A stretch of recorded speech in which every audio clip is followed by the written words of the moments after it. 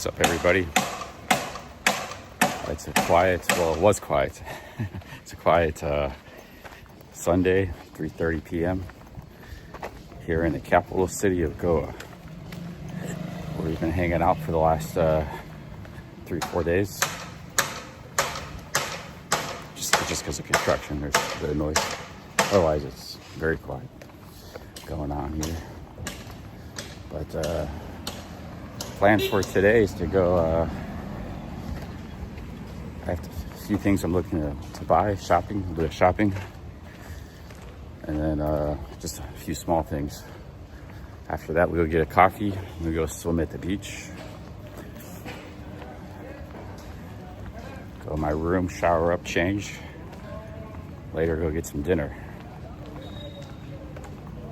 I'm doing all that today on the live stream. My power banks are charged. That shouldn't be a problem.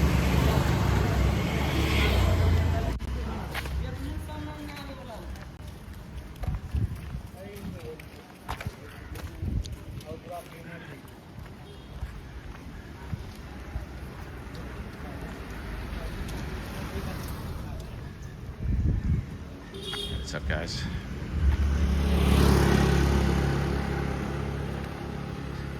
Yeah, today I want to go in the ocean, so I haven't really been swimming. It was a little bit hard. I was in Juneau because of the situation.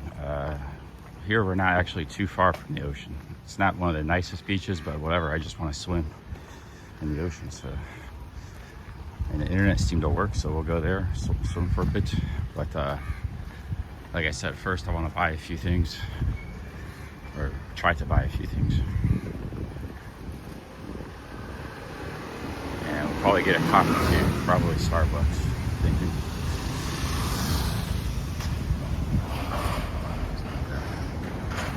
Good options, expensive but good options around here.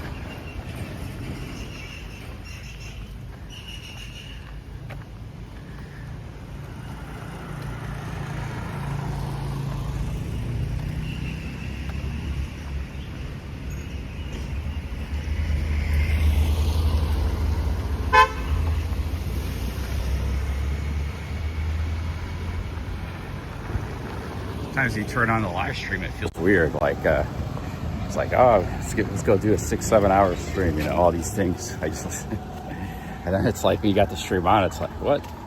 We'll be doing this for the next 6-7 hours.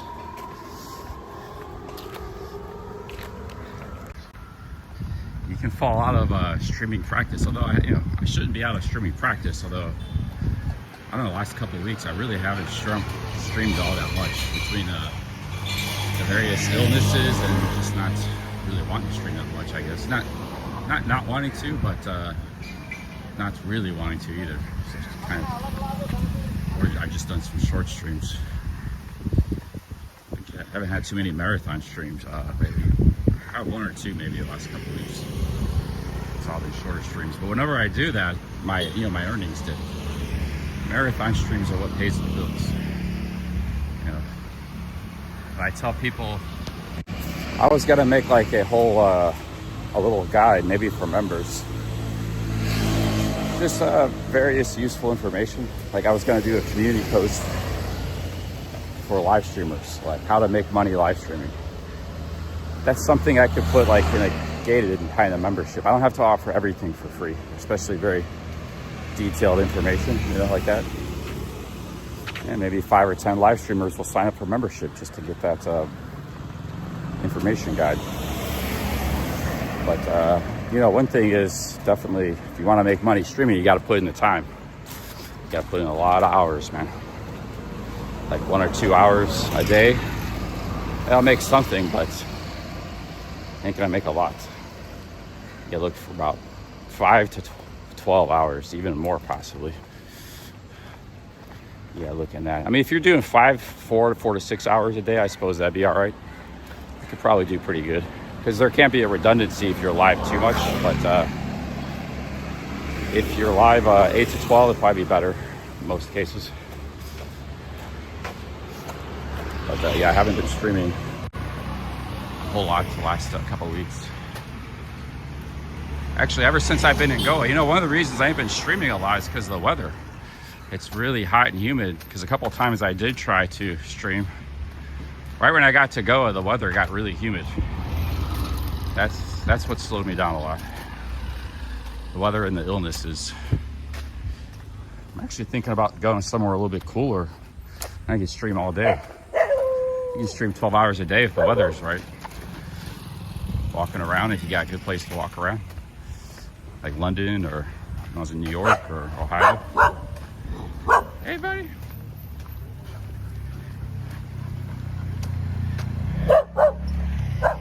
Hey, all right. Chill, dude. Thought we're friends.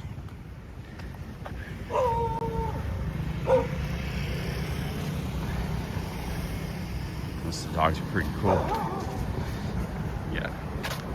The live streaming sometimes disturbs them. The stick and the loud voice, this guy's running for cover.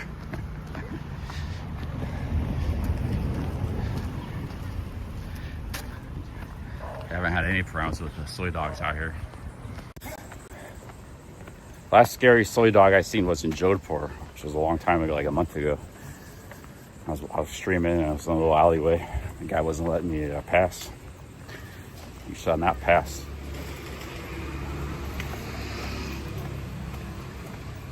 Ah, man. Well, it's on the public sidewalk. Tough luck, bud. People that walk by all the time. No, it was from the talking of the stream.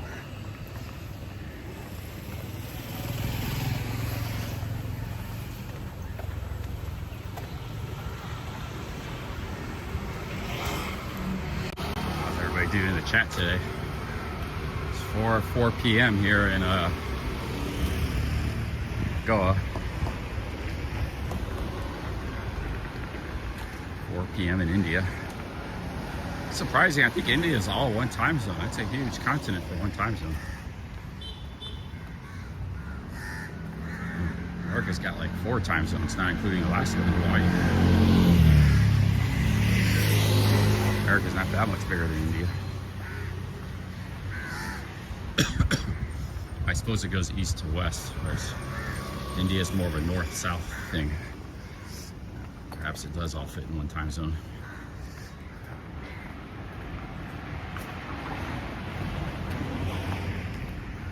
Does it ever rain? It don't seem to be raining much now. I don't know. Yeah, I ain't seen it rain and go since I've been here. Hey, Nicola with the 10 Norwegian kroners. Big ups. Big ups, Nicola.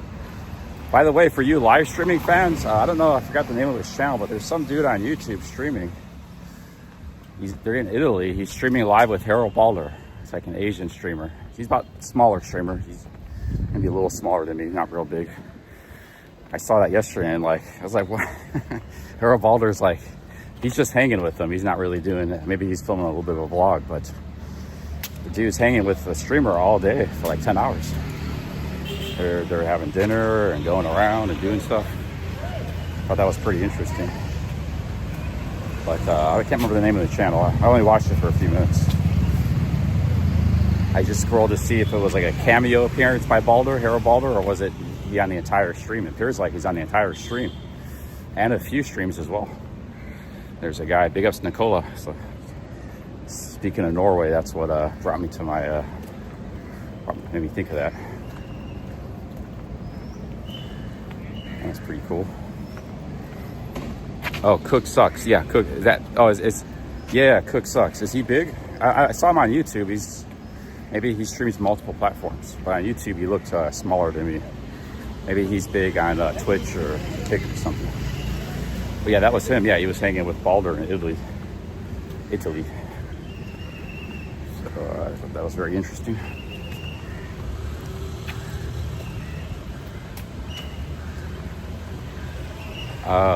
Me and Balder don't need to stream together. I think Balder Bankrupt would be an interesting streaming companion.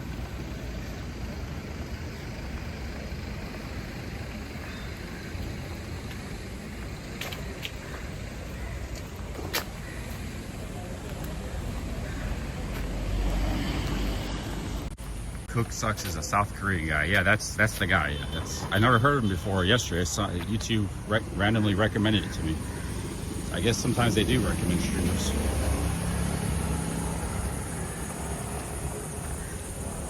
All right, let me check my maps. I need to stop at a stationery store. I need a notebook.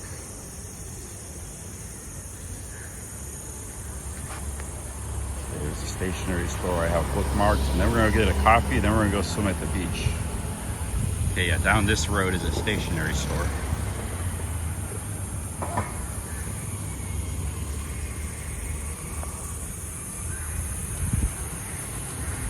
Yeah, he was subjected to a few drunken rants, was Balder, back in the day. Years ago.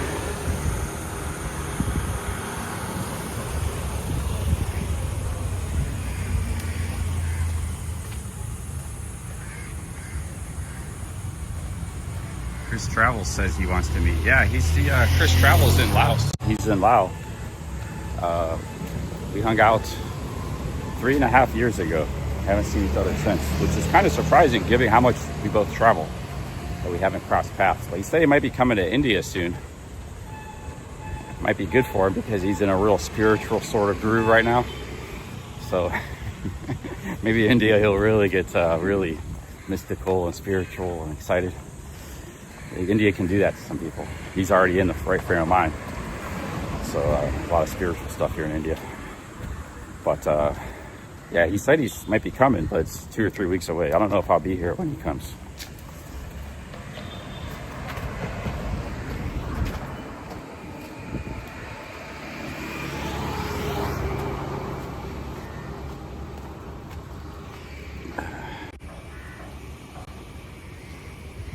Yeah, I need a notebook because there's a few things, I used to like to doodle on the notebooks just for like game planning ideals and stuff. There's different ways you can, formulate things. I don't like using, I do use the Apple Notes, like the note program, but I don't use that much. I use it for some things, but I just need a scribble. And I had a notebook. I don't know what happened to it. I had my backpack. It's not there anymore. So I need a pen and a little notebook to scribble, think some things out, game plan some stuff. The good old notebook and pen, you can't beat it.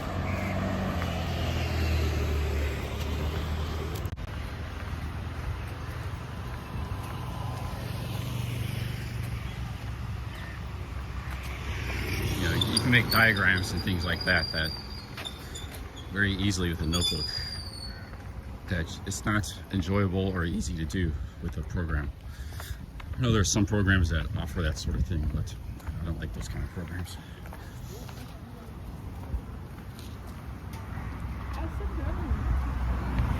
Some kind of big soccer pitch there, man. That's the mother of all soccer pitches.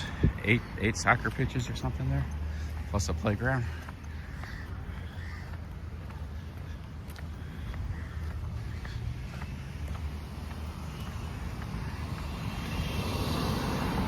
Sando passed away? It's not something to joke about, man. That dude was, yeah, he was good friends with Chocolate Man.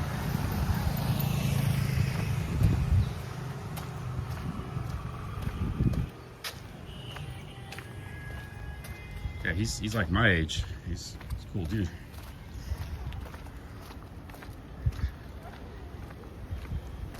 He has colon cancer. Oh, shit. The Chocolate Man's got a GoFundMe. That's a good thing to have a GoFundMe for.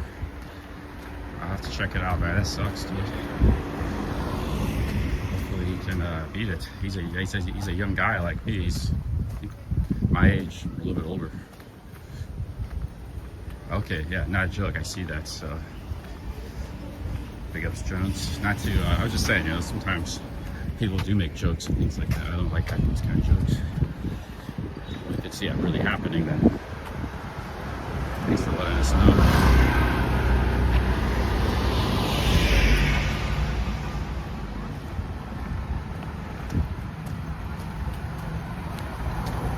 Yeah, I heard there was a shooting at the White House dinner. I heard about that. Actually, it was like in a hallway or something. Yeah, they gotta run. They gotta be careful, man. It's not even just Trump, because this is like the 4th time. Can't let their guard down. I mean, this is more attempts than any Republican president in history. There's supposed to be a stationery store somewhere. Oh, this is it here. Here's it. I thought it was on the other side of the road. See if hopefully it's open. It said it was open at 9. I get this, I'm gonna get a coffee, and I'm gonna go swim. Ocean water, as long as it's clean, it's not like polluted with something really bad. It's very healthy. Okay, here's the stationery store.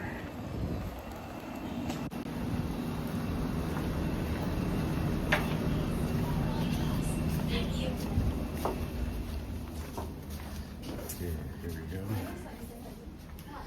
So I just need a nice little notebook and a piece of paper.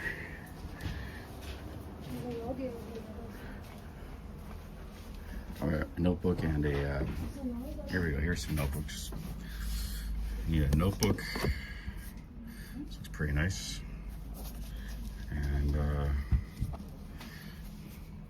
pen, a good pen.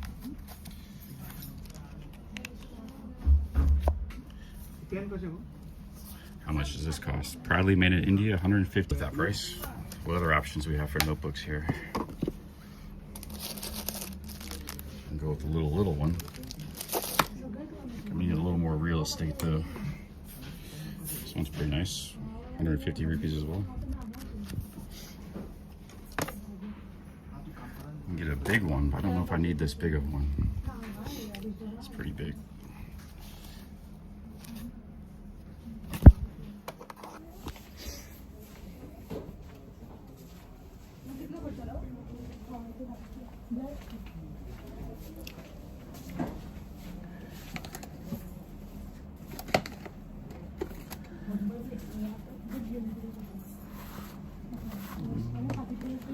Journaling notebook.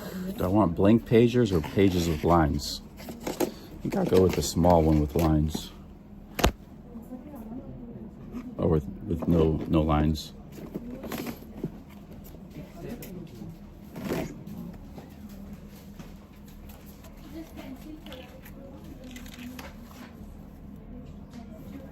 Oh, this one's real nice. How much money is this one? 250 rupees. A little bit heavy. I'll carry extra weight in my backpack.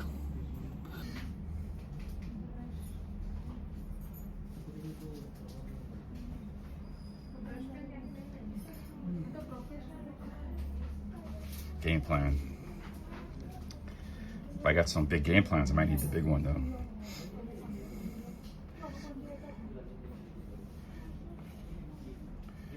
You guys don't seem to have an opinion, so I'm gonna go with, I guess I'll go with the big one.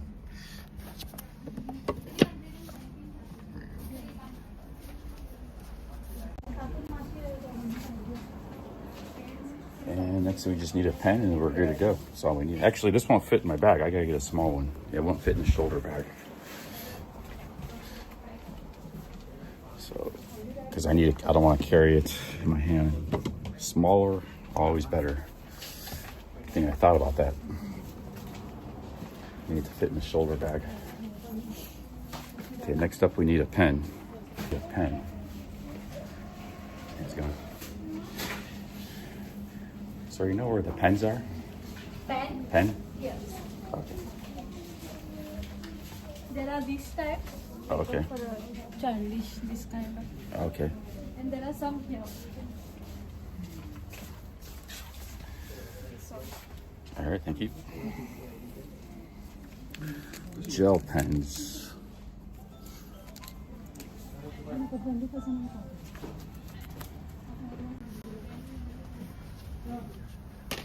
not sure I'm a big fan of any of these pens. Well, maybe get a couple of these will be all right. Get one for backup. How much are these? $129? Dang, man, we're spending some money. Premium pigment liner. It's not even a pen, probably. I don't know what that is. Here, what's this? Is this a pen? What's a pigment liner? Is that another name for a pen? I'm not aware of.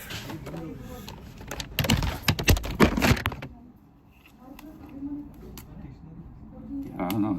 It looks like a pen to me.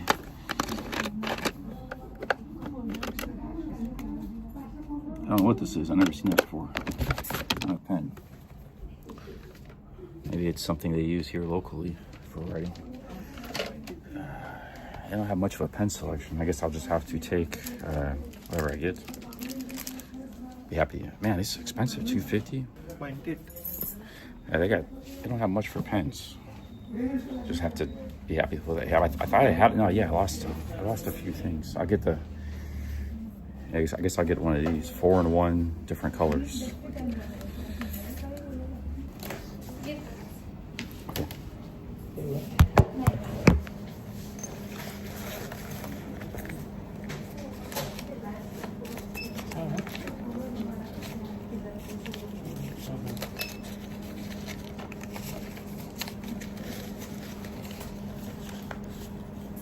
$200, sir.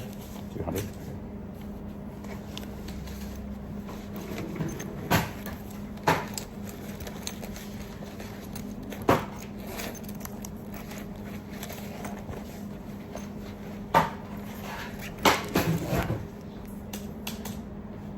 Thank you very much.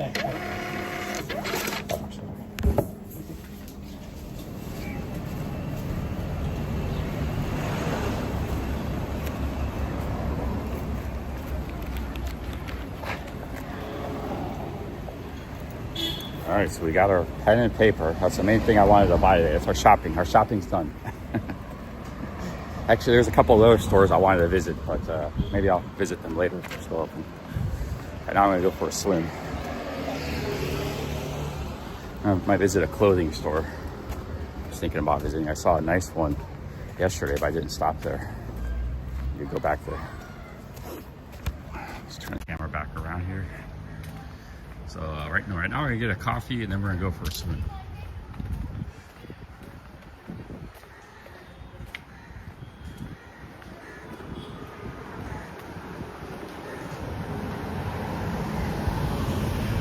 Get some of that, some of that ocean water.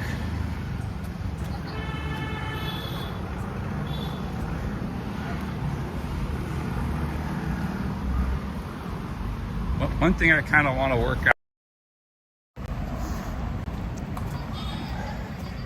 I have to figure out like a workflow or a system. Like there was a way I edited videos on a laptop before that I don't do on the phone. Because all the recent vlogs I've done them all on the phone. Appalachian Trail, the 35 vlogs in Thailand and Japan I did recently. And those videos, okay, but they don't, I think they miss some elements that the laptop edited vlogs have. So I need to kind of formulate a way where I can try to get my workflow and editing process on the phone to where it's comparable, similar to the editing on a laptop. Because I would still like to, if it's possible in the future, to just edit videos on the phone without having to carry around a laptop. I would like to be able to do that, but not at the expense of massive quality in the videos. But I need to work this out and figure it out because it's very complicated. And that's why I need a notebook and pen. I can't just, the iPad notes, you know, the iPhone notes, that's just good for making a list. It's not what I need to do. I don't need to make a list or record things. I need to do a diagram, figure things out. So I need a notebook for that.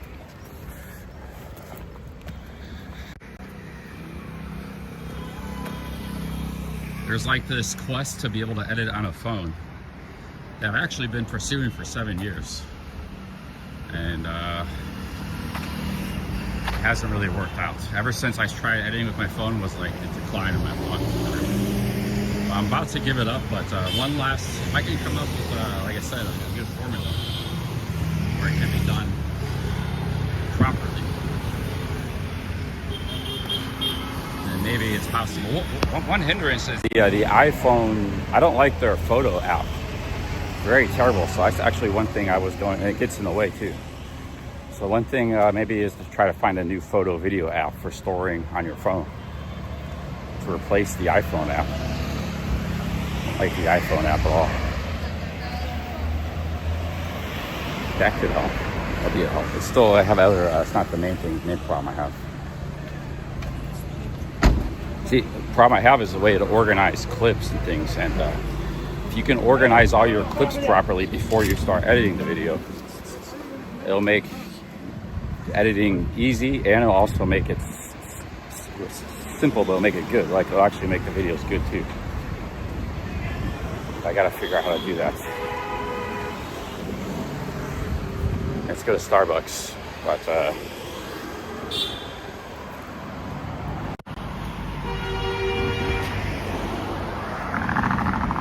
well, there's as far as the editing program, there's people who edit on their phones or iPads. Both Sebcam and Ivy Tat used to edit on an iPad. They were both very good. Retire and Go, my friend, he edits on a phone. And I've done it too, but I would recommend, there's a pretty good app for it. It's called LumaFusion. And it just costs a one-time payment of $30. There's a free version and the $30 version. They're about the same. If you want to edit on your phone, there's other apps, but LumaFusion is a very advanced, very good app. There's actually some things about editing on a phone that are much better than editing on a desktop. There's a couple things. One thing, it's a lot easier to do voiceovers. I never used to do voiceovers because it was just a pain in the ass. But now all you gotta do is just turn on your phone and you hit a button on LumaFusion. It records a voiceover and puts it right into your timeline. It's actually very good. Very efficient and easy to do voiceovers. Starbucks here. So there are actually a couple advantages to using LumaFusion. Hey, how's it going? Can I get the grande mocha? Yes, sir. Hot mocha? Hot mocha? Grande size? Grande size? You want to have it or take away? Have it in a takeaway cup. Take away.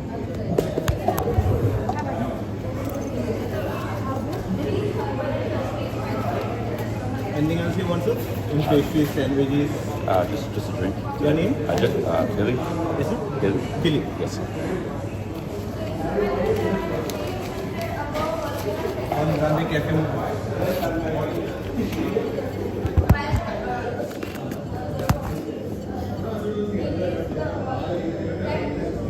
$4.46.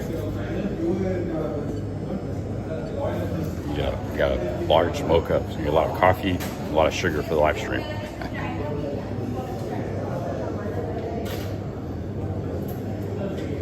You want bill, sir? Huh? You want bill? No, that's good. Once the order grade is followed. Thank you.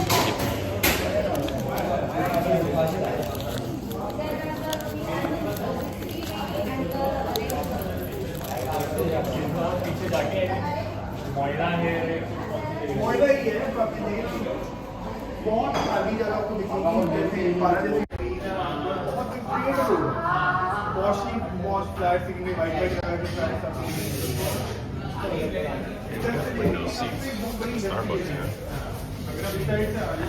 Not a lot of action outside. This is a sleepy city compared to most cities in India. It's a good thing.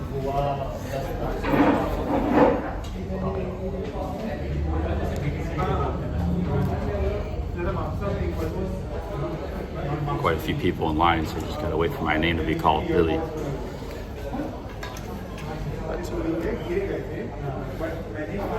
We'll be here about 30 minutes, have some coffee, and then we're gonna go to the beach and go for a walk and go to the beach. I'll go back to my hotel, shower up, change clothes, and go out to dinner later.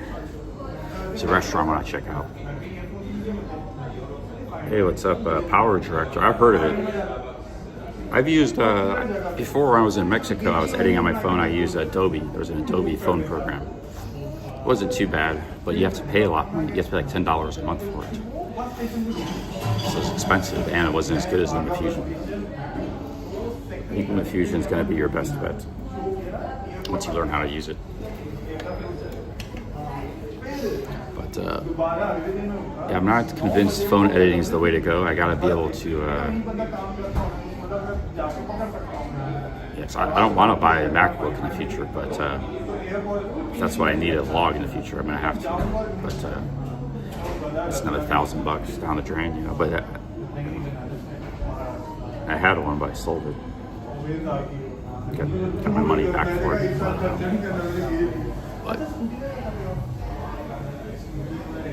But if I can figure out a system, a workflow, it could work well.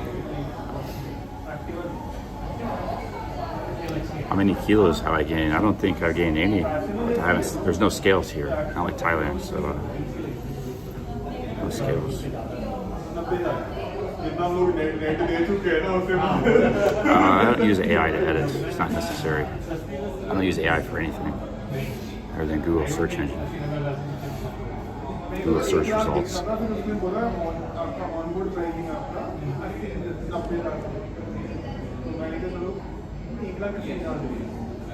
The big problem I have with editing on the phone, I used to rearrange the clips, and you splice them and you really mix it up, just like a DJ mixes up the music. I used to really mix things up, and I can't do that easily on a phone. It's taken away a lot of the creative and character of my video that I used to have. That was kind of one of my signature editing moves. It's really like mixing stuff up, making intros, music. It's very hard to do that on a phone. If I can figure out a way to do it though, then it might be good.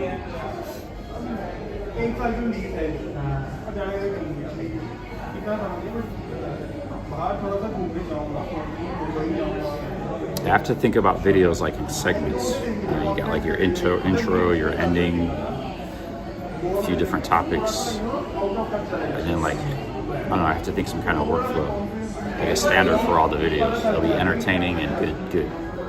Make it easy to edit. Have stomach issues been resolved? The flatulences went away completely. Sometimes I get a little bit of stomach discomfort still.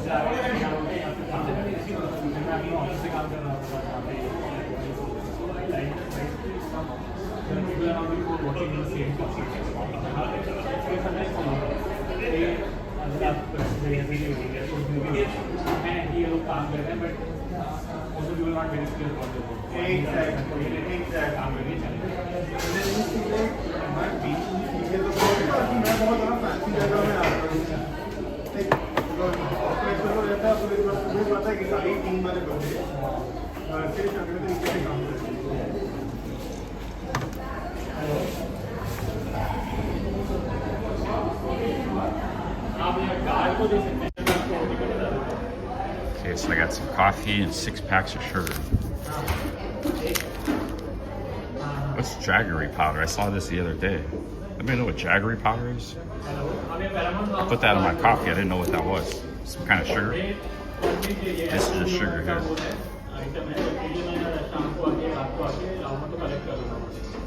MB sugars and pharmaceuticals. This don't say sulfur free though. I don't want no sulfur in my sugar.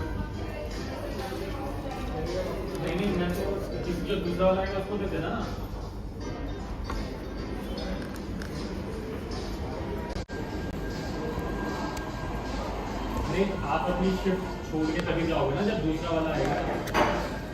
हाँ तो उनको बता देना कि ये अच्छा होगा। Let me see how sweet it is first. If it's not very sweet, I'm going to put a bunch of sugar in there. It's a little bit sweet. You could use some more sugar.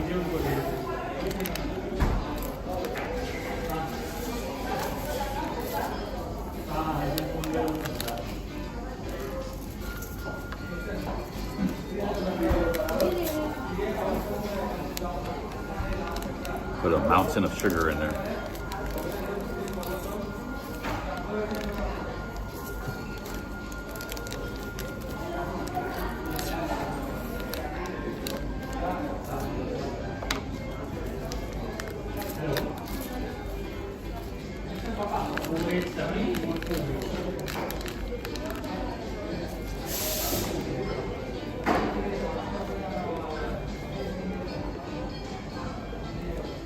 They call me the Sugar King.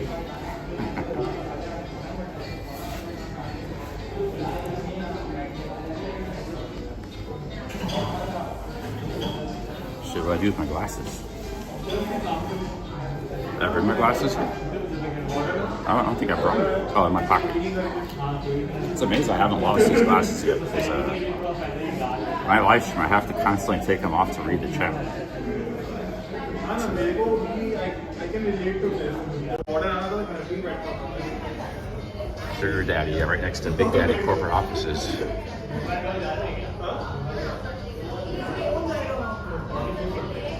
Big Daddy corporate.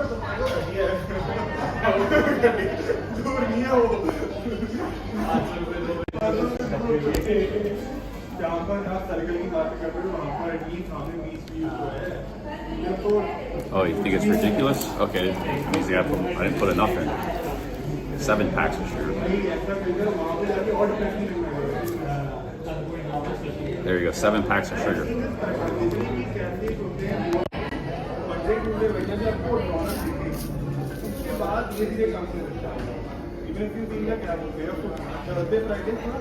I'm curious about the 6-pack challenge.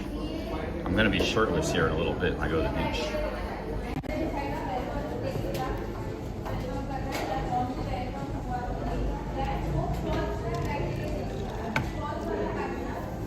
Yeah, I need one of those strings in my glasses. If I see a glass shop, I might stop in one. Actually, I've seen a lot of glasses shops. I don't know why I haven't bought one.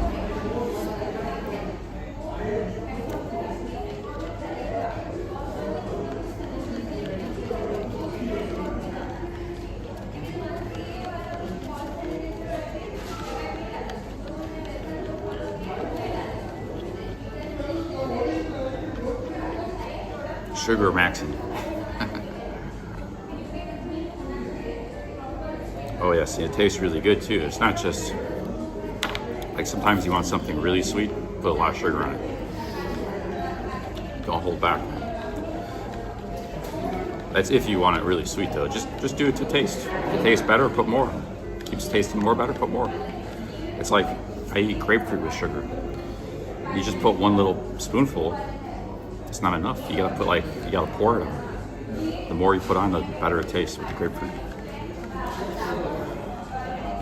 Just eat it to taste. Your taste buds are designed to what your body wants. If you're craving sweet stuff, your body needs some simple energy calories. If you're craving meat or a steak, there could be a reason behind that too.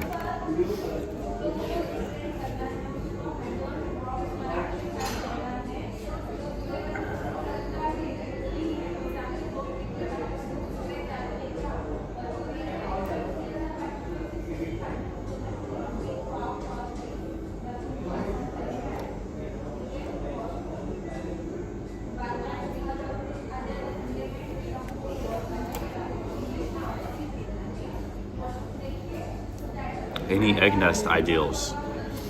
Digging France, that's a good question. Actually, there is an egg nest ideal.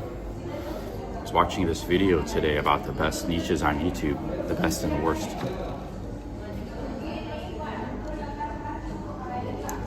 He ranked finance as the best. If you have a finance channel. So you make a lot of money on a finance channel. I wonder if you want to do a finance channel, do you have to start a new channel over from scratch, or can I like convert one of my existing channels into it?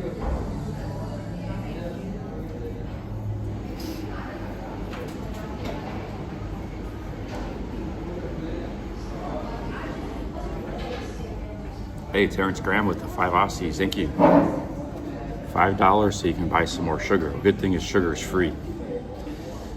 It's complimentary. Thank you, Terrence Grant. Thank you very much.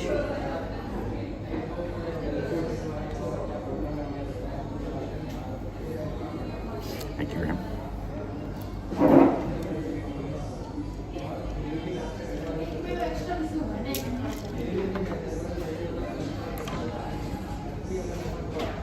Hey, what's up, letter M?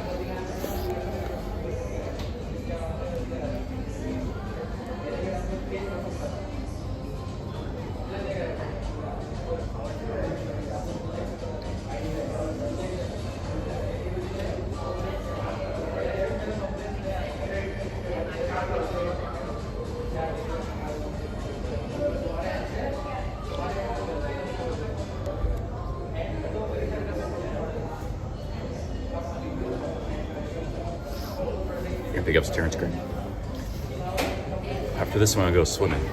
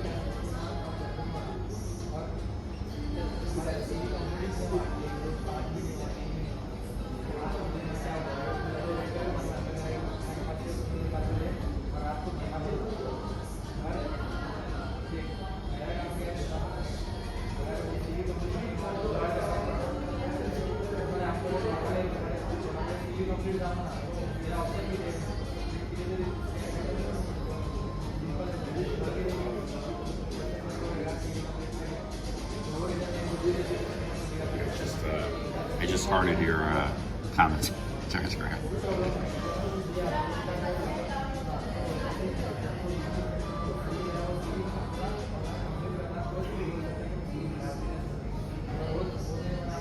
Dana Scully says in 30 minutes he'll be saying he's tired and doesn't feel well. Not after a grande coffee and a bunch of sugar. It's not gonna happen today. But I don't do that very often. I usually know I'm gonna do a short stream. I say right at the beginning of the stream, it's gonna be a short stream today.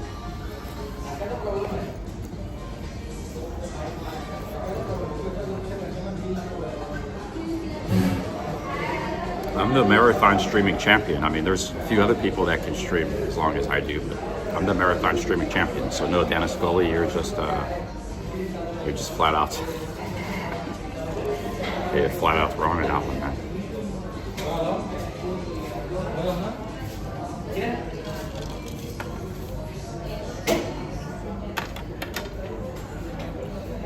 But see, like I said, guys, I was thinking about investing in stocks. See, once I get back to America, and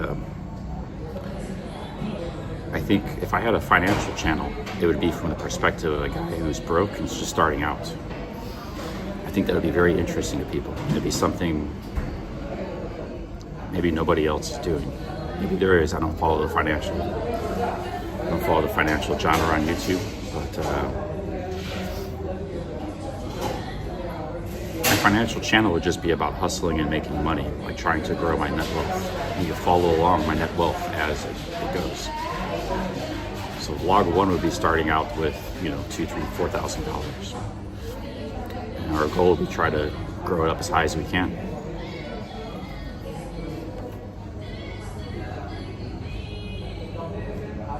However that happens, whatever entrepreneurial activities I undertake.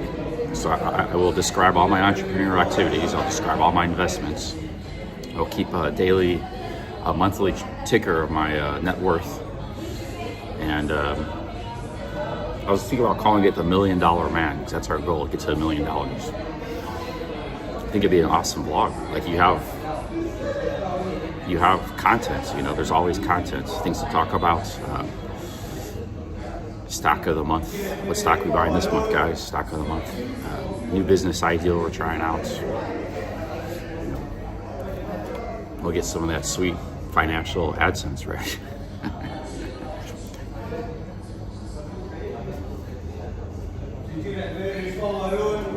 I'm not a financial wizard, nor do I have much knowledge about it, but I do have a lot of knowledge about economics. They're kind of two different things, which I could tie into my channel. I could do book reviews. I'll read a financial book. Today's vlog is about a book review. I've been reading this over the last couple of weeks. Anything in regard to financing.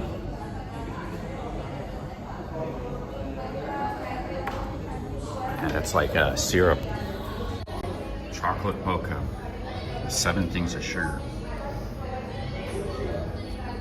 I could actually convert the Cheap Charlie channel over to like a finance channel, because that channel, first of all, it has an economic keyword, cheap, in the title, which is good, in the title of the channel. Secondly, living cheap is a part of my financial strategy. Saving money, being a cheap Charlie, being a stooge, Scrooge, not a stooge, a Scrooge. Two different things. Yeah, we could convert the Cheap Charlie channel into shit. We'll be getting sponsors. You imagine the sponsors we'll get with 1 million subscribers as a financial channel?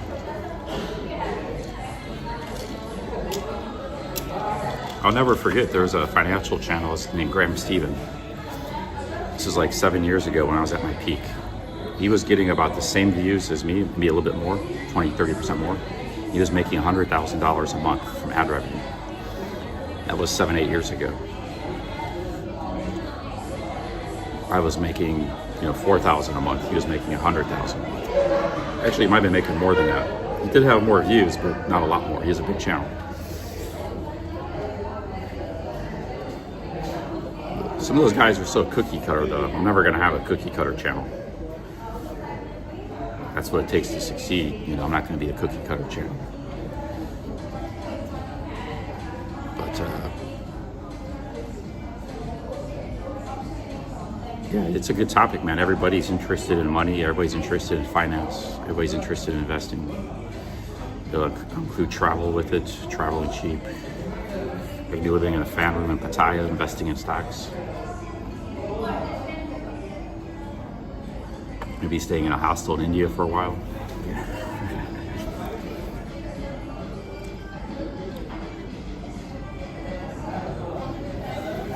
Yeah, I'll convert Cheap Charlie into an investment channel.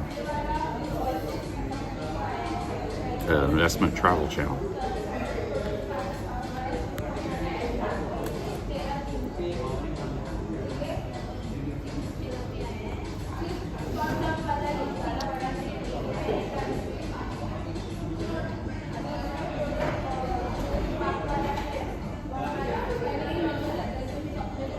Badass finances, yeah. The quest for $1 million. We built from nothing to $1 million.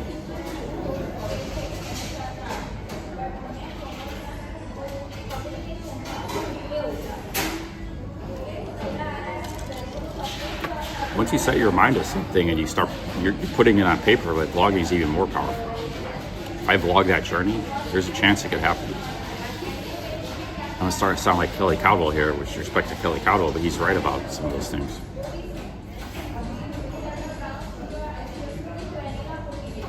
Everybody has desires and wants, but when you actually put it to paper and put it to, in this case, to a vlog, you're increasing the probability of something like that happening.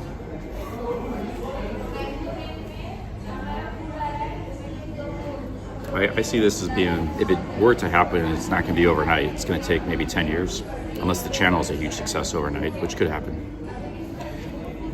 But it could take 10 years, and that would give a lot of content for the vlog, 10 years of vlogging.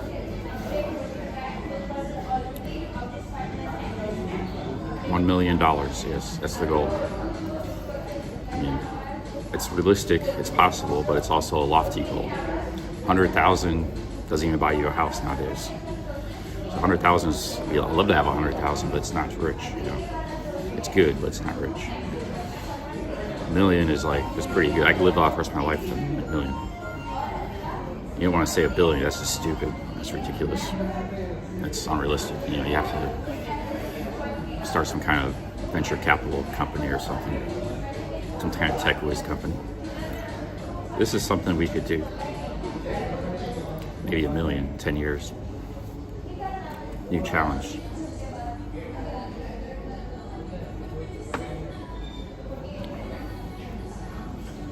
I think 1 million is enough. Yeah, it's not enough if you live in San Francisco or New York City. That I agree with you. Or probably not enough. Yeah, that just buys you a flat, an apartment. Well, I have a couple thousand. You should have that much.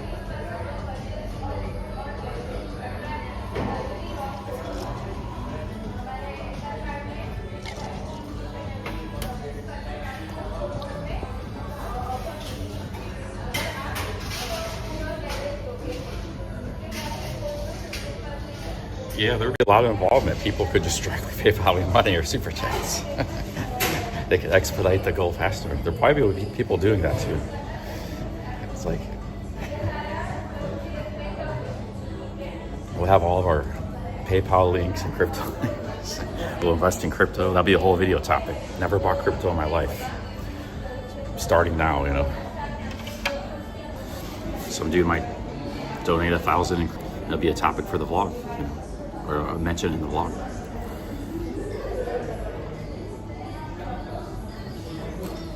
I don't even know how to buy crypto though, so that's something I'll have to figure out. I'll have to sit down with like a crypto expert, make a vlog, and they'll have to teach me how to buy Bitcoin. Because I don't even know how to do it. It would be something good to make a vlog about though.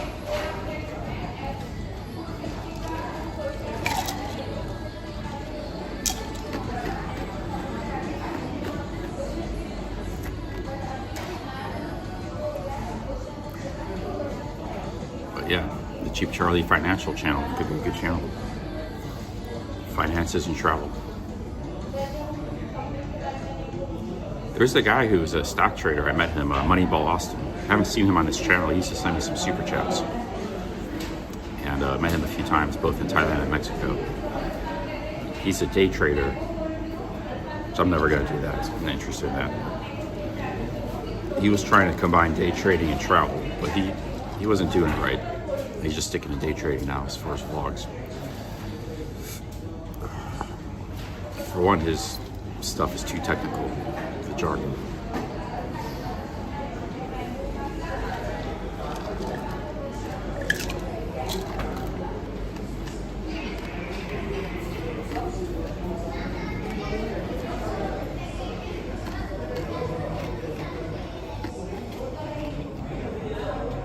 Moneyball Austin, check him out on YouTube.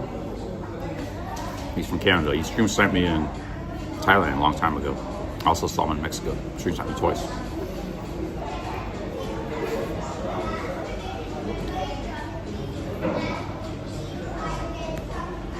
Yeah, I'm not going to day trade. I'm just stock investment is going to be part of my financial plan, but I'm just buying one and done. I'll probably have like a stock of the month, and it'll be like a vlog about the stock every month I buy. Just want to vlog about that company and about that stock every month. But there'll be other vlogs about other things every month too.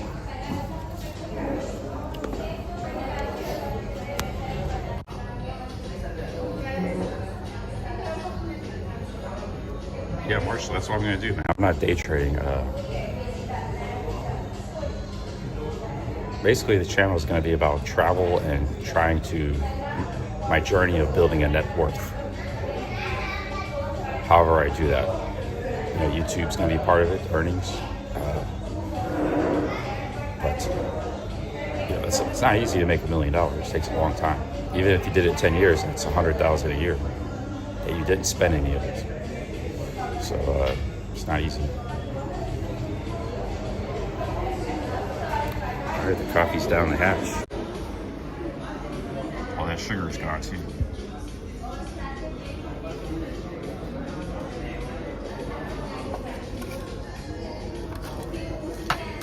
Yeah, you start out small. You buy $200 or $300 a month. I have a $2,600 sitting in my bank account from the last month's YouTube paycheck.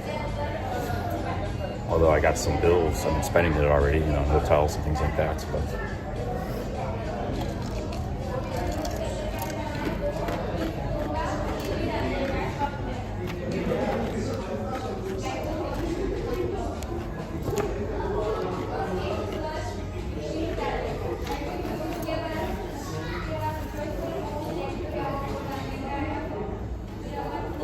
all right, let's go swim, guys.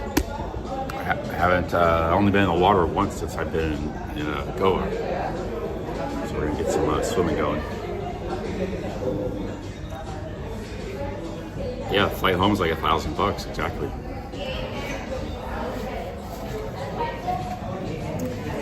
It's one of the reasons I went live today, try to make more money for this month.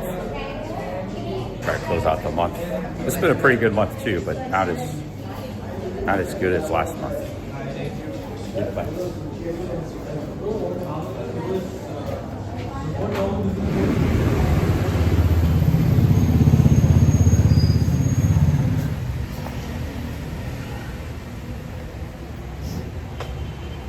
See, I've always thought like if you're going to be a travel vlogger nowadays, and you're going to be traveling vlogging, you have to have something else to go with the travel. It can't just be about travel. Well, I mean, it can be. There are people doing it. But I think better if you have a... I look at a YouTube channel and YouTube videos as like a cake with many layers. You don't want to just have one layer. The more ingredients and elements, the richer it is, the better it is. And what we want to do is like, yeah, we can have a travel vlog, living cheap vlog. We could add this financial investing element with it, documenting our financial journey. You know, so like some people might add fitness to their vlog or some other topic, which I might even have some of that too, a little bit of fitness on the side, you know. It's gotta be like 40% travel, 40% investing in business and economics, 5% fitness, 5% some other topics. I think this is what my future vlog is gonna be.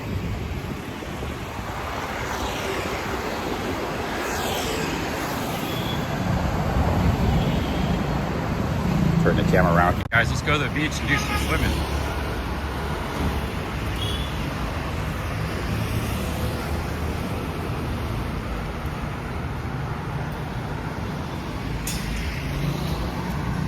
I'm gonna go swimming right now.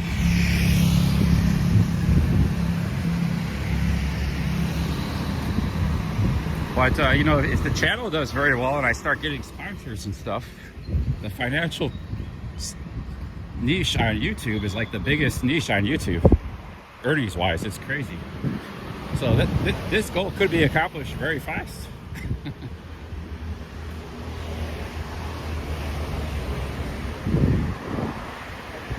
It happen very fast.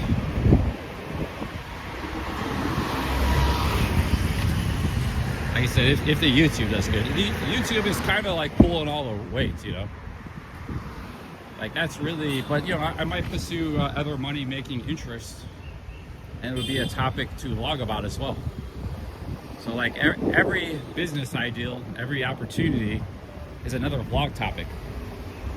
Even like, let's say I just go work the show for a couple of months again, you know, that would be part of my vlog topic. That would be like, hey, you know, guys, I'm only making $1,000 a month on YouTube. We're gonna go work with my friend here in Texas. We're gonna make quite a bit more than that. He's gonna buy us a bunch of stocks and stuff.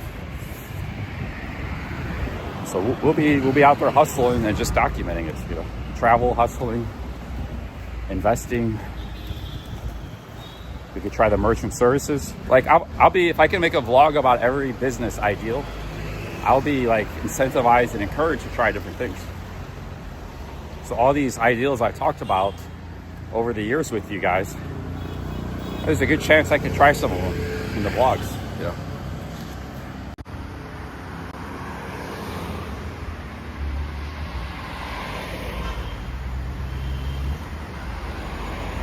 Like I haven't tried the merchant services. I did do a couple things with Ross merchant services, but not much.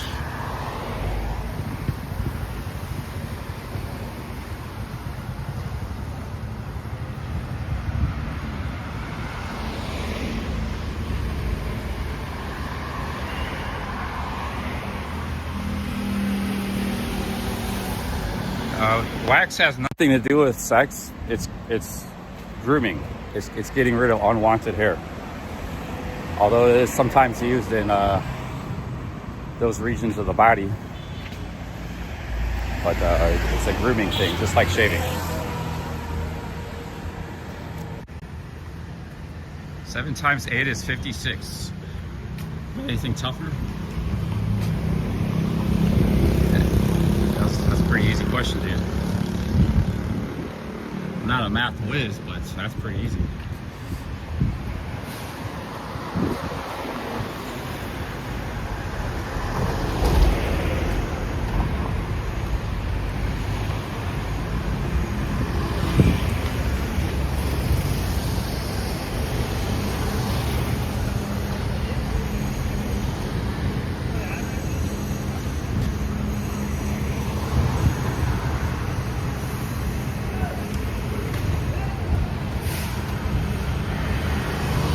yeah, you need like travel in and of itself.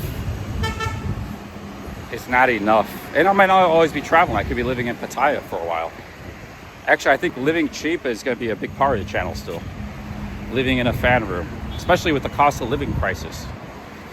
You know, if you're paying $8 for a little shitty bag of potato chips in America, I seen some shorts where people are complaining. I stopped buying potato chips in America a long time ago.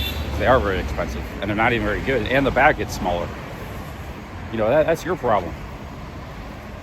You could buy a whole 20 kilogram bag of rice or 8 kilograms of rice for the price of a little bag of potato chips. You could buy 8 boxes of spaghetti.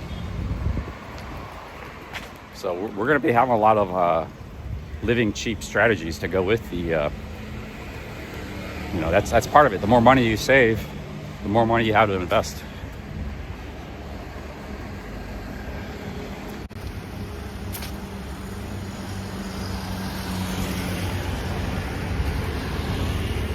It's not a nice thing to say, Mike Jetson. Right now, YouTube is my job. Has been for a long time. Wake up on the wrong side of the bed today, Mike? Like that soy dog there?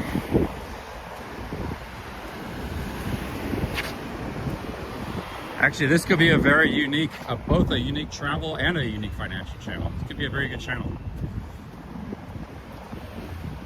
I'm gonna do it my way. The question remains though, should I do it on one of my existing channels or should I just start a whole new channel?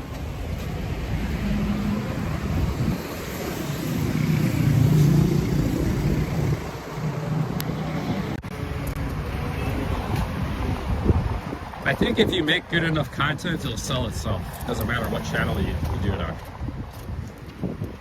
Content is king, as they say. You build it, they will come.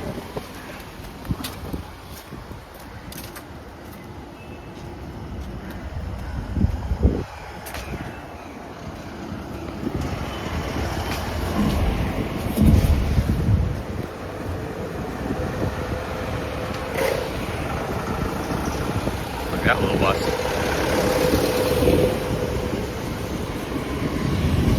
Alright guys, we're getting to the beach. This is a long beach. I'm gonna walk all the way down the beach, go for a swim and go walk around the neighborhoods a little bit. Then I go back to my hotel, get a shower, change clothes. We'll go get some dinner. So I'm probably gonna spend about 30 minutes in the ocean. Get soak up some of those, soak up some of that ocean water. Indian Ocean water.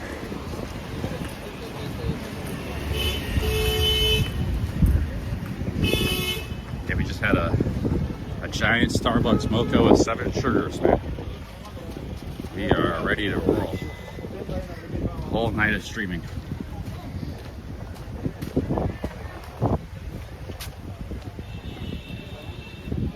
Back here at the beach. This is an urban beach. There's nicer beaches in Goa, but it's not a bad place.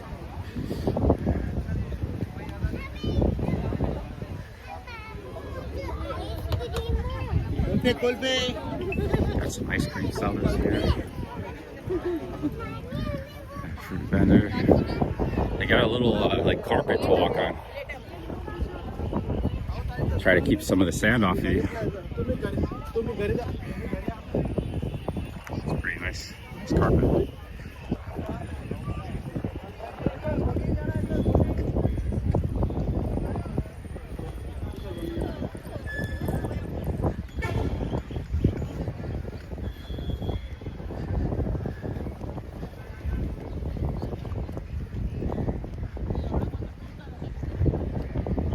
They got some volleyball there, some beach volleyball. Anybody playing? I used to kind of like volleyball. I didn't play it that much, but I did like it when I was a teenager. Wish I would have played it more. I haven't played it in probably 30 years. Yeah, this is kind of a local beach. It's a long beach. It's like 3 miles long, 3 miles long. But it's not a real beautiful, fancy beach. Just part of the city. It's all right, but sometimes, you know, beaches are you got like a bunch of other nice beaches nearby, which just Goa does. It's kind of overshadowed.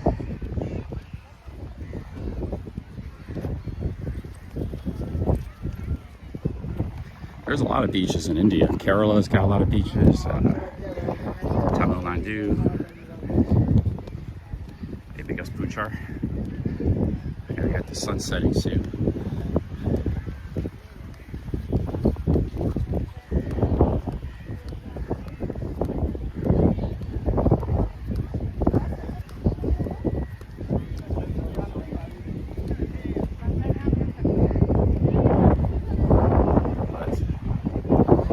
Yeah, the financial thing is a good, I had this idea for actually some time. I was actually going to do it 7-8 years ago, do like a magic card channel, but I haven't done that stuff in years. I'm not interested anymore. It's been ruined.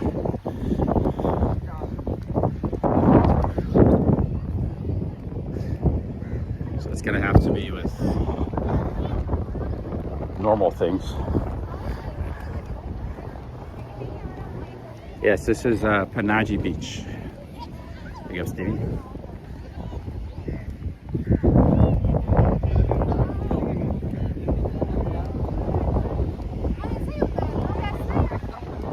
I need to go back to America. We're just gonna, we got some more time here in Asia. We're gonna hang out, stream. I might even go to Georgia or Turkey. They're on the radar. You know, Turkey doesn't have a jet fuel crisis. I did a research because I might fly to Turkey. I want to make sure they don't run out of jet fuel when I go there, if I do go there. And they got stockpiles of jet fuel and they produce it.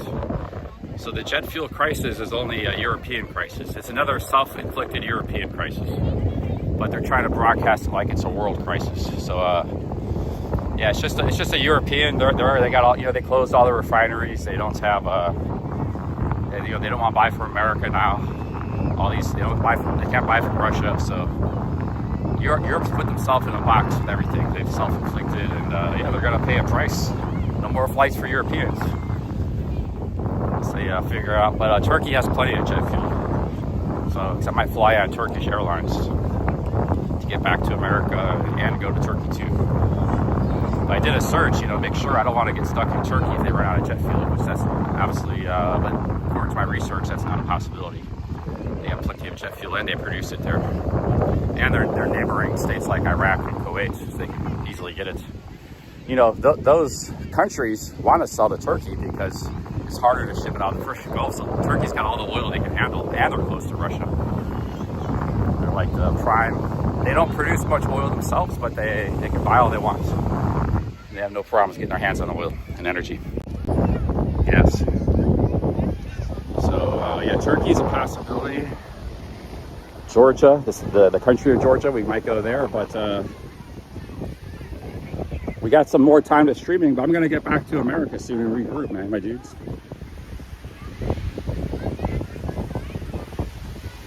But that's why I bought that notebook, because I have to think about things. I have to think about the channels and the vlogs. Put some stuff to. I'm not gonna, you know. There's gonna be a lot of. It's gonna be interesting. All right, a lot of people on the beach today. It's Sunday, a lot more than yesterday. A lot of people out here. Probably a lot of locals. I'm gonna go to the deserted. If the internet works, I'm gonna go way down the end of the beach here. Go to a private area because, you know, I'm live streaming and stuff. So I'll just go in the water and you guys can watch me swim for a little while. Just like me playing basketball.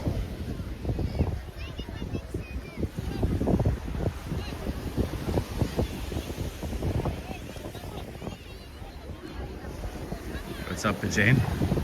But yeah, yeah, 15-minute cities. Yeah, I mean, Europe is, you know, that's what happens when you get the EU. You get this transnational organization that's not answerable to anybody. And it just ends up being run by bureaucrats and technocrats. And gets more and more oppressive. Say no to transnational organizations, governments. They're not elected by anybody. They're not answerable to anybody. You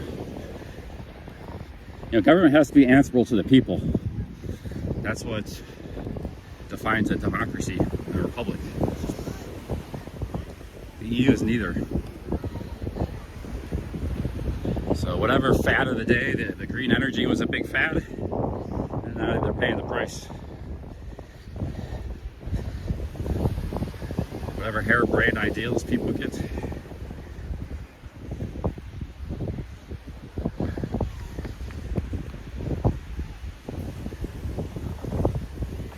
You know, that system, they bribe a lot of countries too to come in and to stay in.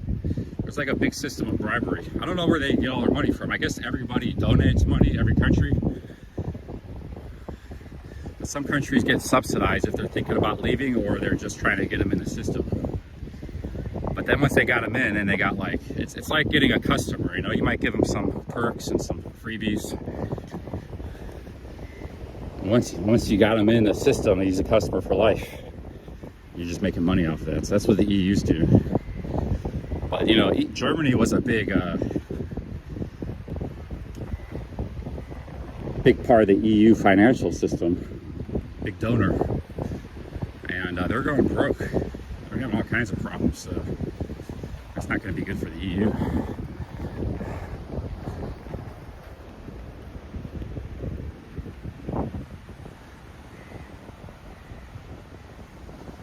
Turkey is surrounded by oil-producing nations, Gareth. Look at the atlas, dude. They get oil from all over the place. They're surrounded by, they border Iran, they border Iraq, Kuwait and Saudi Arabia are nearby. They have a border with Azerbaijan, which has oil.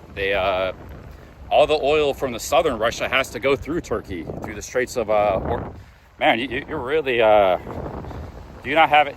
You can't be. That's look at the atlas, dude. All the Russian oil that goes by ship has to go through Turkey. Turkey's like, they get whatever kind of oil and gas they want. They're right in the middle of it. I didn't think that was a controversial statement, but I guess it was.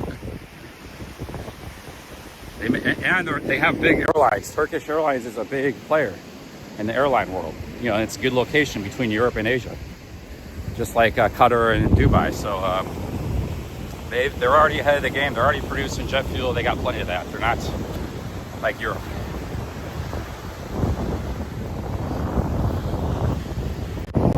Yeah, it's daft.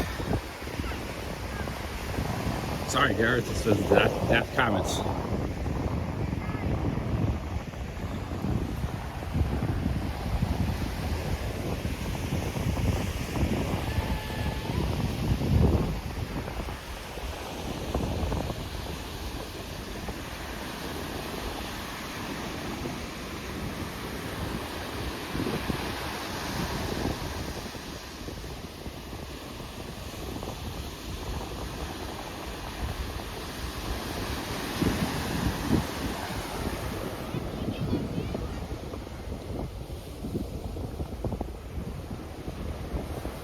Oh, Norway makes jet fuel too?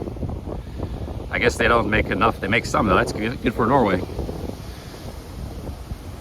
They should just keep it for themselves and make a new airline carrier. Take over the airline business of Europe. Right, the other airlines can't afford it. Swiss Air,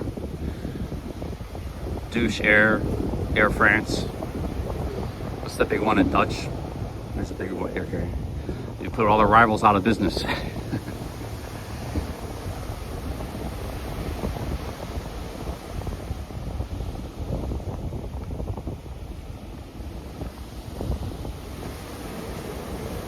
Yeah, Norway could take over the European airline business if they got they make all the jet fuel.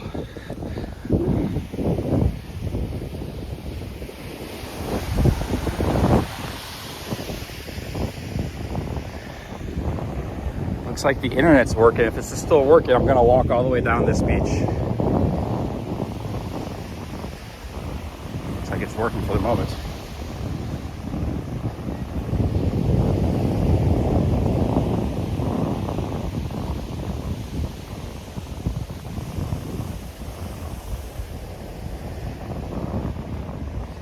Yeah, Egypt's not really an oil producer. They might have some gas, I don't know. But those countries won't struggle to get to energy. The reason like India and Asia struggles is because it has to go through the Persian Gulf. There's no pipeline to Thailand or Japan. But if you're west of the Persian Gulf in the Middle East, either A, you're already in there, or B, you're close by and you can, you know, they probably already have pipelines from Saudi Arabia to Turkey. I don't know, you know, I'm not an energy nerd where I know like pipelines all around the world, but you know, Turkey's a pretty big country. I'm sure they, you know, Azerbaijan is a big producing area, but I'm sure they got no. There's Iraq and Iran are both bordering Turkey. They don't have, and they, you know, they probably produce some energy themselves, but I don't. Yeah, they don't have any problems getting energy. That country. The only reason, and this should, because you know, Europe neighbors Turkey. The same should apply to Europe, but they can't buy from Russia because that's their enemy. That's one big, you know, supplier. That's not the problem Turkey has. They can't buy from Russia, and then they can't get oil through the Middle East. There is no pipeline that connects Europe to the Middle East. I think they were thinking about building one some years ago, but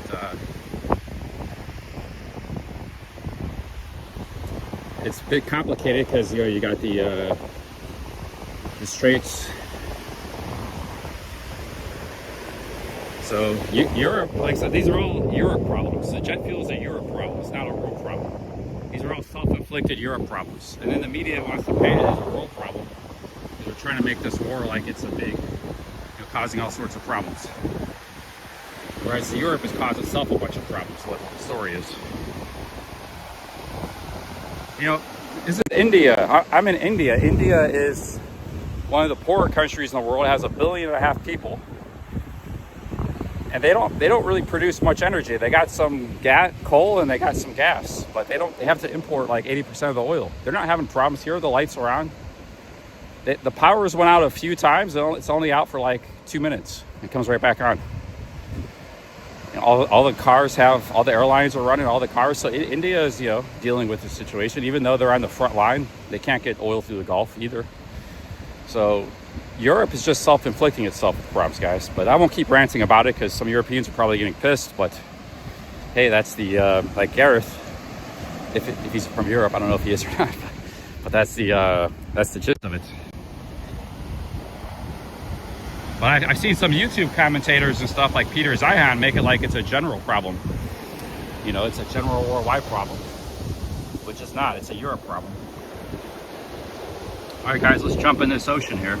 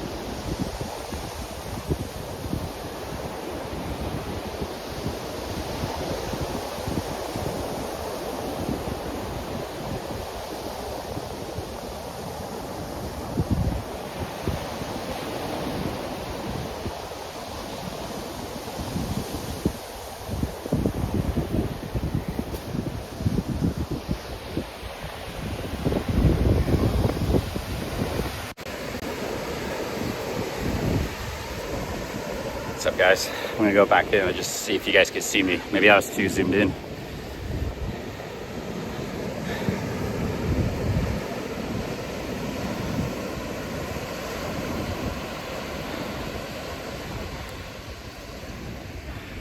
I was off screen. I was trying to stay in front of the camera, but it's hard. I was zoomed in a little bit too much.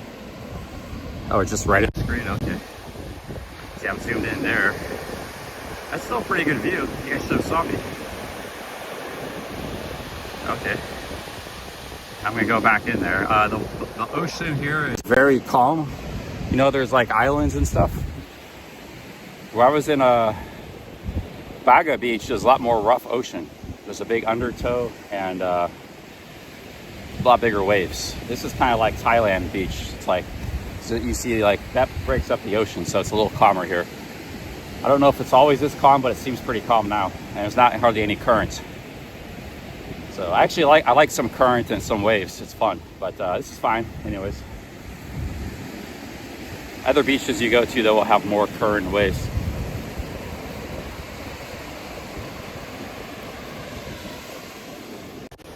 Okay, I was off to the right. I was trying to stay in the frame. Let me zoom out a little bit, so I'm gonna go back in. You guys should be able to see me. No, I haven't played poker many years, so I'm not really interested in starting. If I do, it'll be part of that channel, a financial channel. Because we'll be taking, that channel will be about taking shots at a lot of different stuff. So there will come a time where I will take some shots at live poker. Not online, just live. You know, maybe in Cambodia or something. Or back in America. But no, it's just sand, but I did step on something, some kind of critter.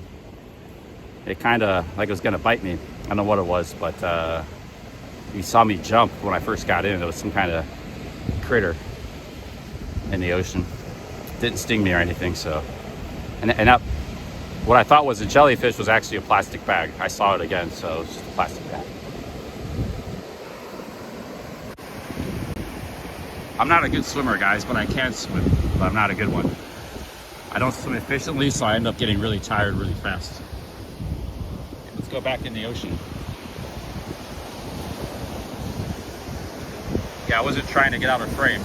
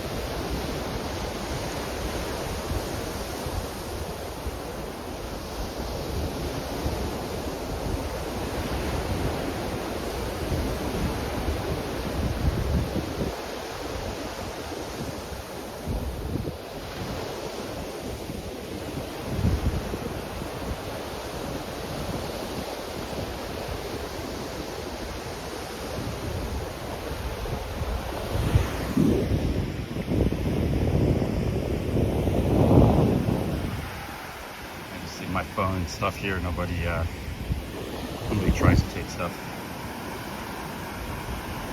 But there is a method to my madness. You see it here. Down that way, there's a lot of people.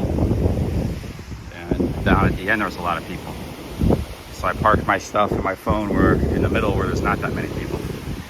Just a few people walking by here and there.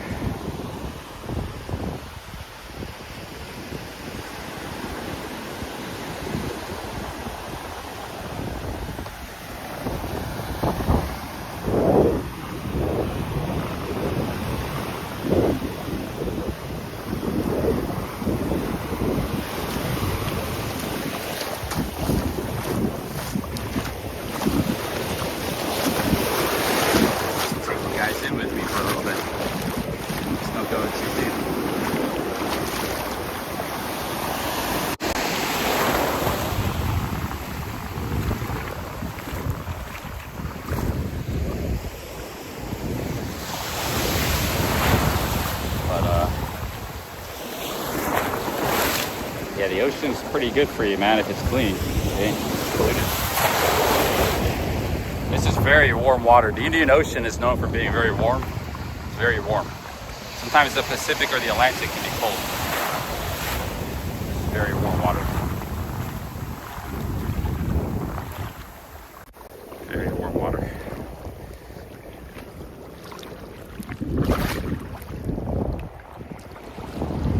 If somebody did try to take it, like there's my bag over there. So, you know, I was looking at the shore. If somebody did try to take my stuff, I would have a chance of perhaps catching it, unless they're really fast runners. If that happened, it would just be SOL in that case, shit out of luck. But yeah, man, I've left my phone unattended for years, and nobody's ever tried to take it. Oh yeah, I'm a trustworthy person, and people are worth being trusted because like I said, they never try to take my stuff. This is the Indian Ocean. It's not the Arabian Sea, it's the Indian Ocean.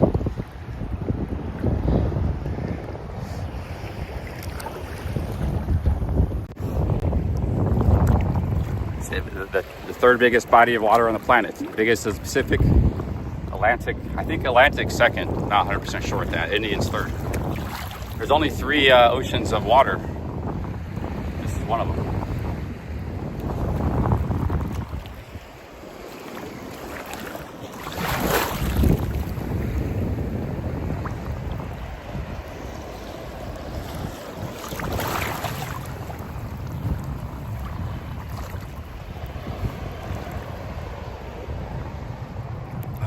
I gotta stay on my feet with the camera. I can't swim or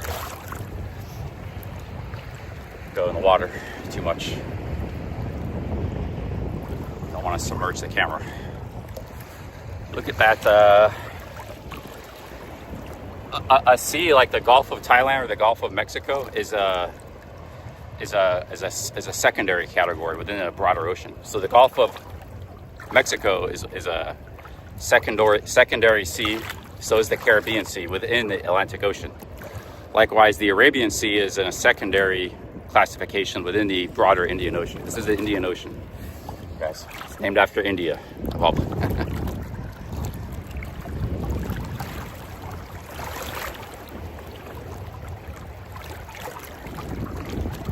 yeah, the Indian Ocean is very warm, man. You don't have to worry about getting cold. Unless you, I suppose, South Africa is also the Indian Ocean. Madagascar might be colder down there, but I bet you it's pretty warm there too.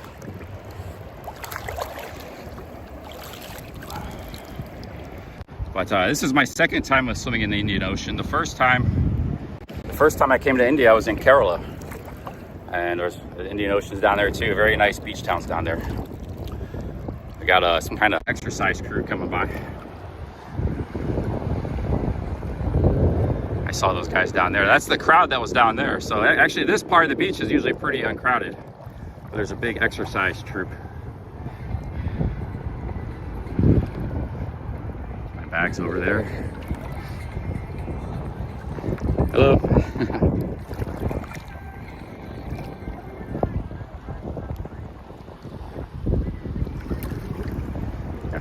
John's there. People exercising. I can't even see my bag. Ah shit, some water just got on the phone. It'll be all right. My bag should be there. I gotta zoom in. Is my bag there?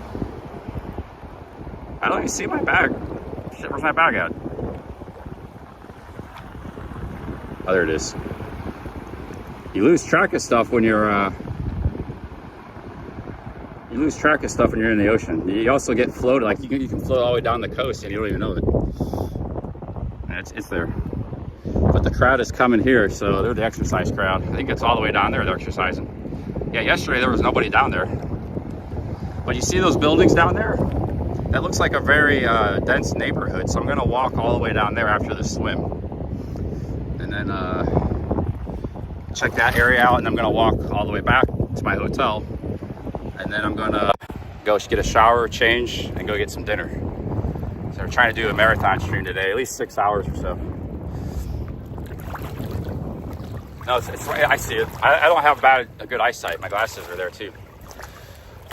So I had to zoom in with the camera just to find it. I can see it now. I can barely make it out. I was thinking about going down to Palolem at South Goa. I'm in the middle right now. I'm in the capital city in the middle of Goa, in the urban part. But once you go south of here and south of the airport, it gets very rural. Well, actually, there's still quite it looks pretty developed, but semi-developed. It gets rural and small beach towns. I was thinking about going down there, but it's like an hour-and-a-half taxi ride, and it's like probably about 25 bucks each way. I don't know if I want to spend 50 bucks just to go down there.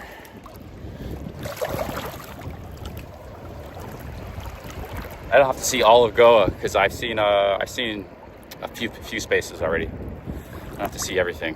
I'll probably be back here in the future. So, Patagonia says, "I will never super chat you." Good for you, man.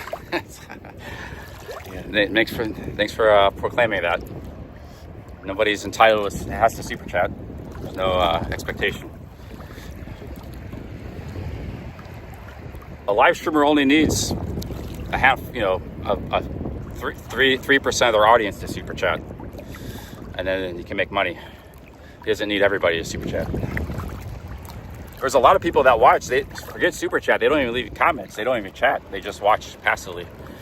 I've met many people over the years, like in real life. They said, "What's your channel name?" They don't even have a YouTube channel. You got to have a YouTube channel to chat. So there's a lot of people they just like to watch. They never even participate in the chat.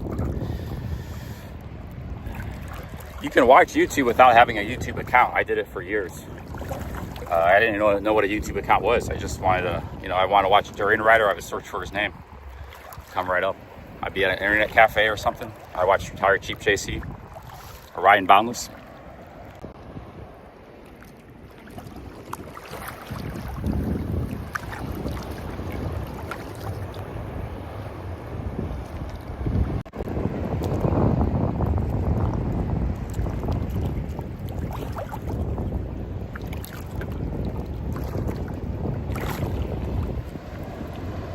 No, I didn't. My YouTube account that the C Cheap Charlie channel is a part of was actually created in 2010. I don't remember creating it, but I didn't really ever log into it. And then, I would just kind of look at YouTube. You can look at YouTube without having a YouTube account. Back like 12 years ago when I first started watching YouTube. I would be interested in a topic. I would just search for the topic. That's what a lot of newbies do. They don't have YouTube accounts. I see a lot of these people in India. They all have a YouTube on their phone, and they want to subscribe to me, but they can't because they don't have a YouTube account. A lot of them don't. But yeah, my original account was created in 2010, but I don't remember when I created that. Just a long time ago. I wish I could create my YouTube channel back then. Durian Rider must be rich. He's a hustler, man. He said years ago, he said he made enough money from his ebooks. His channel was really big at one time. He was, OG on YouTube. Him and Freely, his first girlfriend was Freely. She's still on YouTube, by the way, but they broke up a long time ago, like 10 years ago. But she was up to 1 million subs, and he was up to like 300,000. And they were both big. They were the power couple. They were vegan, so they were like the number one. They were a duo. They were both their channels were huge. and they were living in Chiang Mai in Australia, going back and forth, and they were both selling ebooks. This is like 2015, 14, 16 at their peak. And, you know, because he was getting, I remember, because I was on Social Blade, Social Blade used to have statistics. He was getting like 7-8 million views a month. Freely was getting 20 million views. That's how they got all those subs. They were getting a lot of views. He didn't get as many subs because he was always controversial, but people would still watch him. So he said he's rich off the rest of his life from the ebooks. Both of them were. So he still like does stuff. He was selling tennis shoes. He still likes to, he still does some YouTube. He still hustles and makes money, but he said he got rich off his ebooks, which I believe it, because their channels were huge. They were the #1 vegan channels for a long time. Then they got involved in drama and controversy, and they broke up, and a lot of fighting. There was a huge vegan drama happened 10 years ago, 2016-ish, and his channel never really recovered from that moment. But he still gets some views and stuff, but he's not really big into YouTube these days. Last 3-4 years, a lot of his videos were about bicycling lately. Last 5 years. Once in a while, he'll put out a sugar video. Steak sugar is good. That's about it. He's not really into YouTube that much. He used to make like 8 videos a day. And they had forums, they had websites, forums. They were selling the ebooks, $30 a pop. Yeah, they sold thousands of those things. Thousands and thousands. An ebook can work, but they were big and they had the right audience for it. Their audience really wanted their content. They really they were selling them like hotcakes. Some people do ebooks though, and they only sell 30, 40 of them, Depends on the people that were interested in the vegan advice, they wanted to improve their life. They wanted to get better. They were interested in veganism. They were interested in health and diet. They were hungry for that information. They loved his channels and Freely's channel, and they couldn't get enough. Now, if you're just a travel vlogger and you want to make an ebook about your travels, well, that's not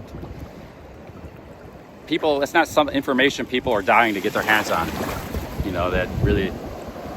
So this is why fitness influencers can do good too, because you're getting people who really want to learn things, and they respect your information and advice.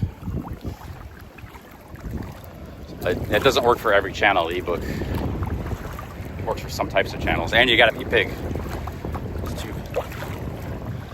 But also, I think the days of the ebook are about over. Now people do other digital products, like they just do video series.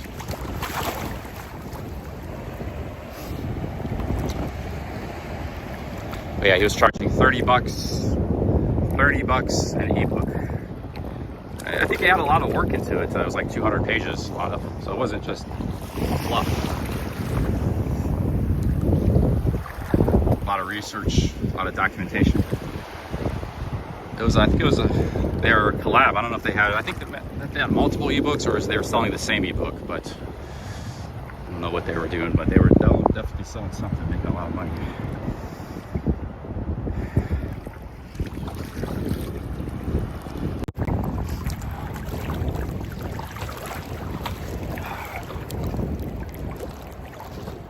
Yeah, welcome to India, guys. Everybody says India is so bad, huh? Yeah, it's so bad all the time, yeah. Bunch of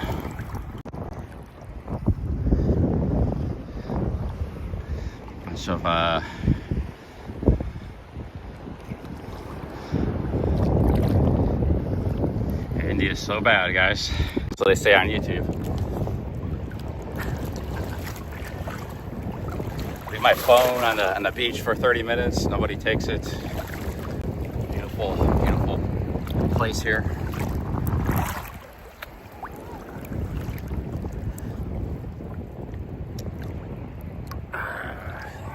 Ocean, nice and clean.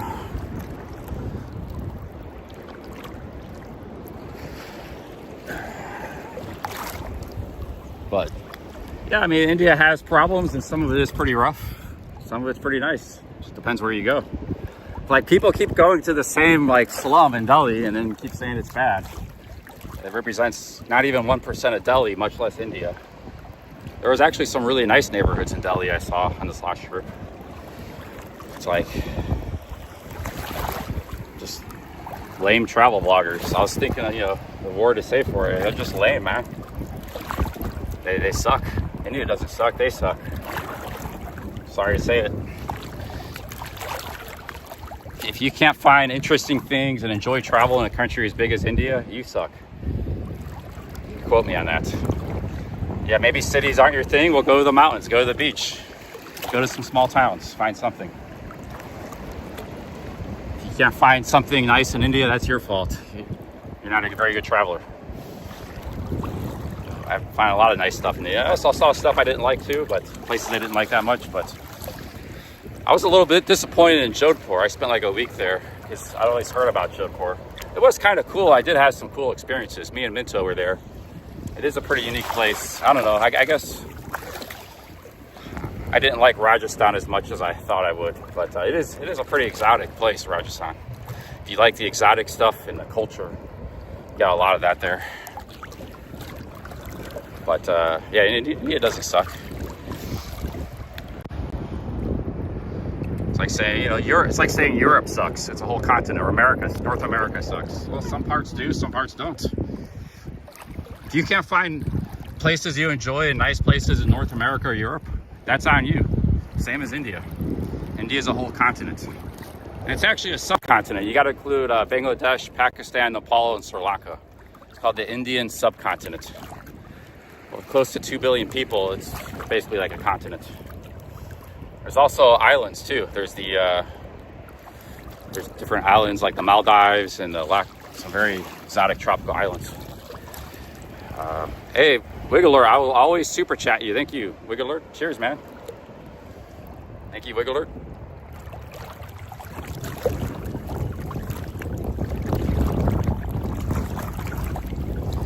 Yeah, I've not been a rush to Goa because I like it, man. I like Goa a lot. I'm just in the city. It's not even a tourist area. It's just the city here. Swig alert. There's my bag. I gotta make sure nobody tries to take it. Yep, safe. There's this guy here that lingering. Make sure he's not to no good. Yeah, sorry. Just checking his phone. I got my bag out. I got a phone in there and a power bank. Couple other little things, nothing major, but I don't want to lose that phone. It's an important phone. It's my secondary phone. Yeah, Goa is pretty awesome, man. None of these guys that say India sucks makes videos about Goa. Some of the other nice parts of India. So Kerala is very nice too. I was there. Kerala is south of here. A lot of cool stuff in Kerala. Nice beaches there too. A lot of culture there too. It's not just a beach place. There's culture here too in Goa, but Kerala is like really all kinds of stuff there. You're getting like everything there. You're getting beautiful scenery and like exotic culture. Some of the city is kind of boring. Trivandrum, the capital, one of the bigger cities I was in, is kind of a boring city. But it still like had surprises. Like I had that Million Woman Festival cooking. That was pretty cool. And then one time I was just walking down the road looking for some food. I was actually alive. And like this elephant came walking down with all these people and they had these lights and like a lot of all this weird stuff happening all the time in Kerala. Some of Rajasthan was like that too. Jodhpur was like that. So that's pretty cool. What I didn't like about Rajasthan was there was a lot of dirt in the streets and they were cleaning it up in some of the cities, but you know, they had a lot of cows. All the cow poop and stuff. Pushkar and Jaisalmer were really bad for that. They had a lot of cows and there was cow dung everywhere and flies. And they were both pretty nice cities. Like they were pretty nice architecture and a lot of culture, but you know, it just I don't like that excessive dirt and stuff. Now Jaipur and Jodhpur weren't as dirty. They cleaned it up a little more, but they didn't have as many cows. That was a big thing. They didn't have a lot of cows wandering the streets, but yeah, Jaipur was actually a really cool city. That's the biggest city of Rajasthan. It's a very interesting city. Wouldn't mind going back there again someday, but I had a little sour taste in my mouth. The guy tried to shoot me with a pen, and I didn't appreciate that. So, from a truck moving tuk-tuk, and a random attack. There's my bag by the guy walking with the dog. His dog's inspecting it.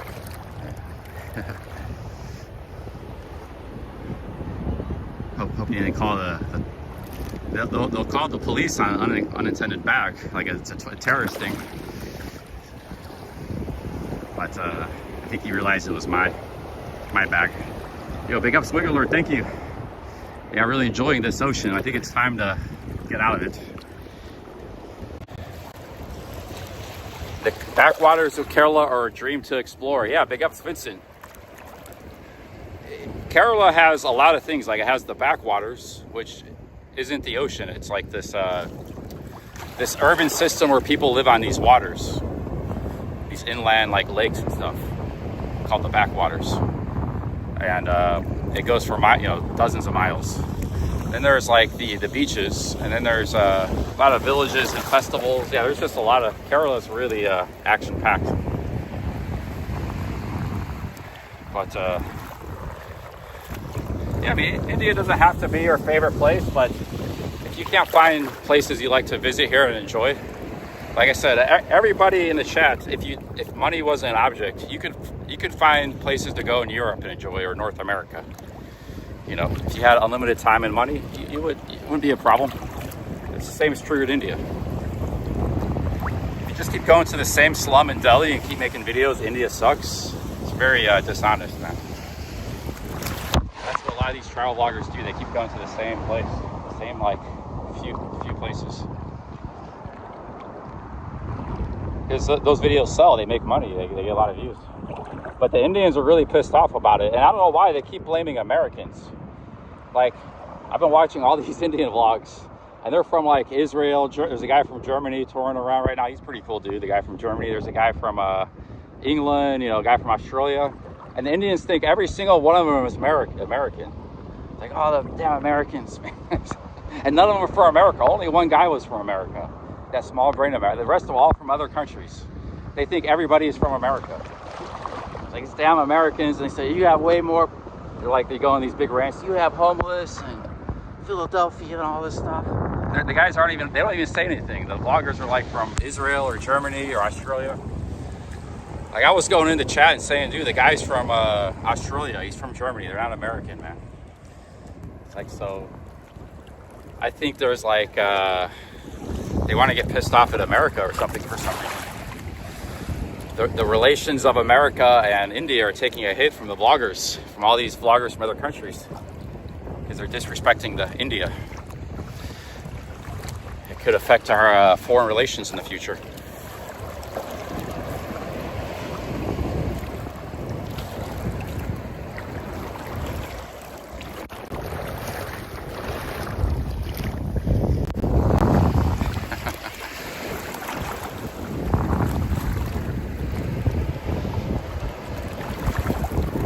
All these, I read these comments from all these Indians, man. They're all pissed off, and they actually they hate vloggers now. They misrepresent their country so bad. Some of them do say, oh yeah, we got a lot of problems in our country. They're just highlighting it. They do have a lot of problems here, but it's a country that's on the move, and it's getting better.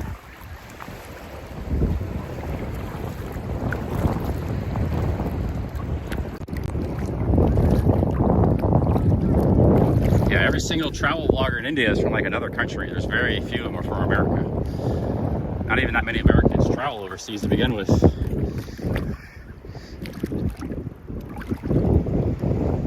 Yeah, a lot. Well, it's a big backlash though, because there was a lot of it was like a coordinated campaign. What it was is it's like a bandwagon effect. So when a trend gets popular, people jump on the bandwagon, and then they also, make money and get a lot of views. And it's not just on YouTube, it's all over social media, Instagram, TikTok, making fun of India and stuff. And people just flat out making fun of India. Like, they'll find the most desperate street or like some bizarre food vendor. Like, they found this guy with stirring the food with his feet. Got like tens of millions of views on Instagram or something, or TikTok. I heard about it, I didn't see it, but he was making the food with his feet. And people find the most obscure things or random things, and it goes viral, and it's like a running joke on India, So people were pissed off. Indians, because I remember before that happened, they were very proud and nationalistic about social media. If you came to India, they were like, oh yes, a foreigner's here to see. We want to see what he thinks, and we're so happy he's here, just like they want to take selfies with foreigners. They take selfies with me on the streets. It's like they're happy to see you here, you know. But they got so disenchanted with the foreigners and the vloggers that that goodwill is long gone.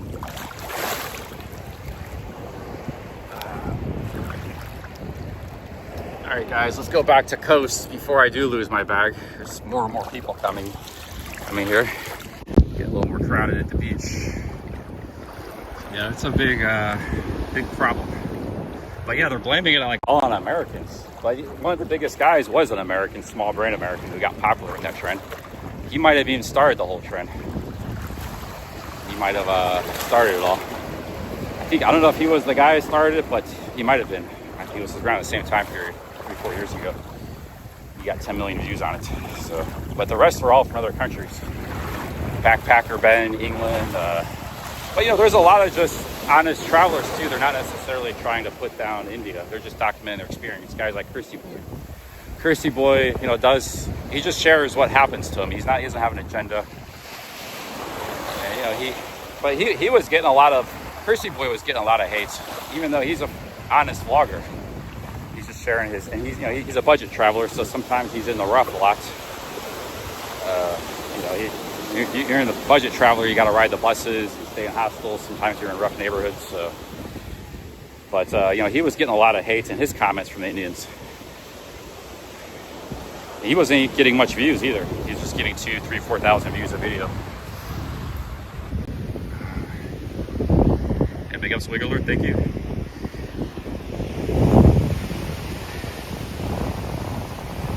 So I'm going to put my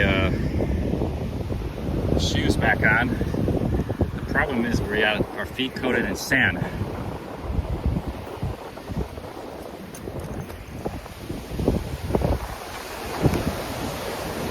No way to get the sand off your feet once you got the water on your feet.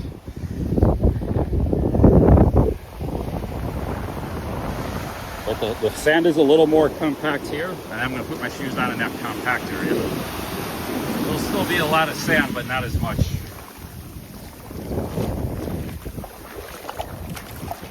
The tide's coming into. So right around here, we'll see that we got a lot of sand off of these. Here's another watch.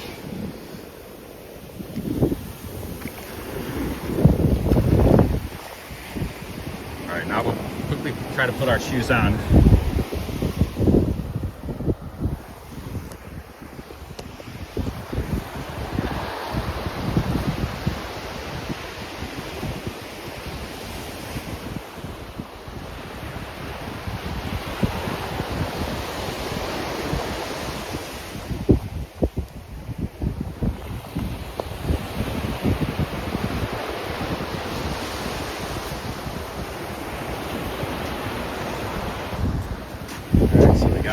On without actually too much sand. Just put the socks in our bag.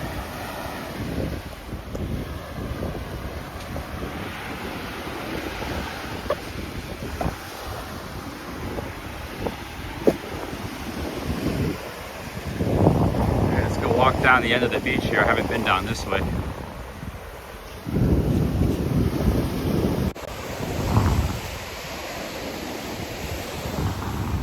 Soccer down here.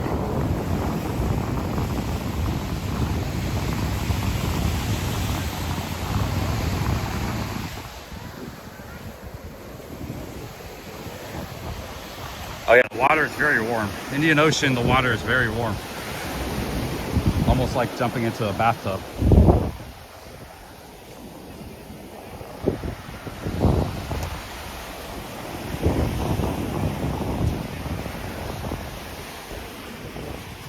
A hole like that, there's probably an animal down there, usually a crab. But it could be an old hole too. They move around a lot. Might not be anything down there at this moment.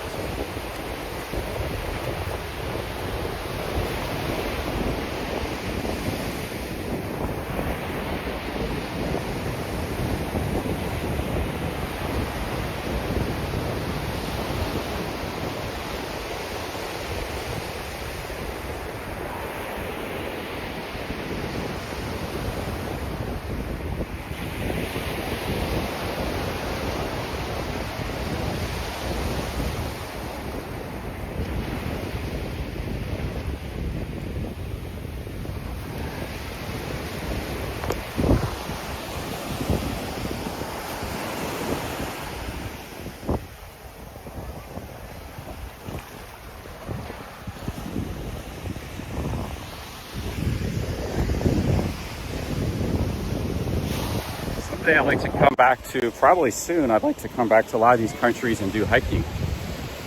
India, Nepal, maybe anywhere there's mountains and nature, deserts. I gotta bring my camping equipment for that. I didn't bring it this time. Got a soccer game going on here.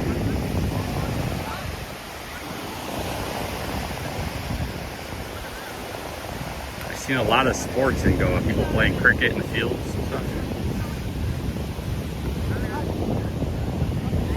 They got a goal.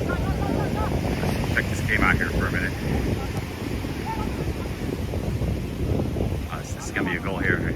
Oh, good defense. These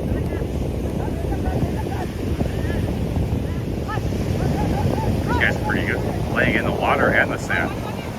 Look at this guy's dribble. This guy's like Messi. Holy shit. Nice pass. Goal. Nice block. Goalie blocked it. That guy overkicked.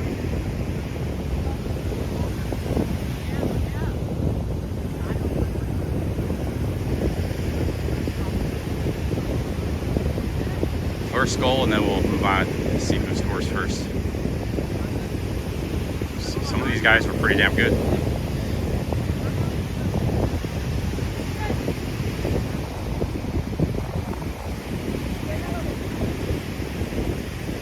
This guy, look at this ball control. Twisting, turning around. Playing keep away, a lot of sand going up in the air.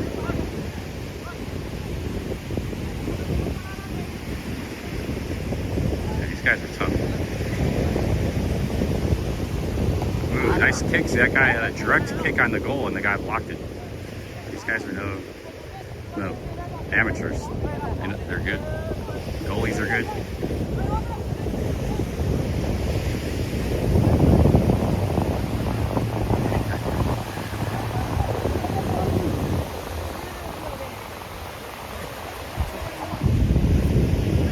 Beach life.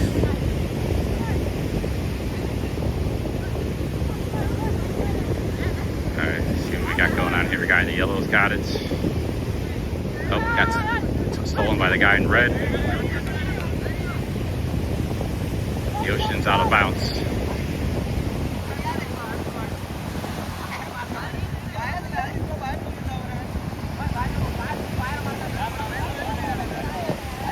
I try to jump. They'd probably let me play, but I'd be an embarrassment. I've only played soccer a few times in my life. This guy's good. This guy, oh shit. Trying to, oh look, oh damn. Good defense. Here's a guy in the yellow. Going, nope. And the defense is dominating. The defense and the goalies. I've only seen 2 shots on goal. Or 1 shot, actually. The other shot was way over.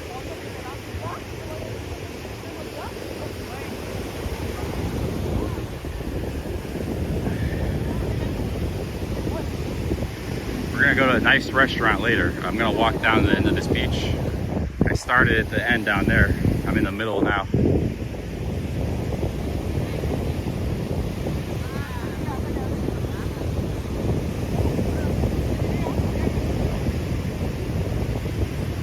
Okay, he's kicking it off, kicking it to his man in the yellow. They got it in the water though. On the right side there's a lot of water. On the left there's a lot of sand. So it's a challenging field. Very challenging field to play. This is the sweet spot here because it's firm sand. You just need to get the waves going sometimes.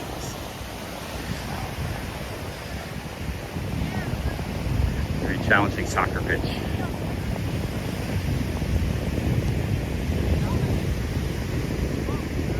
See somebody score a goal here. Oh, good defense again. Here we go. This guy's got to break through. Ooh! Oh shit! He got blocked by the pole. No goal. Man, that was awesome. He faked him out, but the pole blocked him. He faked out the goalie and the defender. That guy was good. That guy in the blue in the middle there. He almost scored.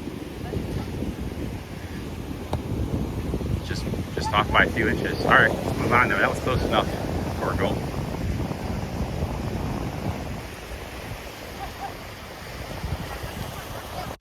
guys, they probably play out here every day. Players.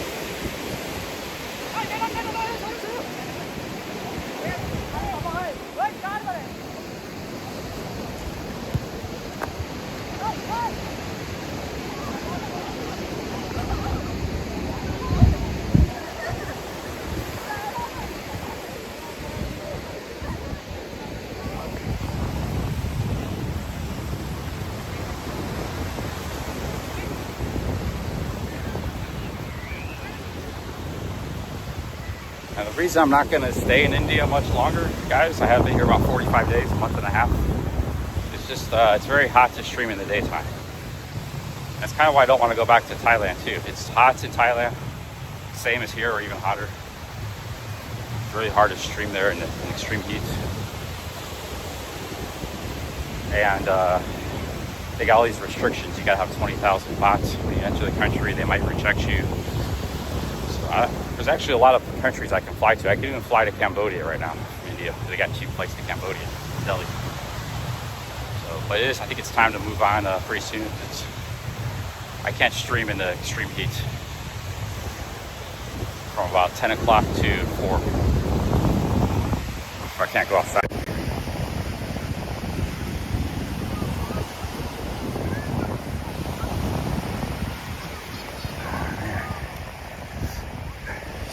We might go to Georgia or Turkey or both next on our way back to the United States. The weather will be a lot nicer there. We can get internet, we'll be streaming all day in those countries. I've never been to Georgia. I've only been in Istanbul for a week 25 years ago. They're almost like new countries to me.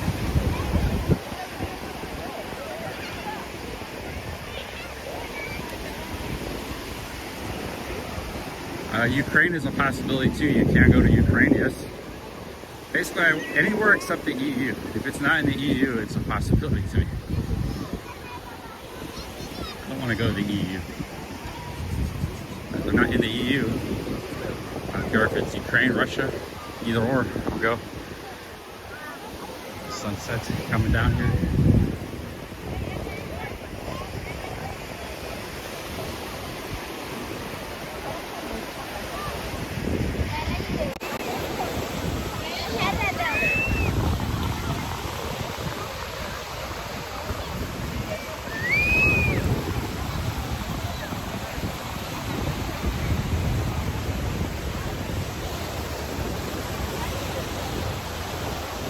How we doing on battery? I got 35%. I gotta plug in my power bank soon.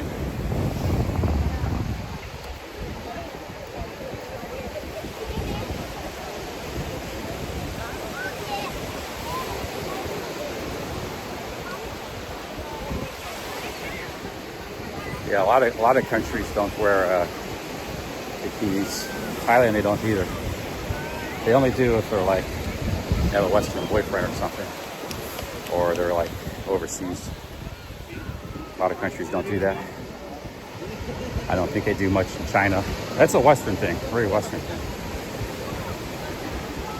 The bikini got popular in the 60s or something. It's a big craze.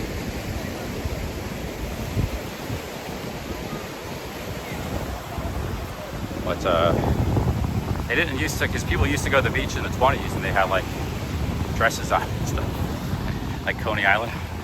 But he used to wear them in the West either. I think the French invented the bikini, but I could be wrong.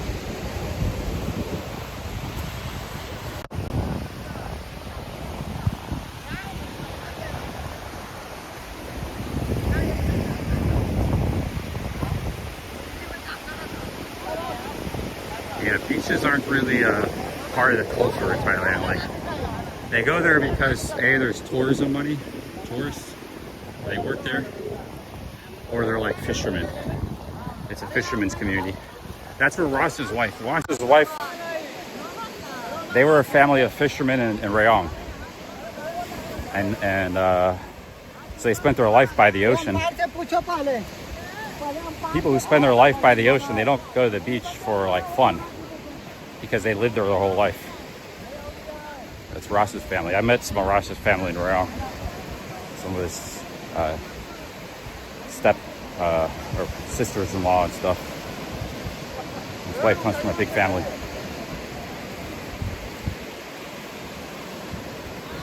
Yeah, Thailand's famous for beaches, but it's not a big part of the society or the culture. In fact, most of the society lives nowhere near the ocean. If you discount Bangkok, which is an inland city, it's not really right on the coast. It's on a river. Something like probably 70-80% of the population lives far away from the ocean. I've met people in like Jomtien that's like the first time in their life, like a 60-year-old lady. It's like the first time in life she ever saw the ocean. And she's from Isan or something. It's not a big, and I think it's kind of the same with India. If they're not from Goa or Kerala or some of these other places, it's not beach is not a big part of the culture. Where the beach is, there's only really a handful of areas in the world where the beach is like a big part of the culture. The Mediterranean, California, Florida, Brazil. Just a handful of places.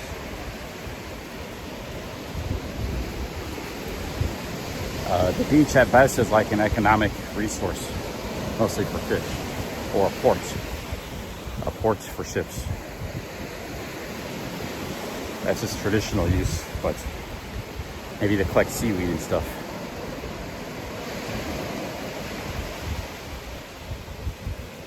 Even in Japan's one of the most coastal-oriented countries in the world. Every city, every town most of them are nearby a beach or nearby a coast. And only until recently did people start hanging out at the beach. And it's just people from like Tokyo. They'll go to like, Tokyo's inland of it, so you can take the train like an hour and a half. And there's some nice beaches down south of Yokohama. So people go do that.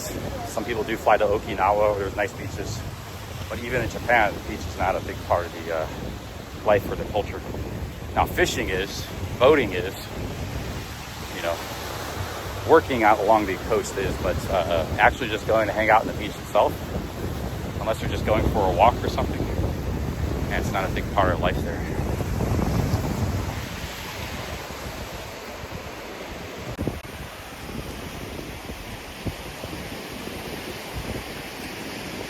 See what's going on in the chat. Haven't read much.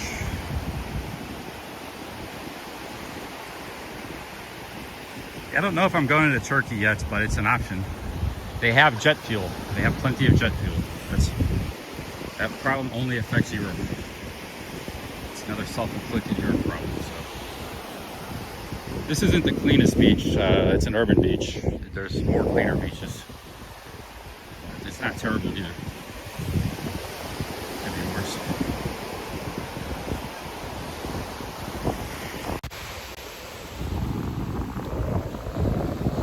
Ross says Turkey is low cost. Yeah, I was looking, both Georgia and Turkey are about, like the cheapest hotels are 30, 35 a night. That's not real cheap. But, and then the hostels are like 15 a night. So that's kind of a little bit expensive. But it's not super expensive. Here's the thing about jellyfish. I had somebody say he was scared to swim in the ocean because he said he saw a German backpacker in Koh Phangan, Thailand, die from a box jellyfish. It got stung. So that must have been a terrible thing to witness. And I don't blame him for not wanting to swim out in the ocean after that. But I don't worry too much about jelly, because I was swimming in the ocean when I was like 10 years old. I used to go in the Atlantic Ocean a lot. And sometimes the jellyfish would come, but when there's jellyfish, there's not just one of them. Usually there's a lot of them. So you kind of peek in the ocean, you look. Usually you know right away if there's a lot of jellyfish. If you don't see any jellyfish, then you're probably good to go. They kind of come in like a wave. And you'll see them on the sand too. They wash up on the sand. Some of them do. So if you don't see any on the sand and you go in the ocean, you don't see any, you should be all right. But at least that was the case of the Atlantic Ocean. I don't know, maybe it's different. There's different species, probably different behaviors. They got more soccer going on over here. Atlantic Ocean, North Carolina.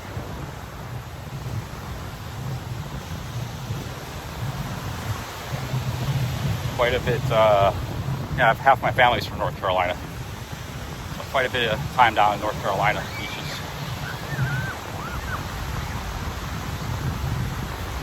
Half's from Ohio, half's from North Carolina.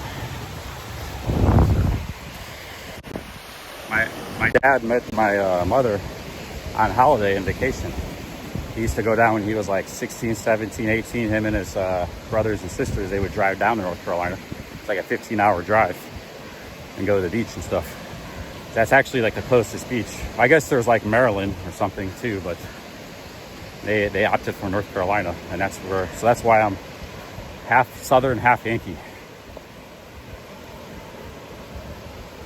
A marriage of the South and the North. Half Rebel, half Yankee. Yeah, Flip for Profits is from North Carolina. Big up Flip. He's got, that's a picture of the North Carolina State Wolfpack. A lot of big colleges in North Carolina. NC State is one of them.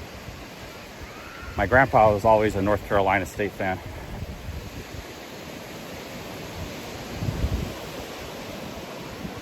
My grandma was a Duke fan. My uncle was a Tar Heel fan. Those were the three big colleges. Those are the three predominant in college basketball. Michael Jordan went to the Tar Heels, North Carolina. Duke has had countless great teams and players over the years. They're a basketball powerhouse. They call it Tobacco Road. Extends into Kentucky. They're the basketball college powerhouse. Not so much in pros, but in college they are. And this is a bigger game. Look at these guys. This is like a professional here. Check this out. This is an even bigger game. Yeah, these guys are good.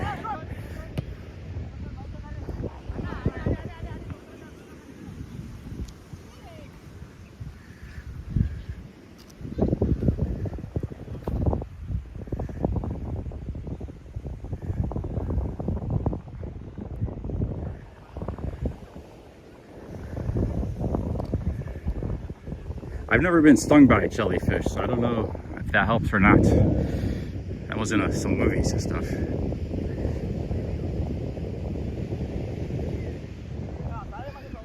No, the North Carolina, my family, they're a mix of, some are white, some are Native American.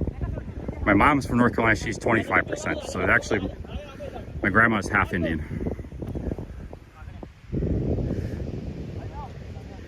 So my mom's 25%, makes me about 12%. But do they own slaves? I don't know. Because it goes back like this is 200 years you're going back. So I know a little bit of the history of the Native American, but they met like Scottish. Like my great-grandmother's grandmother, so this is my great-great-grandmother. She was like Cherokee. She married a Scottish guy. This was probably like 1900, 130 years ago or something.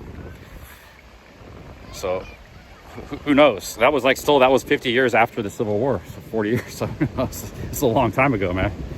And then on the other side, because there's two sides to my grandma's family, the more white side, I don't know too much about them. I think they were part Dutch.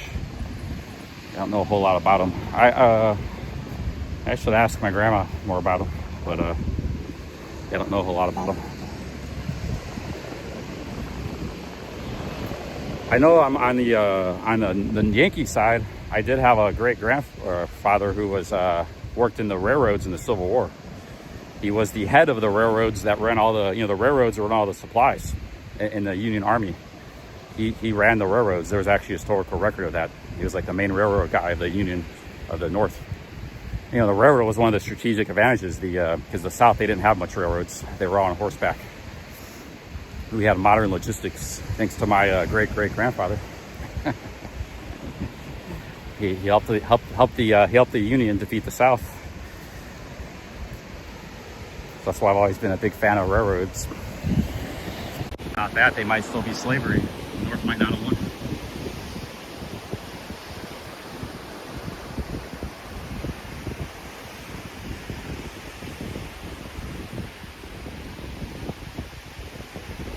Yeah, that was a long time ago. 70 years ago, that Civil War. And, America was a lot smaller, a lot different country. And, slavery was, first of all, slavery, not all of the South had slavery. It was a mixed bag. And what a lot of the Southerners were saying, they were fighting for like states' rights, because that's what the Constitution was about. The states could do whatever they want. It was like a confederation, you know. And then Lincoln was like, no, you ain't gonna have slavery. So it was like they were saying they weren't even fighting for slavery. They were saying they were fighting for states' rights, and you know, and they're fighting for the Constitution and stuff. So that was an argument, but that was like 70 years ago. But, you know, the North didn't have slavery, and the North was more populous and bigger. It was like double the size of the South. The South was bigger in land area, but the North had all the industry and like twice the population. All the immigrants went to the North. So the South was just this agricultural backwater. But they put up a pretty good fight in Civil War because they were tough. They were like tough on horseback, and they had good generals, and they had good strategies and stuff. But it was kind of like, you know, it'd be like Vietnam trying to fight China in a prolonged war. Push comes to shove, you know, China's eventually going to probably win that war, no matter how tough Vietnam is. That's kind of what happened to the North, because the North actually got off to a bad start. They were getting their asses kicked at first, until the industrial and population advantages kind of swung in their favor in logistics.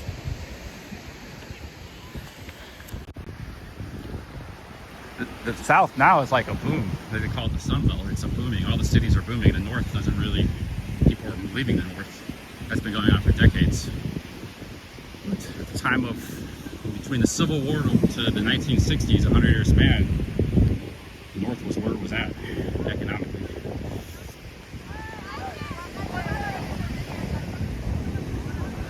It's a yogi, Buddhist yogi. We got some cricket over here too.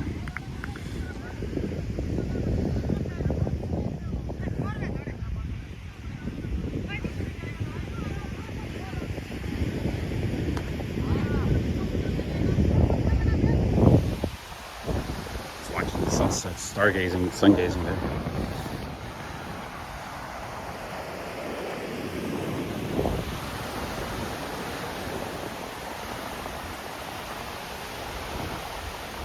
And the West, you say, what about the West? Well, the West was just getting developed then. 1860, people were just starting to move west. In fact, Kansas was considered the West back then. And those states were actually Missouri, Kansas. They were where everybody was moving to, the westward push, and settlers and stuff. And the question of whether or not they would have slavery was also another reason the Civil War. That was another reason the Civil War happened. Alright guys, we're going to cut into the city here. It looks like more of a local area. We got some beaches. This is an urban beach. Let's cut into the town here. Watch these guys play cricket for a minute. So we walked all the way down the end of the beach.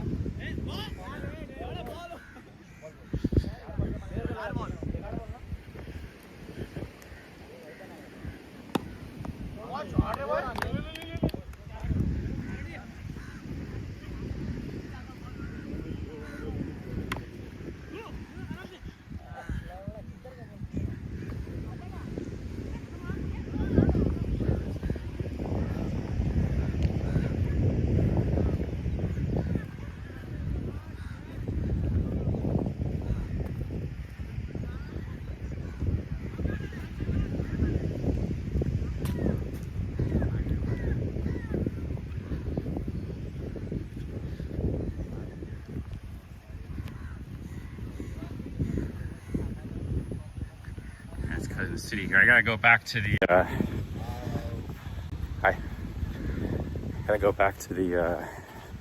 hotel. I'm gonna walk around for a bit. If I can walk back here. I don't know where I'm at. I'm in maybe a local area.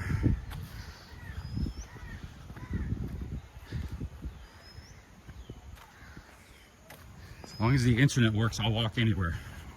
This looks like a rural local. I see a buffalo.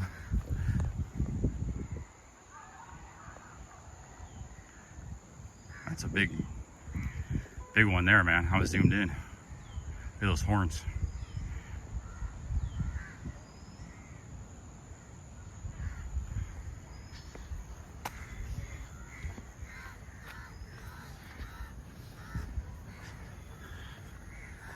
So I gotta can't always walk everywhere. This is somebody's home or something.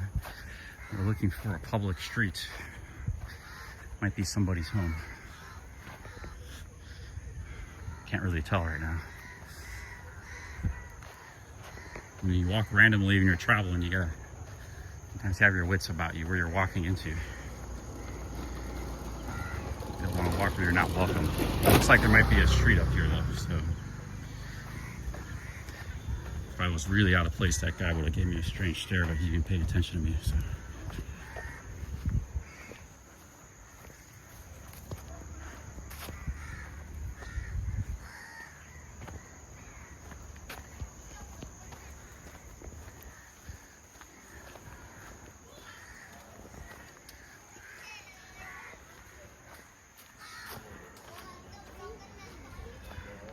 Alright, so we're there's a bus, so it looks like a little dirt road here. And we're back in the city. Hello.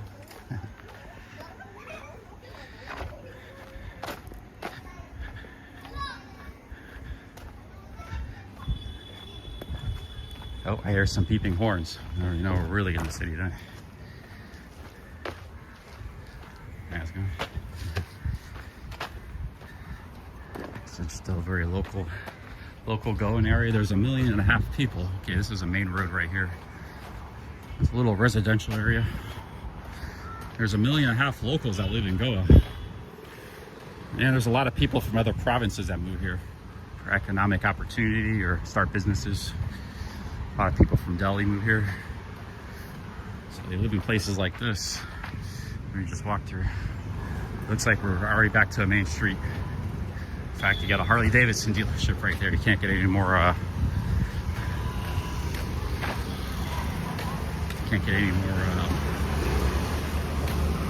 the main thing than that. Back to civilization. Let me check my maps. I think this is there's one big coastal road. I think that's where we're at. So let's walk down here for a bit. Getting pretty hungry. I gotta go back to my room and shower and change.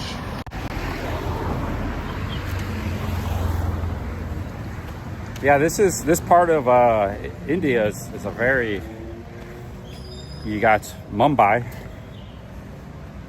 It's like one of the richest cities, financial hub, trading hub, industrial hub.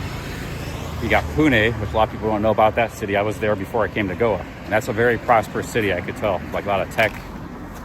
It's not far from Mumbai, about 3 hours away. And you got Goa, tourist city. Then you got Bangalore, which is the next province over, Karnataka. So that square, Bangalore is a big tech hub. That's a very prosperous part of India. A lot going on. But India's got a lot of economic activity all over the place. This is just kind of one area. It's a big area, but one thing that India has done very well with is tech jobs. So I saw this video. I'm watching some of these Indian YouTube channels, and it's geared towards Indians. And they were saying 25 years from 2000 to 2025, you go to college and you get a degree, you could get a job making $30,000 a year. They said the tech companies like software engineers and things like that, they had to pay Americans $150,000 a year, and they said the Indians only made $30,000, but you can make that money living in India. And they paid millions and millions this $30,000 a year jobs. All these Indians, last 25 years, which 30,000 is a lot of money in India. You're way above the average income, and millions were able to get those jobs in India and live a very nice upper middle class life on that income. He said now that dream is over because AI is like replacing all these Indian coders and all these Indian engineers and people and stuff. The reason there was never a big tech boom, there was a tech boom in America, but all got offshored. So there was never a lot of jobs for Americans. All these, Apple, Google, Facebooks.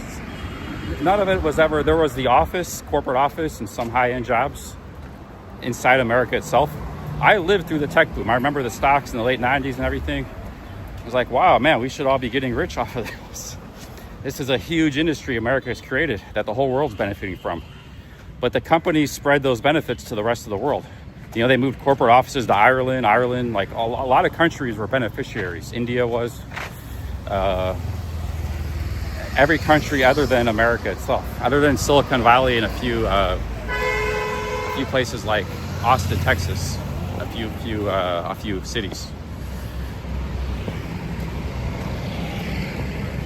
And even in those cities, they brought in people from overseas. So the tech boom, did we benefit from it much? Yeah, we have good products and services. Google's good. It's nice to have an Apple iPhone. We get to buy those things. But as far as like jobs and investment into American communities and infrastructure and things like that, very little happened. I'm sure they pay taxes, you know, but they pay a lot of tax money, I'm sure, but which California is doing its best to squander and waste. But so yeah, like millions of Indians were getting hired. All this, somebody was designing all this infrastructure and building all this tech platform. And it was all happening overseas, different countries. But, you know, it was a lot more than just engineering and software. There was all, you know, there was customer service. There was all sorts of things offshore. It was like what happened now. You got artificial intelligence starting to do a lot of that too. So there's just not going to be a lot of jobs in tech. If you want to get a job, like be a plumber or a construction, but you know, then in America you can't build because of zoning codes. So like you say, oh, be a construction worker. Yeah, but they don't let you build in America because you can't just build an apartment building easily enough. Like you can in a lot of countries because all the zoning codes and stuff. So it's like, oh yeah, go be a construction worker. Okay, well get rid of your zoning codes. I can build an apartment building on this strip mall parking lot here in your neighborhood. Oh wait, that's going to lower our property values. You can't have that. It's a zoning code. So you see the contradiction there? We could have millions of construction workers building cheap housing if the laws just got relaxed. So, all right, well, go be a massage therapist. Go open a street food cart. Go be a. Well, you can't do all that stuff either. There's very strict licensing, or it's impossible. A lot of stuff, it's very like. A lot of stuff is overregulated and too bureaucratic in America.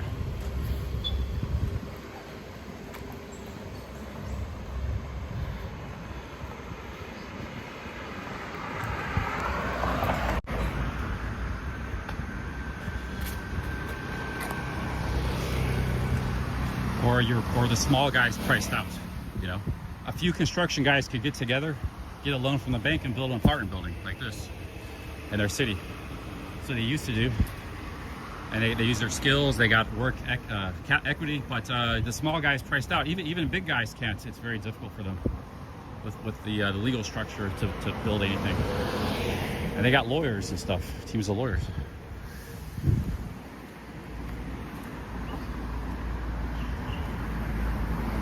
But you know, it is a very rich country, but and it's not just, I'm speaking for the whole West, because it's kind of the same thing in Australia. I think Australia is a pretty vibrant economy. They're very good, but you know, a lot of European countries are in a similar boat. It's an ossified economy. So yeah, there's a lot of money. It's hard for them to get on the economic ladder. But these are all topics we could talk about. My new financial, I'm gonna call it the peasant investor channel. I gotta think of some names for my new YouTube channel. About a guy starting off broke, trying to make $1 million. Follow his financial journey and travels. Can he do it or not? $1 at a time. We call it the peasant investor or something. I don't know. We got to think of a new name.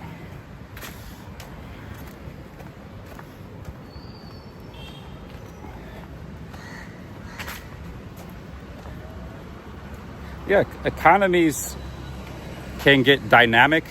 You know, America was very dynamic from about after the Civil War to World War II, up to about 1965. They had a good 100-year run, very dynamic. when you have a very dynamic economy, you see cities growing very fast, things like that. China was very dynamic the last 40 years. You know, the population of Shenzhen, which was one of the economic miracle cities of China, went from 30,000 people in 1980, about the time I was born, to 20 million today. It's right outside of Hong Kong. When you see numbers like that, that's a very dynamic economy. That does kind of happen in the Sun Belt. There are some cities that are growing pretty fast last 30, 40 years, but you don't see that much kind of growth. Definitely don't see it in Europe. When's the last time a city in Europe doubled in population? And how long did it take? Like a city over 1 million people or 500,000 people. Hasn't happened probably a long time. I don't know. The last city, that'd be a good trivia question. But that's a sign of, sure, there's a lot of wealth there, but it's mobile. It's very restricted. It's very, it's tied up into like institutions, government, universities, corporations, wealthy people, land. You know, it's not moving around. It's very fixed. The capital and the wealth. And the West is in that kind of situation right now. There's not very little economic dynamism. Now, I would say America, Australia, they had a lot more, and Canada didn't until recently. The New World had a lot more than Europe as far as economic dynamism. Like I said, there was still Sunbelt cities, there was tech, there was Silicon Valley. But even in the way those businesses operated, they operate in a way to move everything offshore, not to build up America. It's like, yeah, they create these amazing industries, and there was some benefits to the home country, but it became an offshore international gig.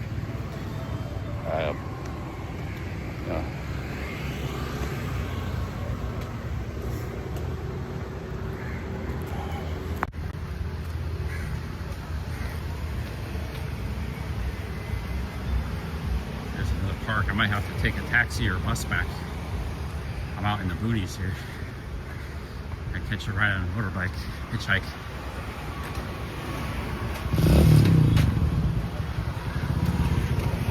Now, sometimes that happens naturally. Like I read about I know the history of England's economy well. England was very dynamic and booming in the Industrial Revolution from 1770 to about 1850, 60. All right, by 1860. By 1860, because it's a small island, things were really starting to slow down. They already built all the canals and the railroads. There was nothing left to build. The cities were already building up. Let's say maybe 1880 was when really stuff. So they had all this money and capital, all this wealth they created. They had nothing to do with it. So they started investing overseas. They started investing in India. They started investing in Argentina. They built up the railroads there. And they started investing in all these industries in all these different countries because they had all this capital and all this money. And they didn't really have anywhere to put the money in England itself. There wasn't that many profitable economic opportunities. But I think in the case of America, because of its size, it's not really like there certainly is. There could be opportunities to invest. It doesn't have to all go overseas, but a lot of that comes from the restrictions and the laws and the bureaucracy. If stuff was freed up, there could be a lot of investment and opportunities.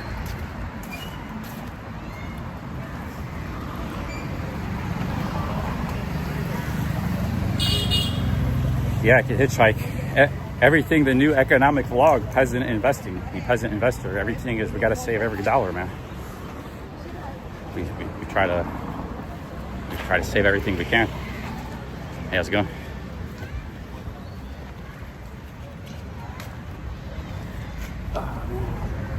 Some nice apartment buildings here.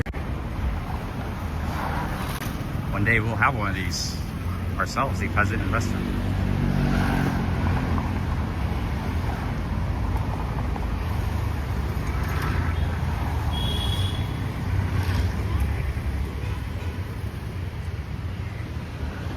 Actually, I did see a very cheap flight to Germany, from Mumbai to Germany for $300. But man, you're talking about going into a lion's den. Half the population hates America in Germany. The left-oriented population does, and they hate filming and life. Like they don't like cameras there. So you got that double whammy. If you guys want some content, I mean, probably good content, but it would probably not be a pleasant experience. I'm sure we'd meet some interesting characters. But Germany is a hostile territory right now for an American live streamer.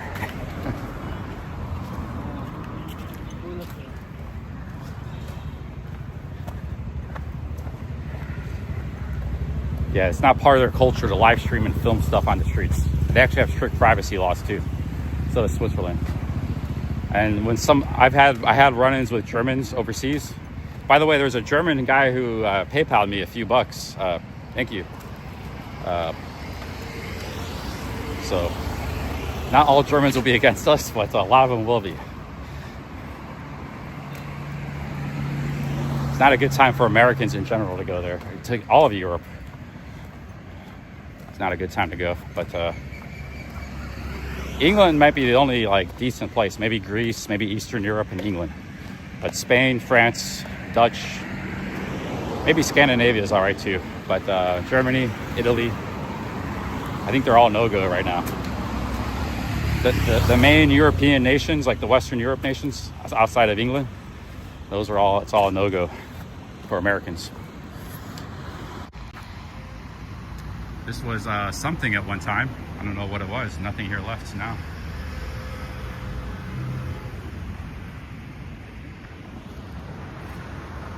Yeah, there's been quite a few Germans who give me a hard time over the years. But it's not just me. Many streamers have had run-ins with Germans. And some have even tried to go to Germany. They have a very tough time. Ice Poseidon was there once. He was getting hounded and harassed. You notice Bjorn TV lives in Denmark. He likes to live stream and travel, and all he has to do is get on a train and be in Germany in 2 hours. He never goes there. There's probably a reason he doesn't go there. Instead, he goes to England a lot. He live streams in England, even though he has to fly there and it's more expensive to get there.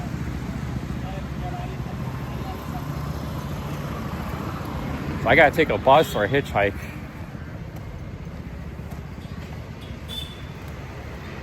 I'm getting pretty hungry. I gotta go get a shower. My hotel is like 2-3 miles away.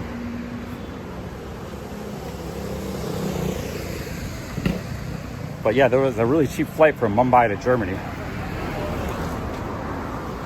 Also, you have a lot of criminals. Forget the anti-camera attitude and the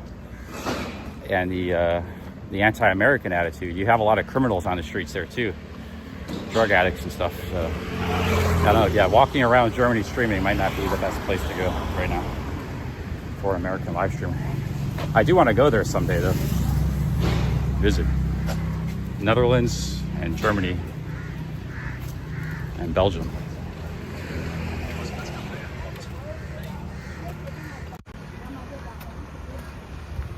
I've been to Belgium before, but only a few days in Brussels. I haven't been to the other two places.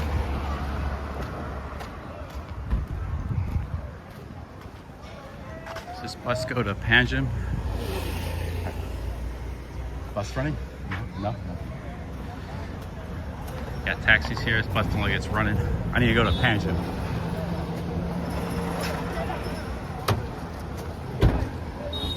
There's a Domino's Pizza. You got a lot of Domino's in Goa. I don't mind getting a pizza, but I had a restaurant bookmarked I wanted to visit.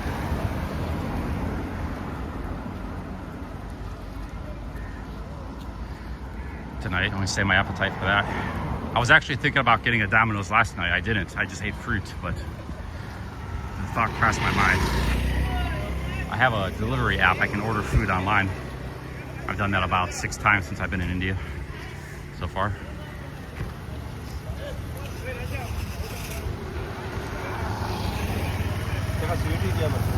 Some kind of group here. Okay, let's find a good place to hitchhike. This might be a good place here. We either get a bus or we get a motorbike. First one that comes.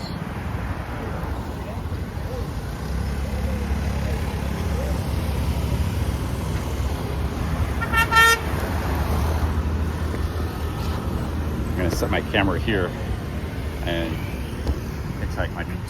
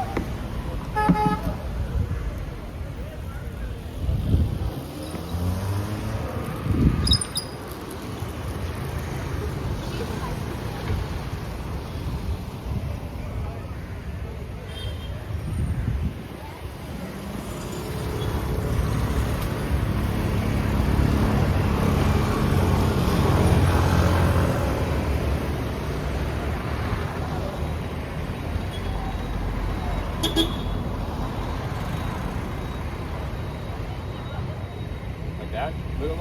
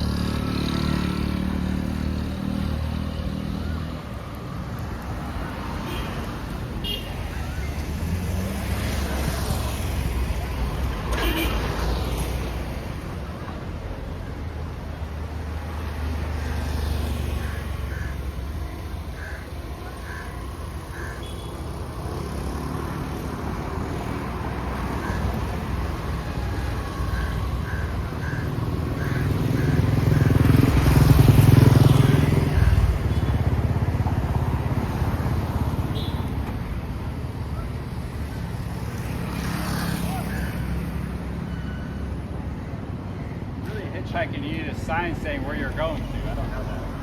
I'm not going very far.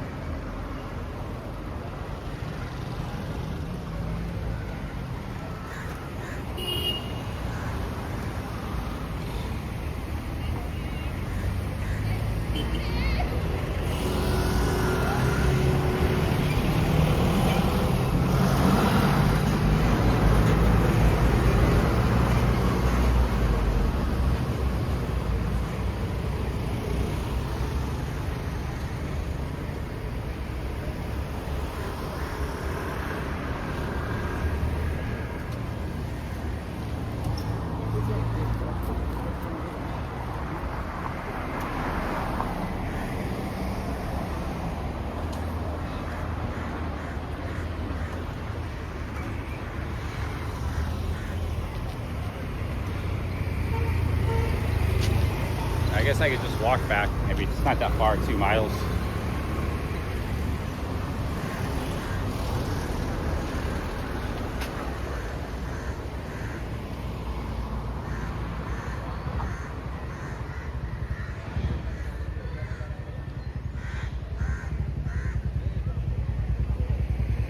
Pretty big bar.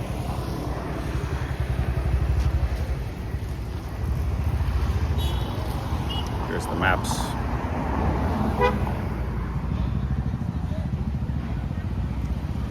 There's a whole neighborhood east here too in the coastline.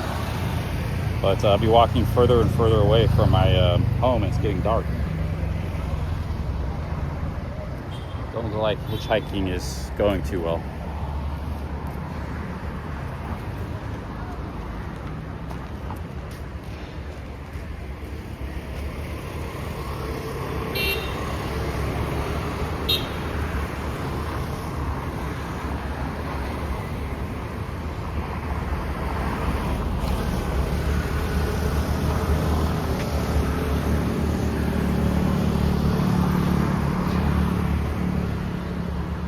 My first attempt to try to do this, by the way.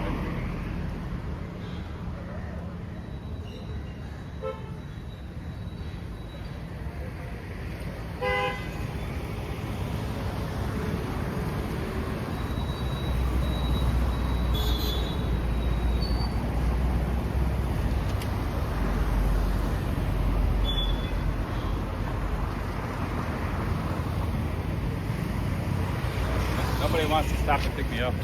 Sometimes tourist areas are the worst place to hitchhike. They do it in the country, but this is my first time I tried hitchhiking too.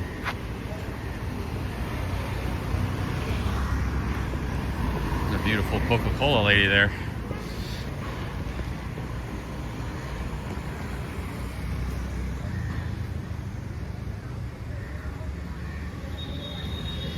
I guess we gotta walk, guys. It's about 2 miles. Nobody seemed interested. There are about 15 motorbikes and cars passed. Nobody even hesitated. Maybe hitchhiking is not part of the culture here. I could wait longer, but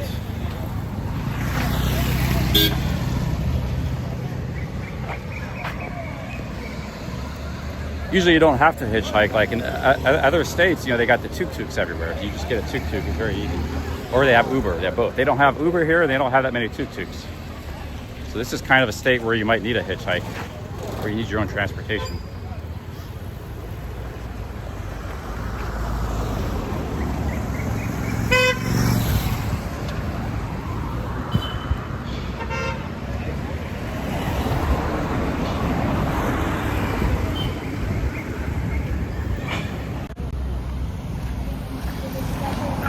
Kelly Caldwell, Domino's.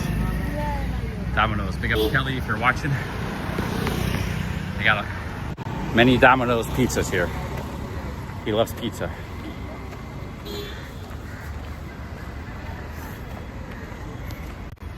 Kelly Caldwell's the man. On YouTube.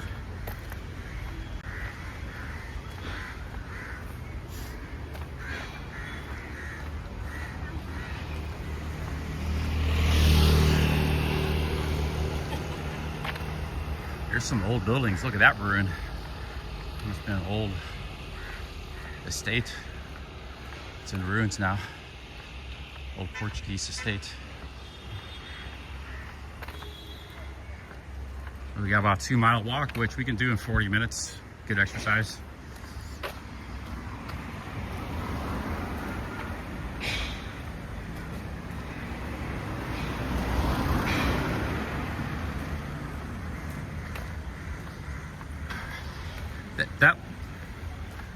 I believe it's possible to hitchhike. I just was not in a good spot. But you know, a lot of times a motorbike will pull over. But hey, how's it going? I see you just stopped and moved for me. But a lot of times a motorbike will give you a ride. Huh? How's it going? In tourist areas, it can be tough though, because they expect you to get a taxi.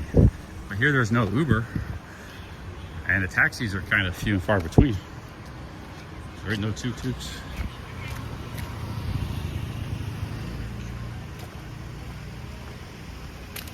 But if you're just in a random area, like you're in a real random part of India, they want to give you a ride. There's a guy, Curly Kid Life, Chrissy Boy's friend. He was hitchhiking in India, catching rides with truck drivers. Indian truck drivers. There's that Coca-Cola lady again.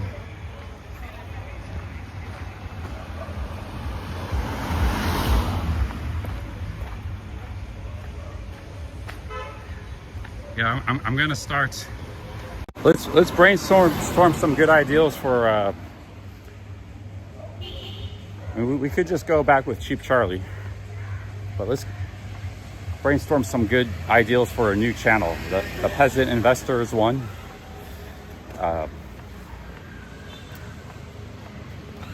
Hobo, because I will be like a hobo.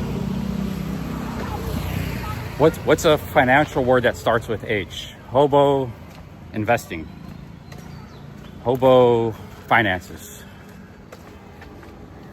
That's actually a theme, how a guy with little income and little money can make a lot of money, or can start. That's gonna be the theme of my channel. How a peasant or a hobo can make it big. Smart moves and traveling cheap, living cheap. Hobo something. What's a financial word that starts with an H? Hobo hierarchy. That's hierarchy is not really a financial word. Hedge fund hobo. There you go. Hedge fund hobo. I think Skinny Dog might have hit it on the nail on the head there. That might be a winner. Hedge fund hobo.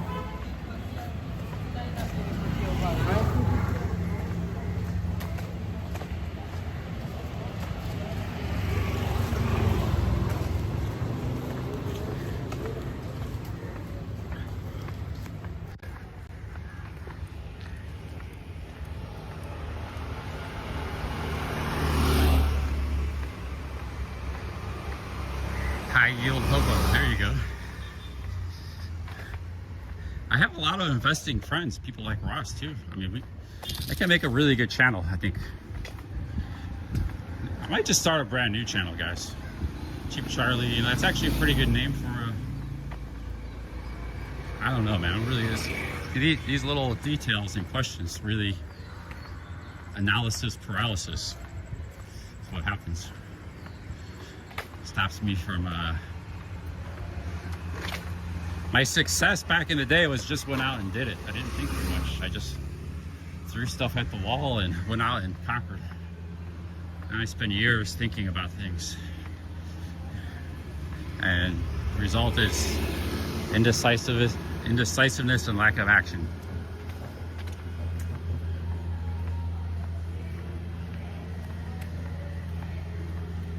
Hedge fund hobo. Yeah, you can get picked up in Thailand. Yeah, not so much in Bangkok or Pattaya. Again, this is something when you're out in the country or out in random. I've been picked up a few times in hitchhike in Thailand. But you gotta be out of the tourist area. They just look at you as kind of like a weirdo if you're in a tourist area. But if you're out on the countryside of the road, they'll pick you up.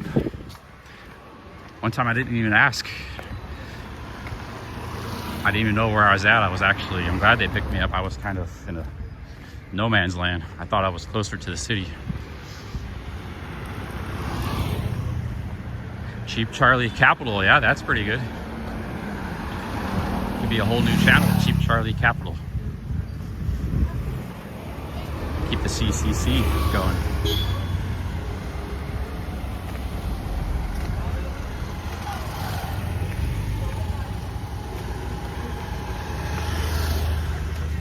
Well, here's the thing. This channel will be about finances. Finances isn't just about investing. It's also about saving money. So like cutting costs, being budgets, you know. And it's also about income, trying to make money. So it'll be about making money, investing money, and being smart and saving money. Those three things. The original Cheap Charlie channel was about saving money. Like being cheap, really cheap, eating with a rice cooker, living in a cheap room, but what didn't have those other aspects. So wherever we're at, wherever we're traveling, we'll document our cheapness, our investing, and our money-making abilities, which could be a wide variety of things. You know, we'll take shots at different things. Like I have a lot of friends, you know, we might try all sorts of different things, attempts to make money. So each of these three elements will be a big part of the vlog. But my vlog is going to be different, guys. It's not going to be about like just me talking to the camera. I'm going to do it very differently.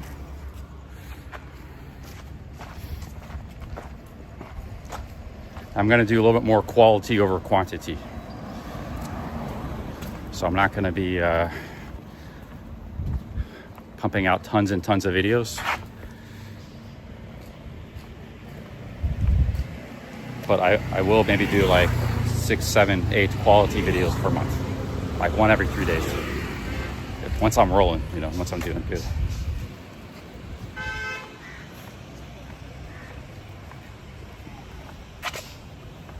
But I'll probably still be live streaming because that will actually be like one way that I make money. So like, hey, how is he making money? Well, he live streams, he's got the vlog going, but you know, he makes a little bit of money at that.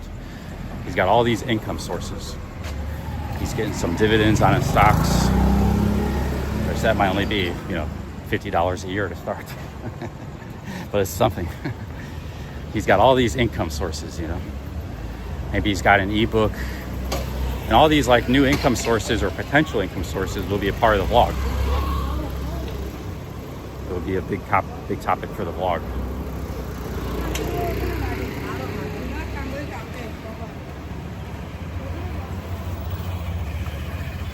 But the weird thing about this journey is like the viewers themselves will be able to dictate. It's like a book that hasn't been written yet, and the people get to write chapters in the book as it goes along. So like a guy could offer me a job on an oil rig. He could offer me an investment opportunity. He could offer me, you know, just send me $1,000 on PayPal. So they actually get to write chapters, and the viewers will get to influence the book and the journey. Like I can't control what they do. They have the ability and the will to manipulate my journey, influence it, present me with new opportunities. If it does well, you know, if this thing ever takes off. I'm still kind of brainstorming this channel ideal, but I think it's this might be the best ideal for a channel I've had. Because one of the reasons I haven't switched back to vlogging is I feel uninspired with the travel content. I don't feel like I have, as of right now, good videos to make or produce.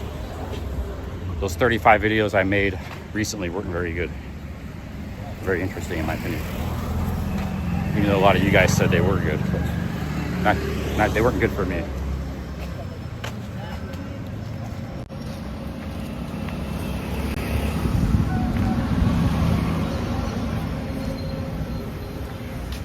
Gas station. Gas station side of the game. Apartment buildings.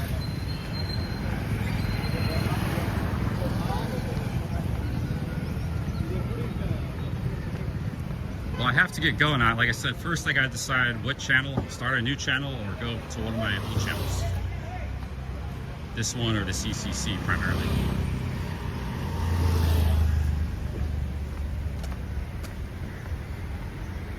And I gotta get back to America to start this. So I'm gonna be like a hobo for a lot of time. I'm gonna get my sleeping bag and my bivvy and stuff, or tents. Travel around with that. These vlogs are gonna be kick ass. You're gonna have hobo, stealth camping, investing stocks, saving money, traveling. And great photography and filming. Cool editing. You're gonna have kitchen sink thrown at these vlogs, man.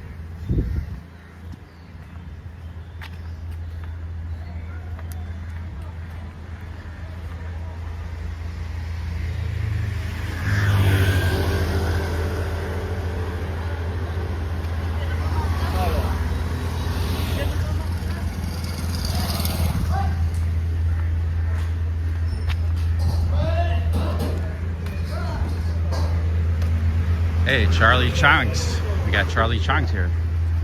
CC. Chinese food place.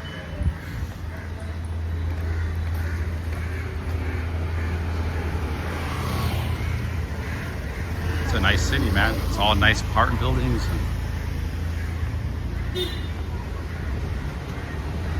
Capital of Goa.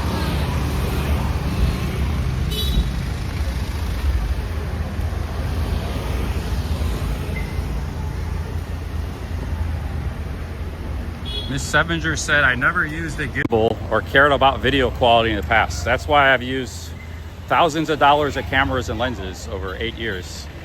And most everybody else uses their phone or their GoPro.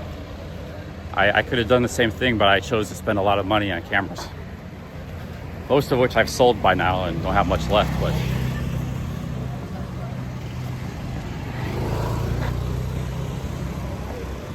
yeah, Miss Heminger, I can ban you. I've used it plenty. I just did 35 vlogs in 40 days a few months ago. I did 600 videos back in the day before my channel was demonetized, so I have plenty of experience vlogging. Years and years and hundreds of videos, dude. It's just live streaming pays the bills. I'm also, you know, kind of a live stream addict. I'm still probably going to be streaming in this journey because it's going to be part of the story. Like, going to be part of the story, you know. But I'm gonna have to find time to make way for vlogs, and they got to be good vlogs too. Hey, buddy. You got a whole herd coming through. Big up dudes, beautiful cows.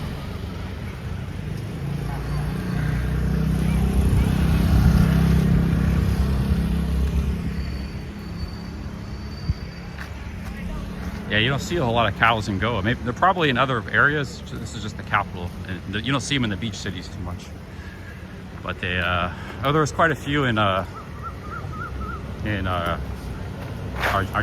whatever the name of that one city was. How was that? Yeah, but I'm not inspired doing like traditional travel vlogs. The old format of the travel vlog has been done to death. Just like walking around, talking to taxi drivers, filming the street food guys. I was doing all that stuff 8-9 years ago.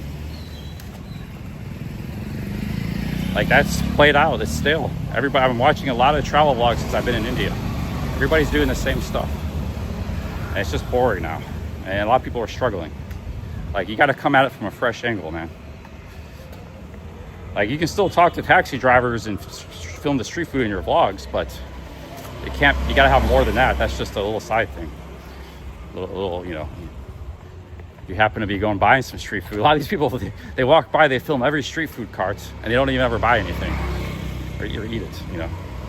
Just like, oh, let's film this. Like pro-life traveler, he's awesome. I like his channel, but he's kind of a mockery of this. Like, he films every, you know, street food guy. He's like, hey, oh, what's this? What's that? But people have been doing that, man. Hundreds of people have been doing that for years and years. So that's why I haven't started vlogging again, because I don't feel inspired making that kind of content right now.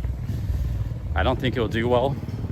It's not interesting anymore. One time it was interesting, but it's been done too much, and it's got to be something new, something fresh, man. The fan room rice cooker thing can work. That's what I started. That lifestyle can work, and we'll do that again, but our travels or staying in hostels and stealth camping if we're in expensive countries. That could be a big element of it. Like I said, that's the saving side of the game, being cheap, saving your money, whatever money you're making. Because the goal is to, you know, build a huge net worth, $1 million in a somewhat short period of time. And document the process, 5-10 years.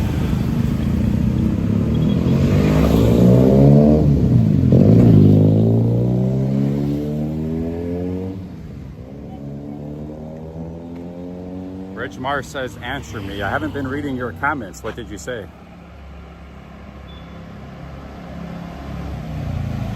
Lavaku says, CC, don't copy your ideals. People will copy it. Dude, I've shared like tons of ideals. I don't think too many people copy them. If somebody did, shout out to them. We would be allies. Like, we would bounce off each other in the algorithm.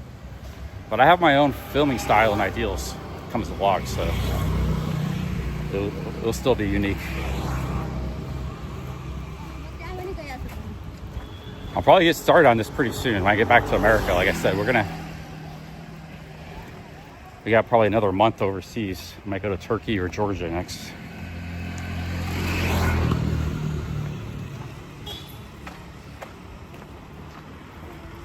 But every day is like we're gonna be waking up. How are we making money today, man? What are we gonna do? We're gonna live stream.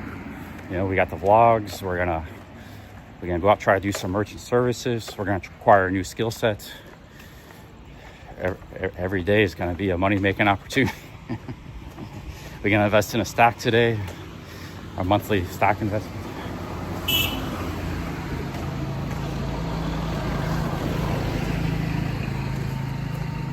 We're gonna maybe look at the gig economy. We're gonna look at all kinds of things because they're all vlog topics.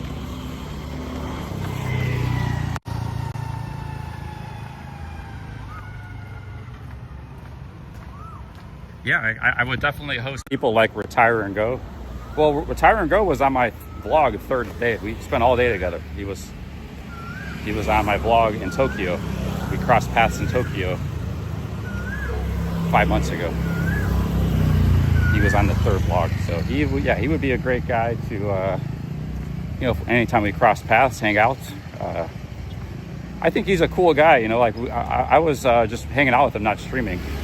I enjoy his company, and you know, a pleasure to hang out with him anytime I see him. Ross is the same way. Luis Cabo is also he's a wizard. You know, I know a lot of people that know a lot of stuff.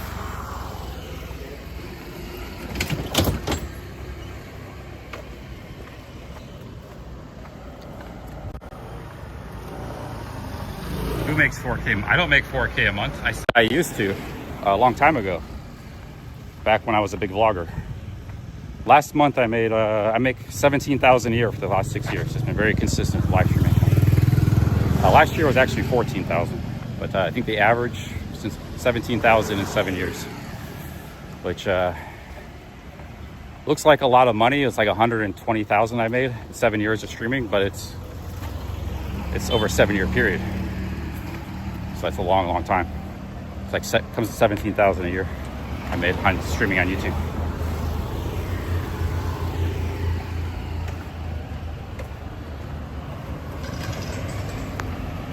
Got some bats flying around. It's getting dark here. Nice little area here.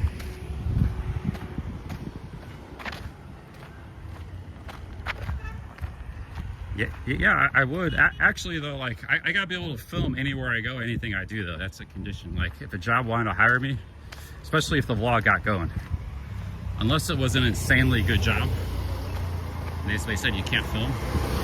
Yeah, but a lot of times those really good jobs, they want to hire you for a year or two. They don't want to just hire you for a couple months, 3 months either. So, but who knows? You know, you don't know what kind of, once you're in that financial world, you don't know what kind of opportunities are going to present themselves.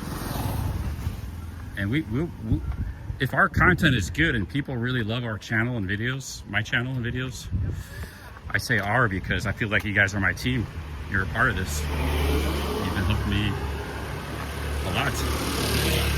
But if this channel does very well, people will want to get involved, man. Like, they'll want to, like I said, write those chapters in the book. They know, hey man, I could really help this guy. You give him a leg up here or there, expedite the process. But they'll want to do that only if the content is good and they really enjoy it, you know. So that's why you really have to have good quality videos people really enjoy. And they'll go out of your way, man. They'll go out of your way to make things happen. So I think the vlog itself is the only reason that we have a chance to like do very well. This channel could even do well even if it doesn't get a lot of subscribers or views. Even if it's like a small channel. This is a small channel here, and I made 120,000 on it in 7 years. This is not a big YouTube channel. 15,000 subscribers. I think the other channel, if it's small, it could do well as well. But it'll be doing well in a different way. I mean, sure, it could get big and get a lot of AdSense and all kinds of stuff, sponsors. But it could be small, and like I said, it could still be very good.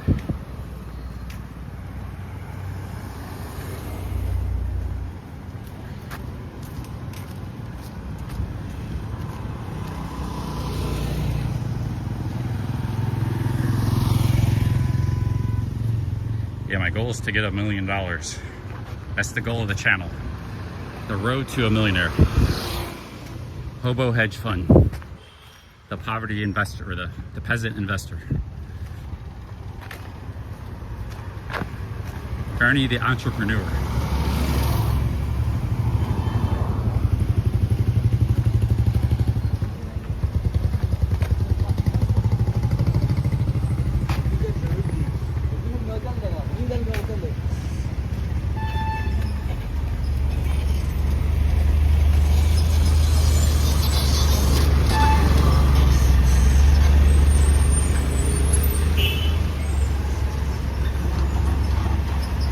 Something to drink. Let's go to Bread Mart. We got a long walk still. We got a nice place to sit right here. We'll take a little break, a little church here.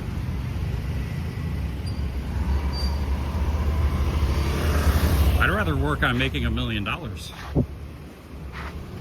If you make $1 million, you'll have to, I think Social Security will be taken care of. That's a lot of taxes you'll have to pay.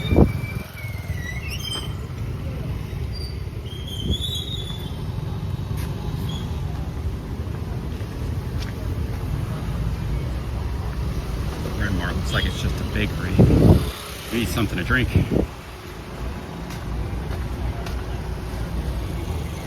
Yeah, getting a job at McDonald's for 4 years just to make sure you got your Social Security, while being a good thing and productive, there's probably much better uses for that time. You gotta think bigger, my dudes.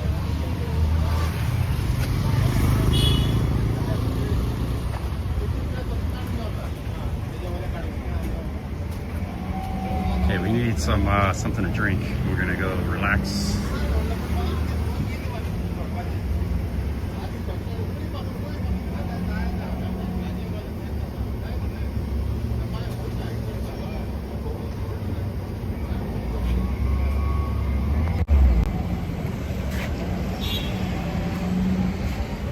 The Hobo Millionaire or Hobo Hedge Fund.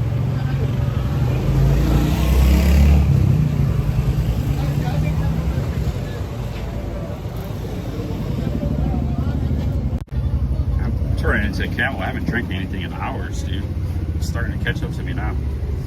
Swimming in the ocean, walking all day in the heat. I've attained camel spirit of the camel.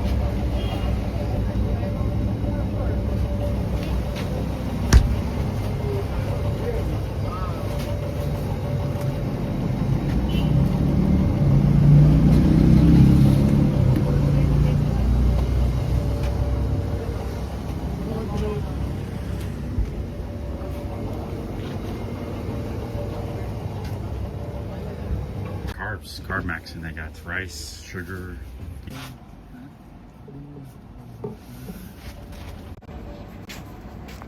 How's it going? 30 rupees for these 2 drinks. Soda. Soda and lemonade.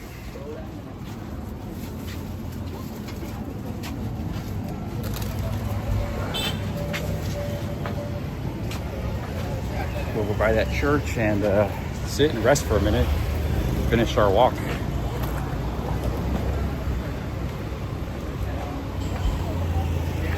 You know, we might sell some stuff on eBay. I mean, there's all kinds of stuff we can do. All to try to grow our net worth, try to get more money for more investing. I just think it would be a cool thing to document and vlog. I can still do the travel stuff, that will be a part of it. And like, you know, you're traveling cheap, but now there's a reason you're traveling cheap. It's just not saying, well, you're traveling cheap just because whatever. There's a reason you're traveling cheap, because you have financial goals. You don't want to spend much money.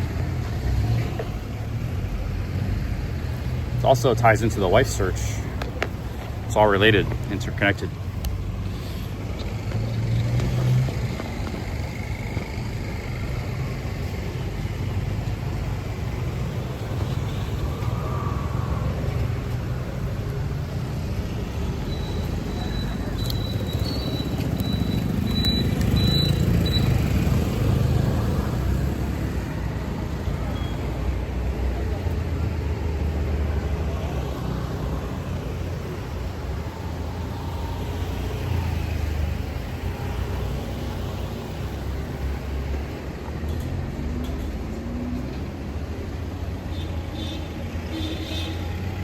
I told you I was thirsty. Bottle, 1 go, lemonade. This is soda water here.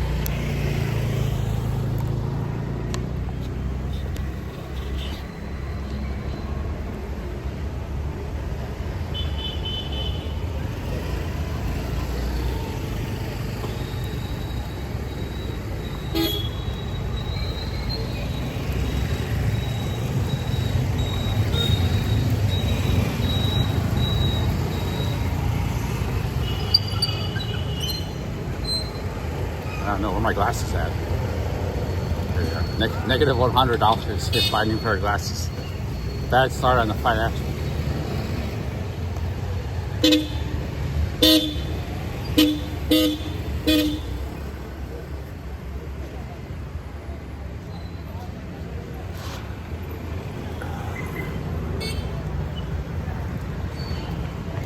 %.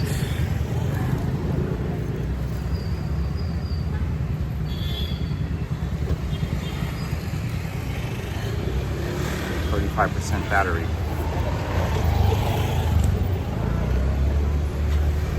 Yeah, I hadn't had any water since Starbucks. I had that glass of ice water. That was 3 hours ago. A lot of walking, sweating, and swimming. Swimming, you also, like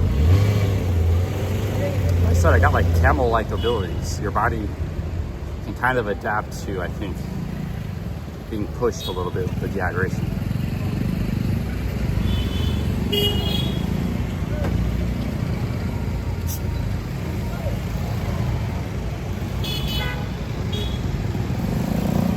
I haven't had any dinner yet. I gotta go to my hotel, get a shower. I was swimming in the ocean for 30 minutes earlier.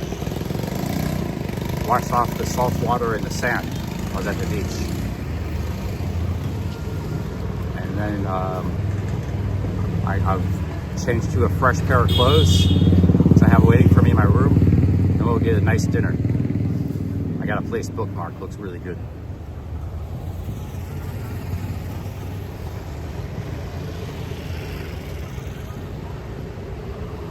Yeah, ocean water is very healthy. I haven't really swam in the ocean since last time I did it was in India 3 years ago in Kerala.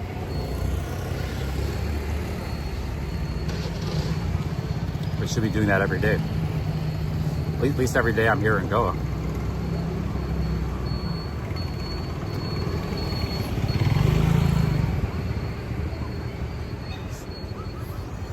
Why am I not investing now? Because I have to go back to America first.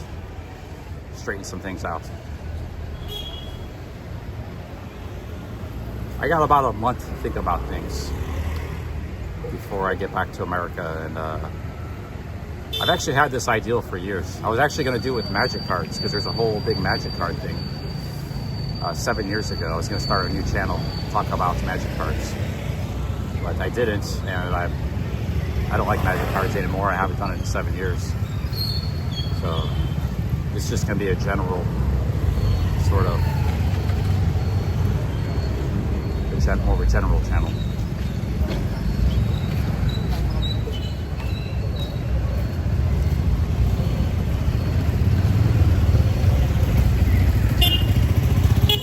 India's been pretty profitable, yeah. I made 2,600 in super chats last month, plus some PayPals. This month I made 1,600 so far. It's not over, but I'm not gonna get that till next month. I just got my paycheck from last month, and I'm not spending that much money here. Even though I'm eating a lot of fancy coffee shops, restaurants, fancy hotels, private taxis, I'm not spending that much here. I could be traveling a lot cheaper. Tonight we're gonna eat at a fancy restaurant.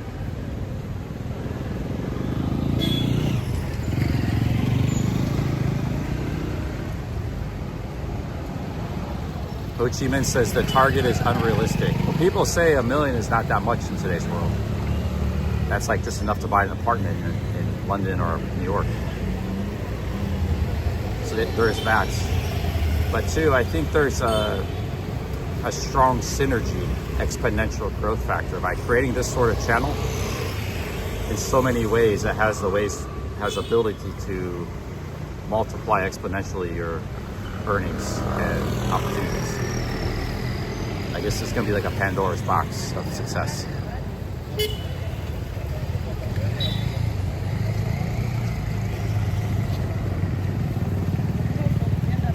If you didn't have the YouTube channel, it'd be a struggle. Like, this probably wouldn't happen.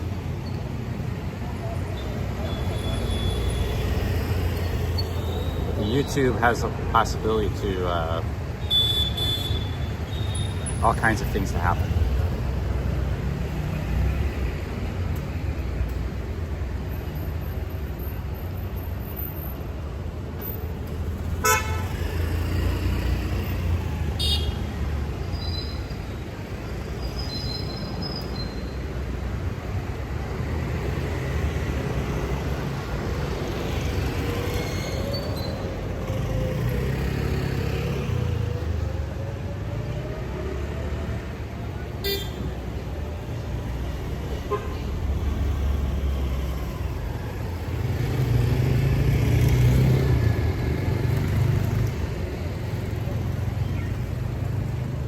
Million rupees more than I have today. That's much more money than I have. I got about $2,000 in my name right now, not including this month's earnings. Which, I'll be spending money the next month, so it's going to dip into that. So we got to go from 2,000 to $1 million.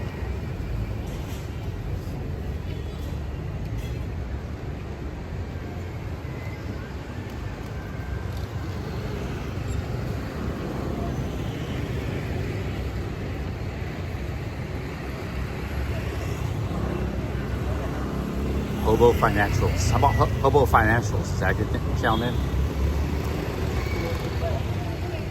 Hobo Financials.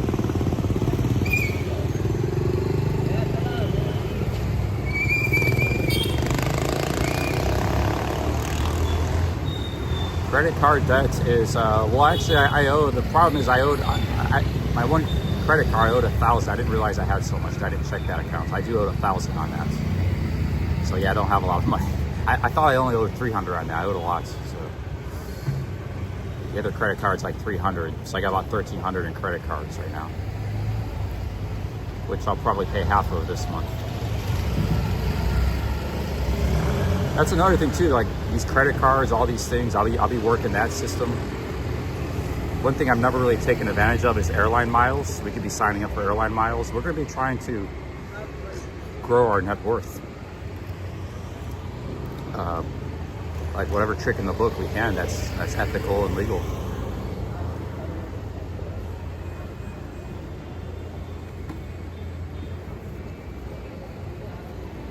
I've had about 2 free flights in my life from airline miles. It was to Japan. There was a time I was flying so much, I was collecting a lot of miles. I got 2 free flights. It was just from flying so much though.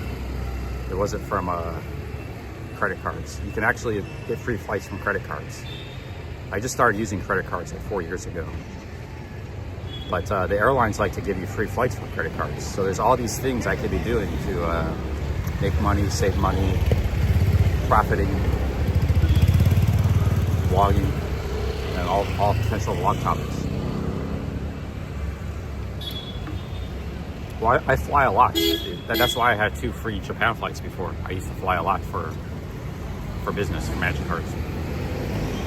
I had 2 free full flights to Asia back in the day.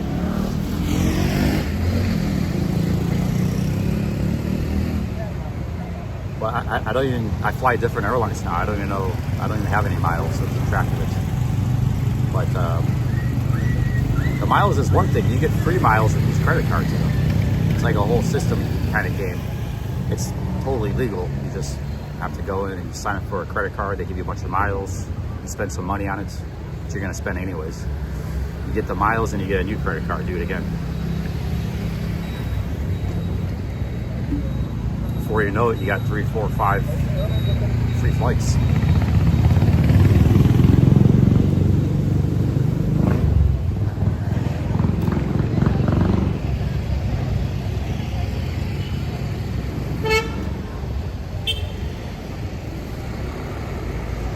What time is this restaurant closed? How late is it getting right now?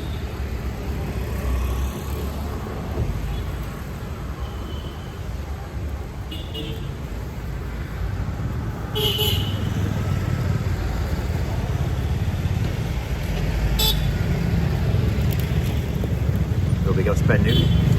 Yeah, but it's not like a stock investing channel. That's just one part of it. There's 3 aspects to building financial wealth. Being cheap, thrifty.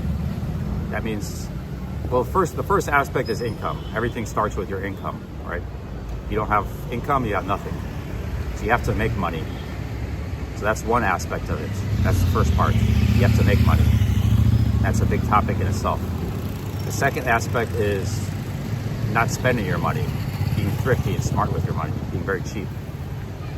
Keeping whatever money you have, even if it's just a little bit. And once you're keeping that money, now you can invest that money. That's the third aspect. So there's 3 related aspects to this. So we'll definitely probably be living in a fan room in rice cooker days again, or sleeping in a bivvy, you know. That's the second aspect. The money making aspect is unpredictable. You know, that's the most important aspect right now, not investing. You know, the most important thing is making money. You got the income side of the game, the expensive side of the game, the investing side of the game. So for us, when you're low, you don't have money, your income is the most important.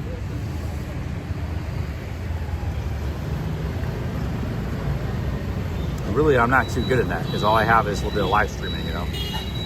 That's all I really have. But the vlog will start making money. You know, still have live streaming, we'll have the vlog. So the income is going to be, I think, it will take shape.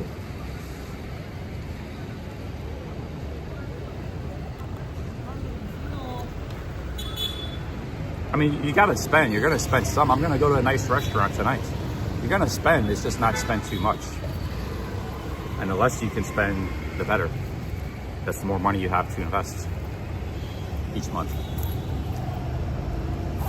That's why I bought this notebook for all these things to write about and think about next month here. I gotta do a lot of brainstorming. So I bought this today.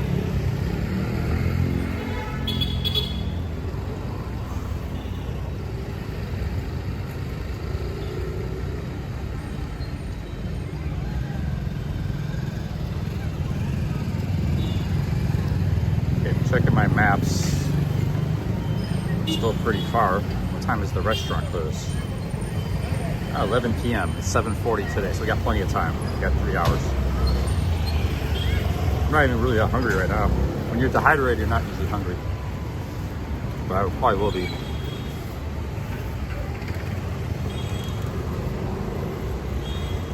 There's the bread marks. 9 pieces walking by.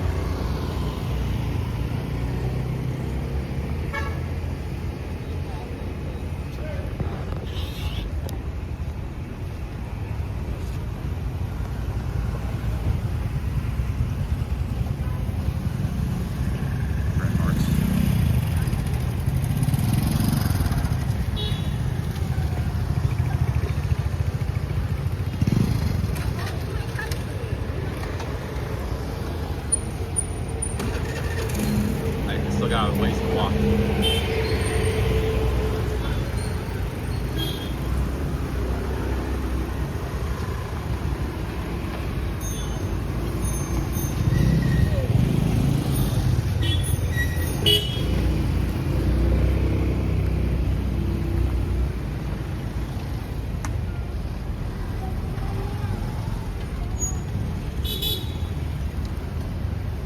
Burger Planet's never been to India, has he?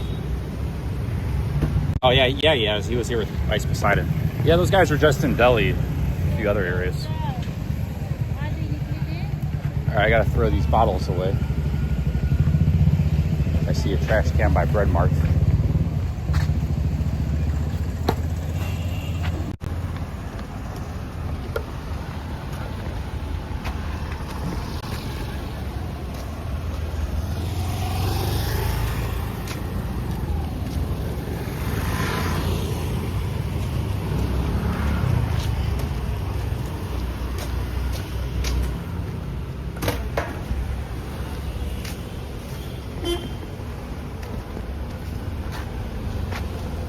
I kind of like to watch Burger Planet in Pattaya.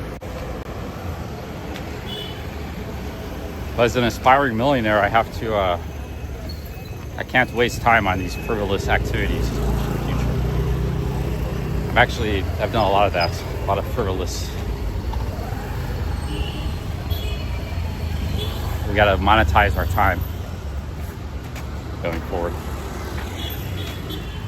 We do that already with the live streaming, but even more so.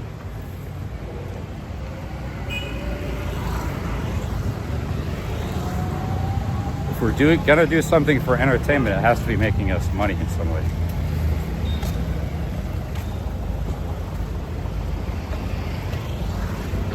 As an aspiring millionaire.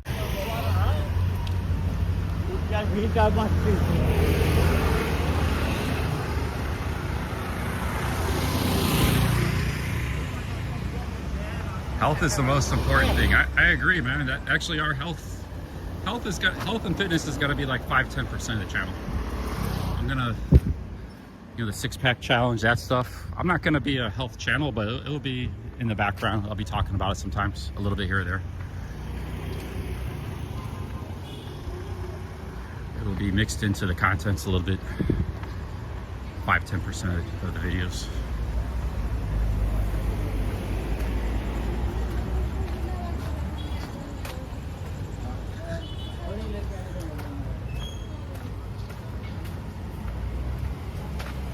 Burger Planet is on Kick. Well, maybe we will try Kick as part of all these different ideals, guys. Try live poker in Cambodia. The thing, Jimbo gave me some great money-making tips. These are all gonna be video topics. Like, this is the hardest thing about being a vlogger, is keep making fresh videos, new videos, interesting videos. And shit, this channel's got like a lot of different things you can make videos about, man. So all these different, you know, we're going to be looking at ways of growing our income or making money. I said that income's the most important aspect of the pyramid right now. So, you know, we'll be trying some of these opportunities in the future because it'll be a video topic. The merchant services, live poker, some of the business ideals, some eBay. I mean, all these things, man. Those are all future vlogs.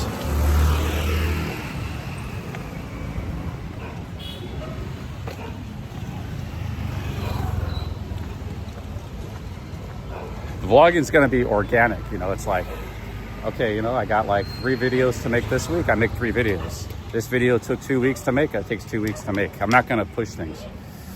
You know, if I do the merchant services, I try it for a week.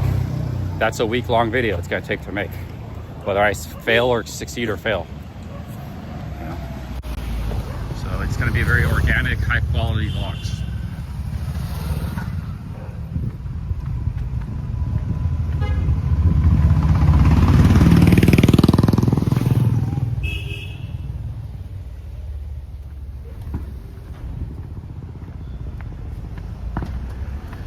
There's times in life for everything, guys. There's times in life to goof around. There's times in life to start a family, settle down. Times in life to retire. Times in life to hustle and work hard. This is a time in my life to hustle and work hard. I partied and goofed around a lot in my life. I have worked hard at times, but I need to like focus and discipline and really work hard now. And it's not a time to start a family because I don't have any money. It's not a time to retire for the same reasons that I'm younger still. So this is a time in the life to really hustle, like really, really hustle. And there's not really anything else I want to do. There's nothing I'd rather do because I'm all traveled out, man. I travel. If I travel, it's a means to an end now, like a business travel. You know, I've done a lot of traveling. Just traveling for the sake of traveling isn't enough for me. That's why I'm not making travel vlogs because they're not interesting to me right now. Like traveling is going to serve a purpose to an end. You know, geographic arbitrage, things like that. But, so this is a time in my life where it's time to hustle. It's not a time in life to kick back, chill, party, start a family, retire.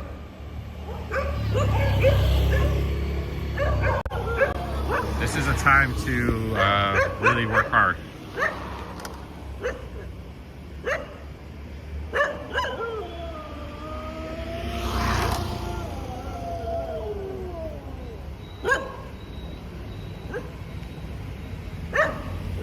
Yeah, it's time to buckle down.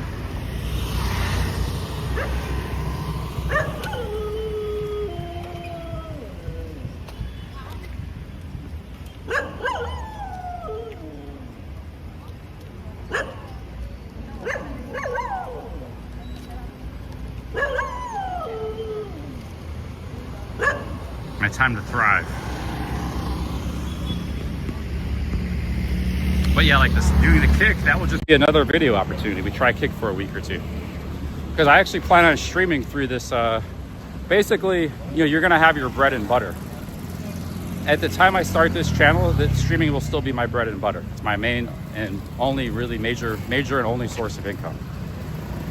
Now, if there's other income sources that pop up or appear, even the other channel itself, then the streaming won't be as high priority. It will be an occasional thing or for fun. But we could have a whole topic like a kick, trying out kick.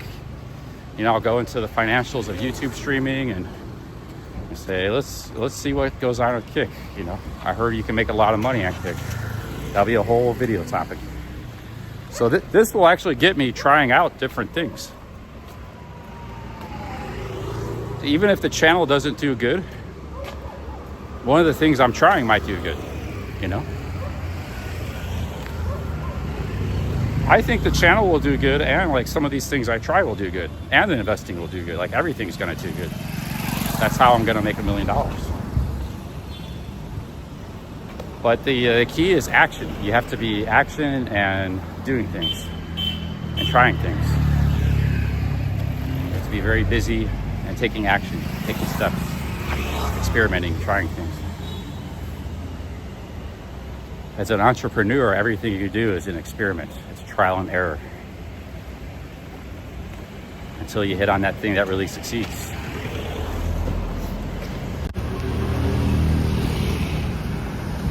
But you don't know what that thing is gonna be until it happens, you know.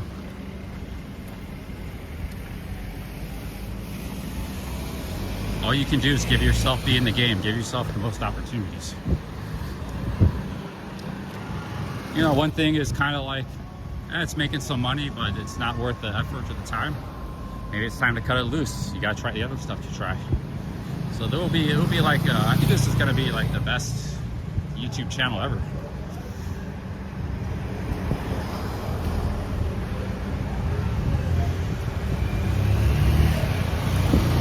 It'll be my favorite channel on YouTube.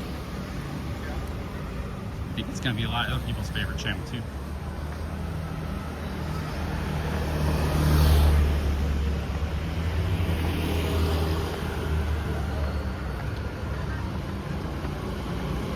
Hobo hedge fund.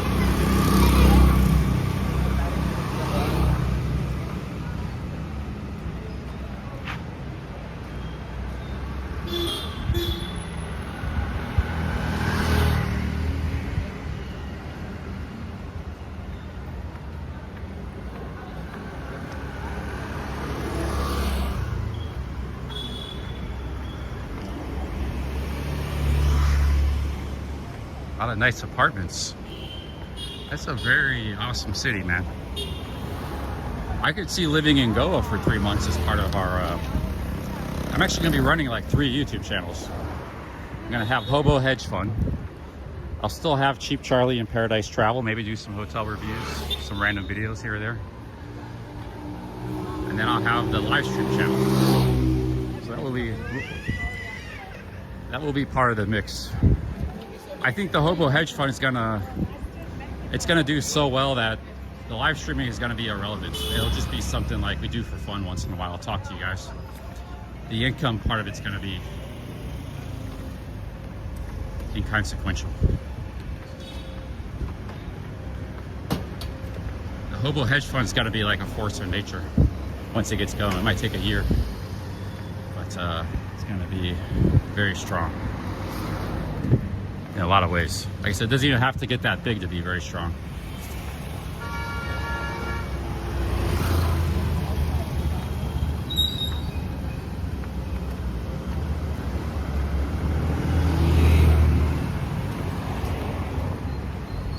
No, I mean, I said the live streaming is very important now, walking guy. It's the bread and butter.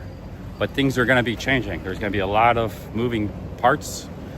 There's gonna be different business opportunities, different channels, different things I'll be trying. At some point, the live streaming, because the income is very flat, right? It's very flat and no upward growth. It's gonna be pushed, and it takes a lot of time. It takes a ton of time and effort and energy, and the income is kind of low, you know. At best, I can make about 30,000 a year live streaming with travel expenses. If I stream 8 hours a day, all day, every day. I make about 17,000 a year, but that's, I'm not streaming all the time. If I stream more, I can make 30, maybe even 40 if I have a really good year. But that's with a lot of travel expenses taken out. But like I said, the live streaming is really our only income source right now. And maybe the vlogs will, you know, get off to a good start, make some money too. That'll be a second source, but it's our only thing we have now. It's our bread and butter. But you're not gonna make $1 million with live streaming. I'll tell you that. So that will help us get started, help us achieve our goals, but it's we gotta eventually transition away from it. And if and when we do live stream, it'll be for fun, for entertainment, talk with friends, kill some time, could be sitting at a bus station or in a coffee shop. And you know, so we'll still always have it, but we won't be a main thing we're dependent on. That's how I see it. Ronnie says, what a bunch of crap. Looks like we have a lot of Thailand expats tuning in.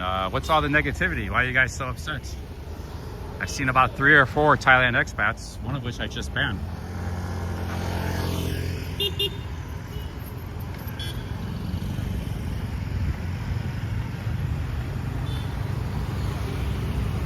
They all got all these Thailand names. Huang Hin, Pattaya, Chiang Mai, and they got all these Thai names.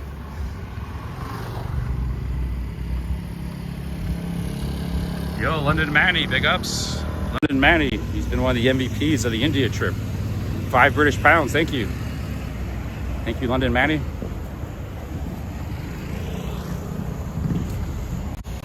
Yo, big ups, London Manny.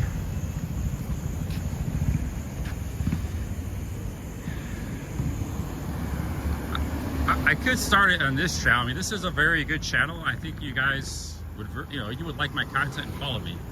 I could just change the name of this channel from Billy Blue to Hobo Hedge Fund instead of starting a brand new channel. I'd probably have to private all the streams though and like start off with a fresh start on this channel, but just kind of like private everything. And you won't see me maybe for, a week or two, then all of a sudden, bam, I drop my first Hobo Hedge Fund vlog. So if you do see something like that where all my live streams disappear, it's because I'm reformatting the channel. I may do that on this channel. I think this channel, like London Manny says on the way, I think this channel is the perfect audience for that channel to start. And we already have a channel here. This channel is probably pretty strong in the algorithm too. It's been waiting for me just to make vlogs that people like. Hey, Hefe with the 5 Aussies. Big ups, Hefe, big ups London Manny. Thank you guys. So I could just rename this channel to Hobo Hedge Fund or some other name, the Peasant Investor. Something, but I'm not sure. I haven't decided on the name yet. I never really liked the Billy Blue name too much.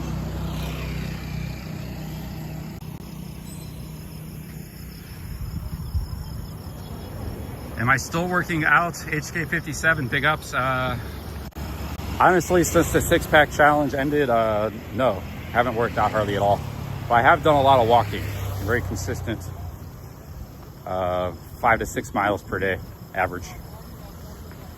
Some days 10, some days less, but hey, we got another super chat membership. Big ups, copy paste. Have I ever had a pet? Family pets, part of the family, yeah, of course. I had my family had we had a prairie dog. You don't know what prairie dog is, look it up on YouTube. They live in the prairies. An iguana and a dog. And then I had different dogs throughout growing up. And cats. But one time we had a prairie dog. That was when I was a kid. And an iguana.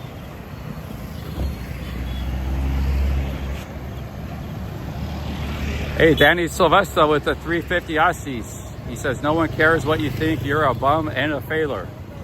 That's why I call it Hobo Hedge Fund, man. A hobo is a guy who lives, look what a hobo is. A hobo is like a bum.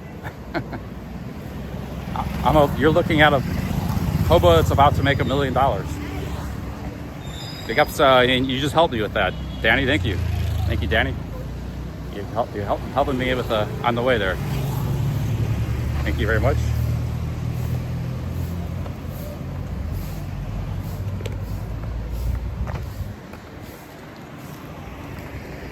Wig Alert says, if you ever walk with Charlie, you'll see his level of fitness. I almost fell over. Oh, thank you, yeah. I didn't know I was walking so hard for you to keep up.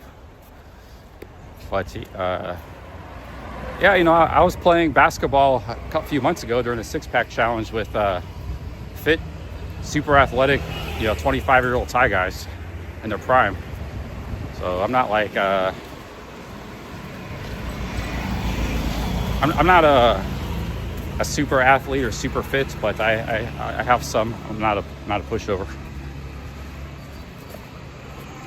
Thank you, Wig Alert. Nice compliment. Hobo Hedge Fund. Looks like we already have a Hobo Hedge Fund on YouTube. Shit, he's already got the at too. Now I can't get the at. He just stole my name. Damn it. We'll have to think of a new name now. He's got that at Hobo Hedge Fund. He was the first guy to get it. Hey, what's up, Jonathan North?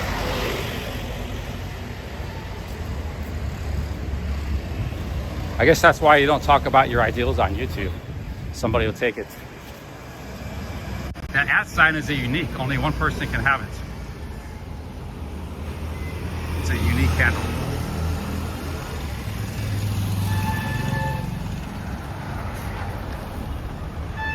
Well, Hobo Hedge Fund, I hope you become a millionaire too. I'm gonna have to think of a new name now.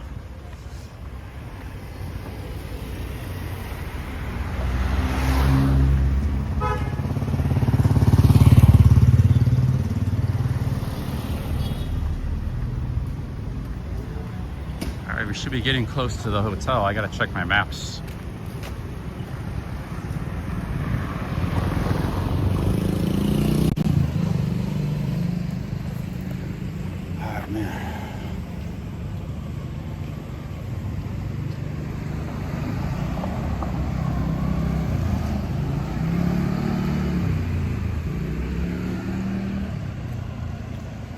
But anyways, that New Zealand guy, it's not so much about what I think, it's what I do. That's interesting.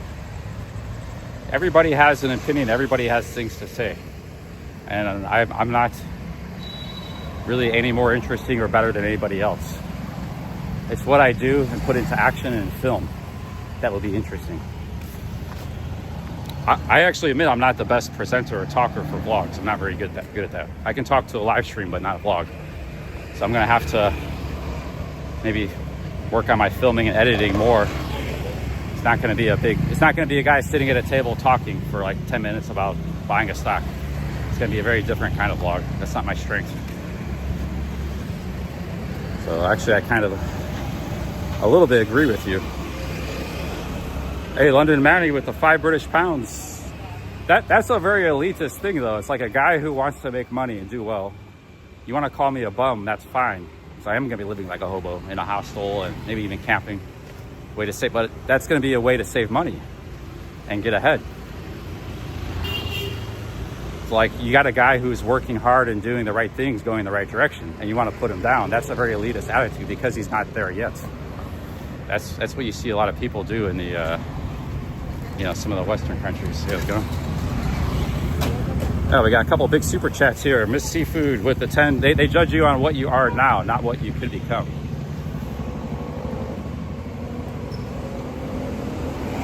Mr. C, I love this channel with the $10. Thank you. London Manny. Yeah, guys, I gotta go to my hotel. I was swimming in the ocean for 30 minutes. I gotta go to my hotel, shower up, and change clothes. Mr. C, thank you very much. Mr. Seafood with the $10. And London Manny, another 5 British pounds. All right, let's go. Yeah, I gotta go to my hotel, guys. We're getting close. I gotta ignore the chat a little bit. Thank you for the super chats. We just got a nice little super chat train. I gotta find my hotel. I think they cleaned my hotel room, so we got a nice clean hotel room to go back to. But I had an extra large coffee with 7 sugars, so I wanted to stream a lot today. That's why I had that.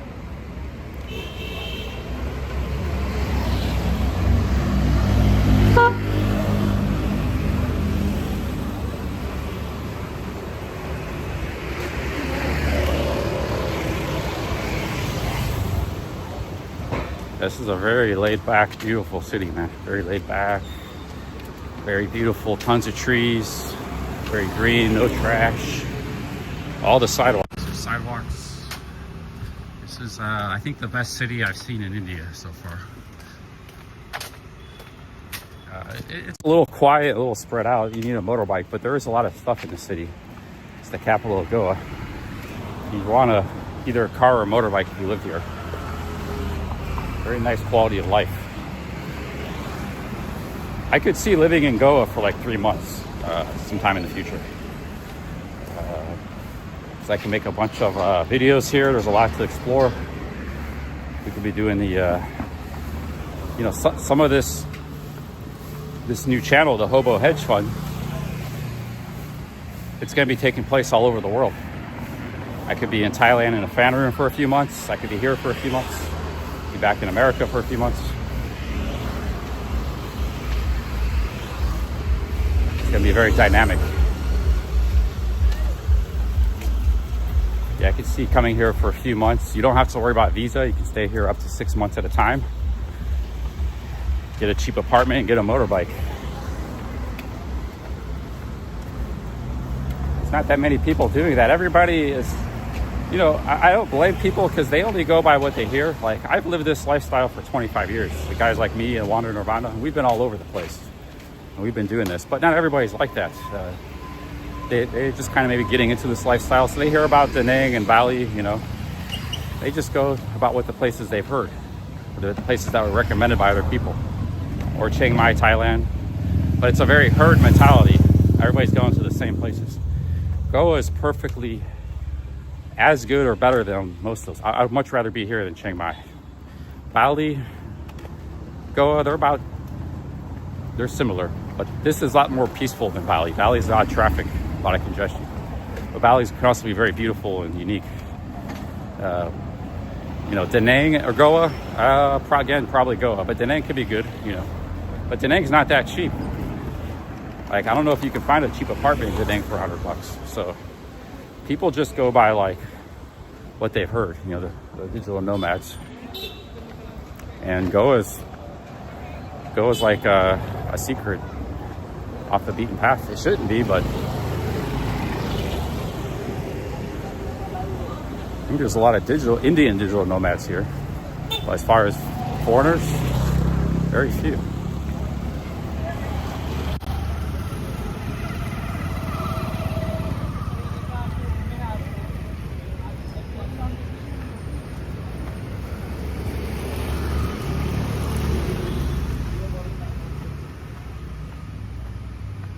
Money will buy you love in a condo.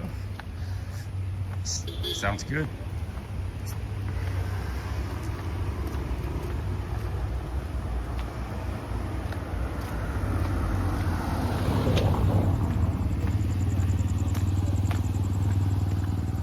And people speak English here too. That's one thing. Actually, they probably speak better than the Philippines, English here.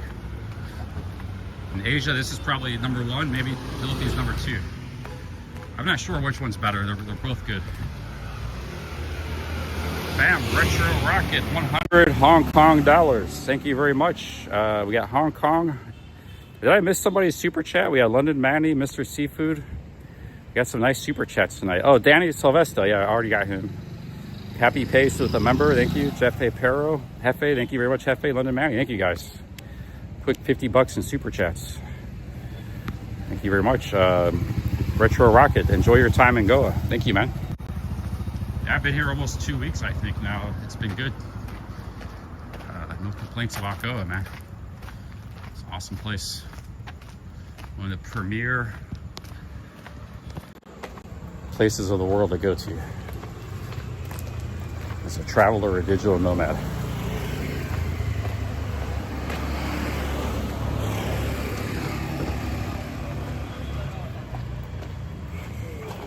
Doing some construction here.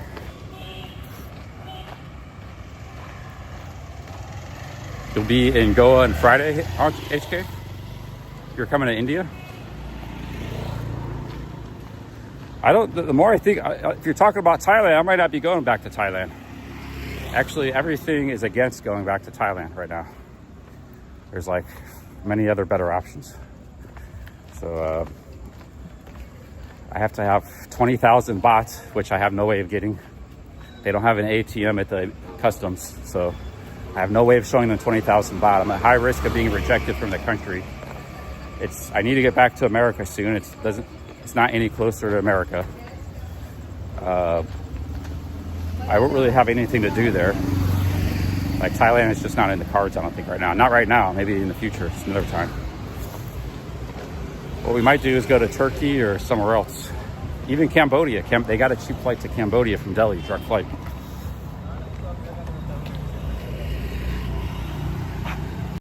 But yeah, I don't think I'm really leading. I was actually 60-70% chance to go to Thailand a couple of weeks ago. Now I'm like 30%. 20-30. There's still a possibility, but I don't think so. Check my maps here. They're making it too hard. If they didn't have this like chance of rejection and this 20,000 baht requirement, all these things, I would probably go back there.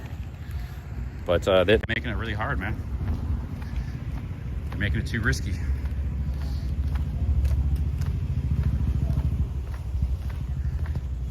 Yeah, I could go to Cambodia. I could go to Malaysia. I could go to Turkey. I could go to Georgia. I could go to Korea. All from India. One of the reasons I wanted to go back to Thailand is get a health checkup. But I think I don't know, the last week I've been getting better each day. Sometimes something resurfaces a little bit, but I think I'm pretty healthy right now. I'm not too worried about that. The Philippines is... The only reason the Philippines might be good is there's this business opportunity Jimbo talked about. And actually I could start... That could be the first vlog of the financial channel. There's a very good business opportunity. It's like almost sure money. I can make like a quick $5,000. I can't stream there though. If it wasn't for that, the Philippines would be a no-go. There's nothing to bring me to the Philippines. It's more expensive there. It's not easy to get to. It's not a good flight hub to other countries. They got a lot of weird restrictions and stuff getting into the country. They have a anti-YouTuber sentiment bias right now. Even when you get there, there's really nowhere to go. Like, Manila's not a nice city. Angeles City is not nice. Like, there's not a destination that's like a desirable destination. Cebu is not very nice from what I've seen in the vlogs. The only thing that's nice there is some of the islands like Boracay, Siargao, but those are tourist islands. They're not places where people live and they're expensive. Palawan. Like, Philippines is actually one of the worst places to go, but there is this business opportunity that can make a bunch of cash real quick.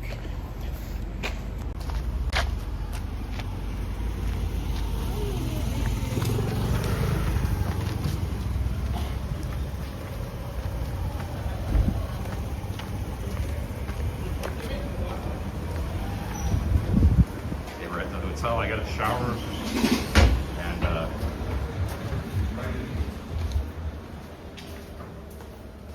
let's go. We got the key. Can you hang on a second here? I got to mute this live stream.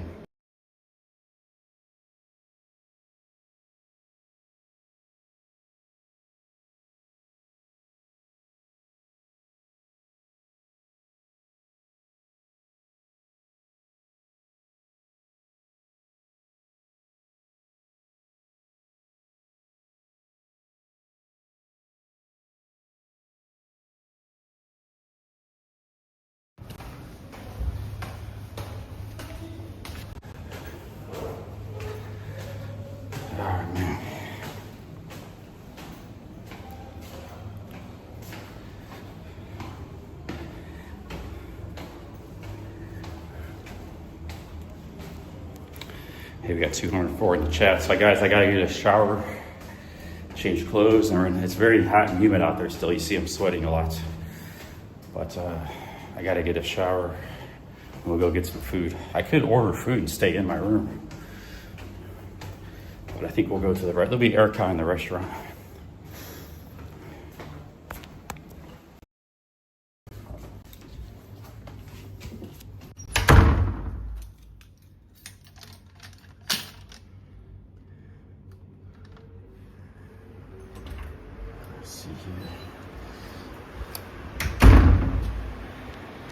Did they do any cleaning here?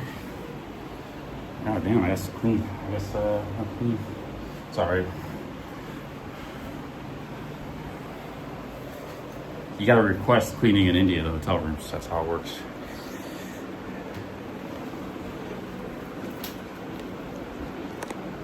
Oh man.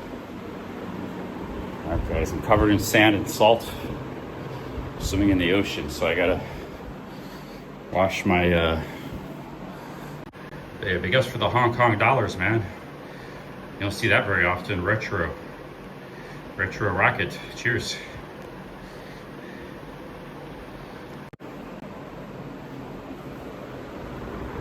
I'll be back in a minute. I gotta plug the phone in here. Hobo Hedge Fund. I actually, I did want to use hobo in the name of the title of the channel. Modern day hobo.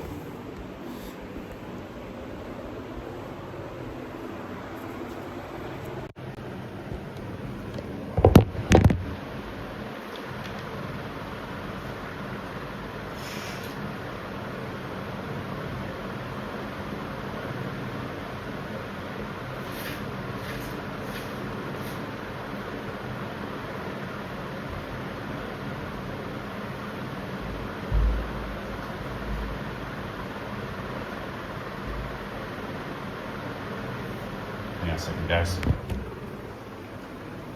So I got my phone charged, plugging in here. Let's turn on some lights so you guys can see my room better. Got the air con on, which I'm probably gonna be cold coming out of the shower.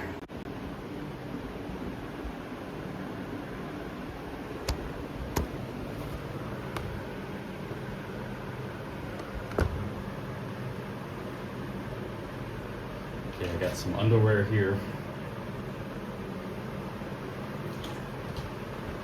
which I washed today, so I need to dry.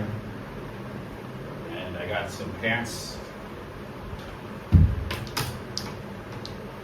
shirt to wear for dinner tonight. You guys will be my guests. We'll have dinner together.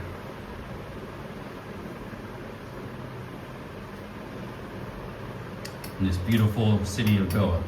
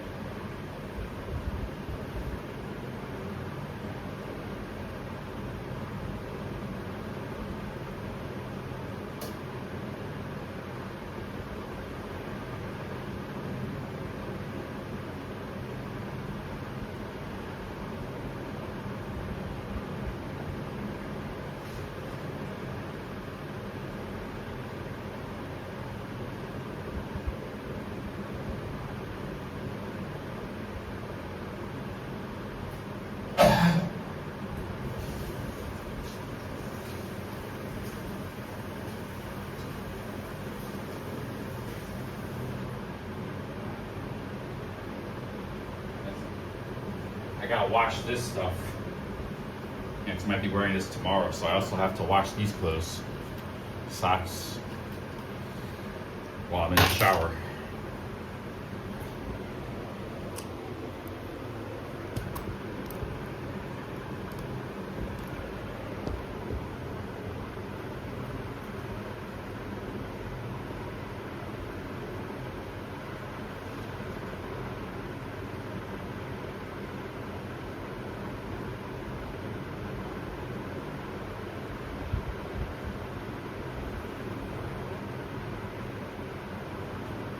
Anybody live right now? I can see who's in the live. I can watch them while I'm in the shower.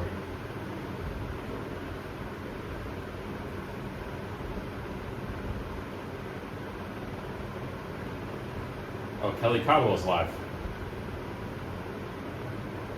I'm a moderator on there. So if you guys want somebody to watch Kelly Caldwell while I'm in the shower. I'm gonna be watching them too. Because I'm gonna be in there. I gotta wash clothes. I'm gonna be in there 15 minutes, guys. Shout out to Kelly Caldwell. If anybody can drop his chat in the link, he's one of the most prolific streamers in the genre right now.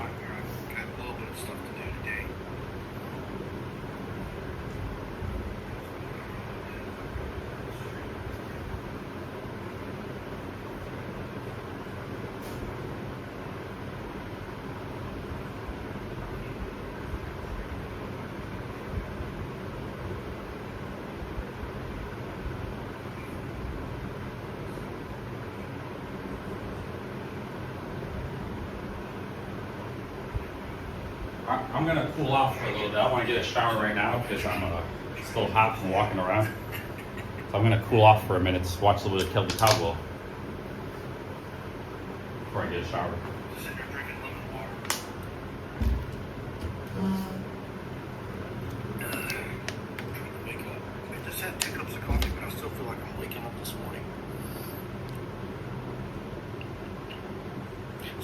Psychotic Money, thank you for donating to Internet Monster last night. He said that you gave him $245 in super chats.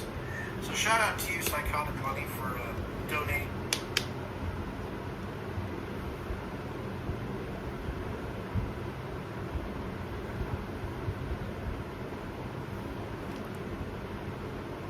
Psychotic Money.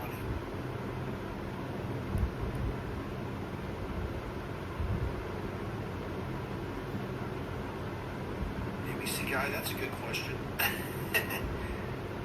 ABC Guy says, Psychotic Money, will you give Kelly $100 today after 5 hours of live streaming? Because Crazy Money was talking about him, so we'll see here. Let's not pressure him too much. Man, I gotta cool off.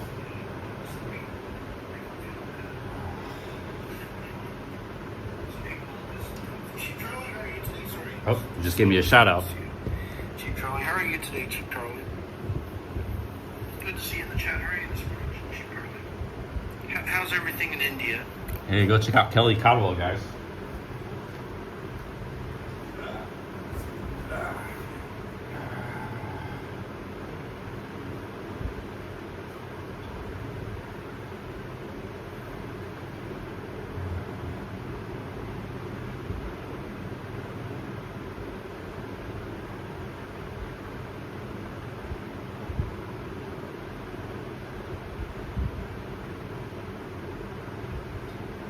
Monster said, yeah, $240 super chat from Crazy Money. Wow. Internet Monster helped me all out. I met him in Udon Thani, Thailand 4 months ago. What's up? What's up, Flip?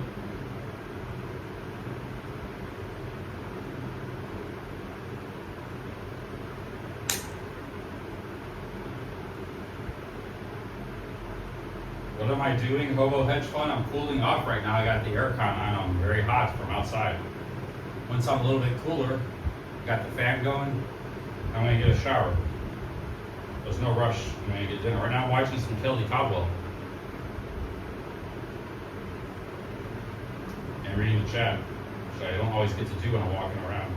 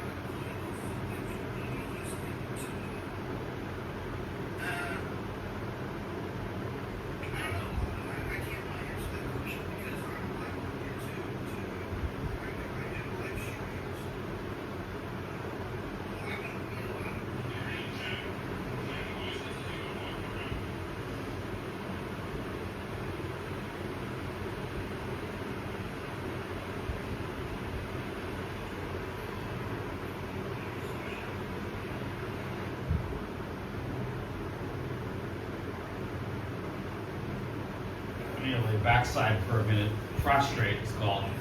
Laying on your back. It's actually good for rest. I'm walking a lot. Just sitting down is not enough.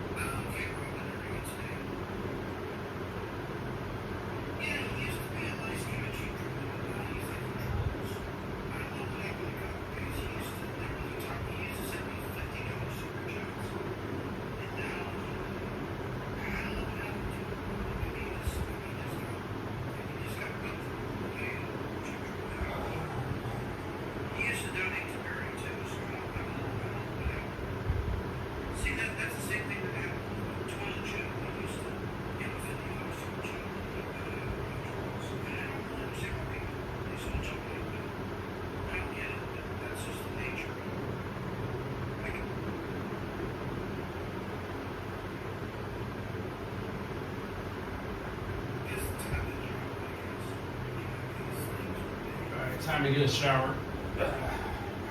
Restaurant closes at 11. It's 8:30 now.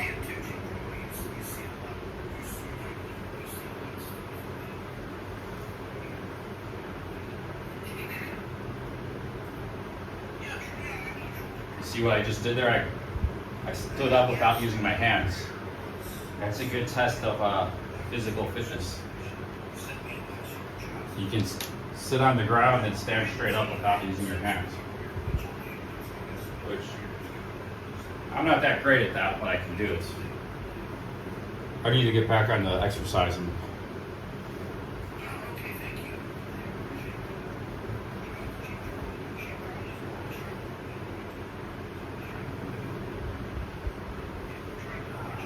Yoga side of the game.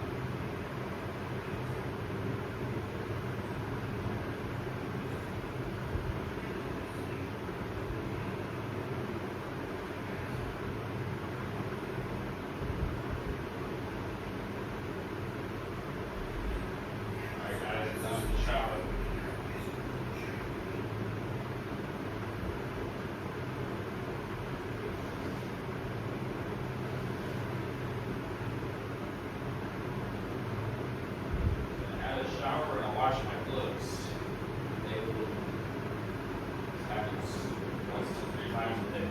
This is my third shower of the day today.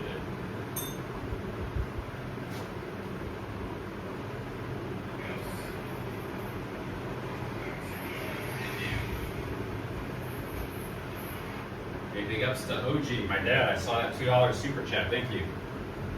Oh, we got a super chat from Lotto. $40. Holy cow.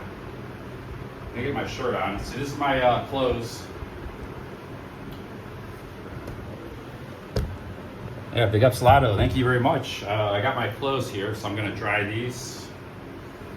Let me get my shirt on first. Get some deodorant on.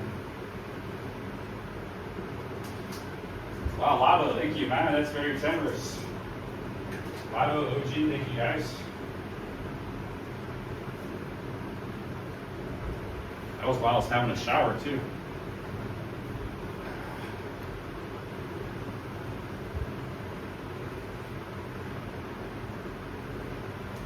All right, so these clothes we gotta hang.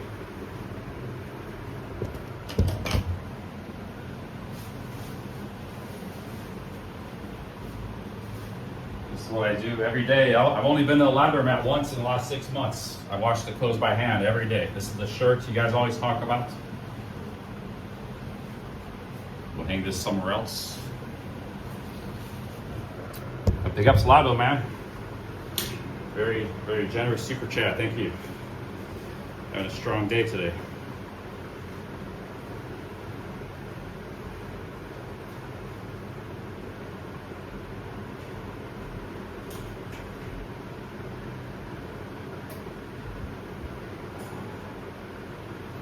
This belt because it was also in the ocean. And these socks. I just hang them out. They're always dry, usually in 6 hours, maybe later, maybe in the morning. Everything is always dry. You just wash it when you take a shower and everything is good. I gotta lay down for a second. There's a lot of walking and swimming and stuff.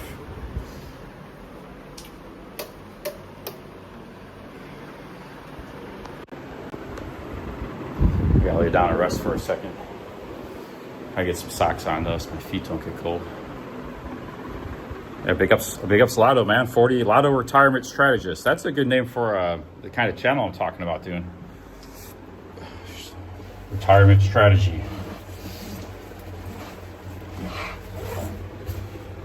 You got a good logo and a good name for a YouTube channel.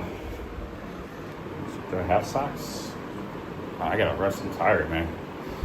But the plan tonight is just to go get some dinner. Go to a nice restaurant. That's probably gonna be it. I don't really have anything exciting on the cards tonight.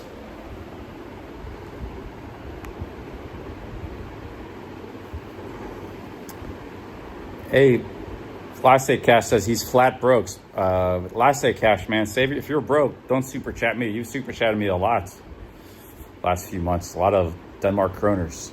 Yes, save your money, man. You put that money to work for you. I appreciate the anybody that super chats me, but if you need the money, you know, you gotta super chatting me should be on the list of like at the bottom of the list of things you spend your money on. So it's peanut. I know it's very little, but still, you don't like. I used to super chat $5-10 to people, but I stopped doing that because I don't have money, you know. I have sometimes I give some money to people on the streets, which usually now I only give them like 20-30 rupees. They're happy with that. But that giving money to people on the streets, especially in India, has a higher ranking than I rank things by ranking. You know, first thing you need food, shelter, things like that, and then on and down. So super chats for me is at the bottom of the list. And now if I had more money, it would not be at the bottom. There'd be other things at the bottom. There's things that right now don't even make the list. Like let's say I had $1 million, buying a boat could be on that list somewhere, but it'd probably be on the bottom. Super chats would rank a lot higher. I would super chat people, but it would still, you know, not be a. So you got to think of your wants and needs as like a ranking descending list. You know, super chats shouldn't be high up on that list. Yeah, big up Slato, man, with the $40.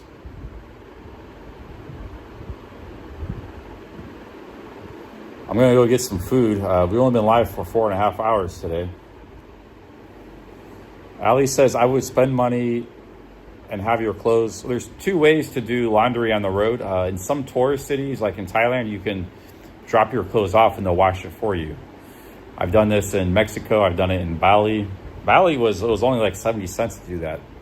It used to be like $2 in Thailand. Now they're charging like $3 or $4. So it's gotten expensive.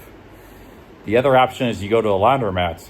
You're still going to spend a couple bucks on soap and, so, and it takes a couple hours. I just do it here in the shower in the sink. I've been wearing the same clothes for 6 months. I've only been to a laundromat once. I've only ever done the clothes myself.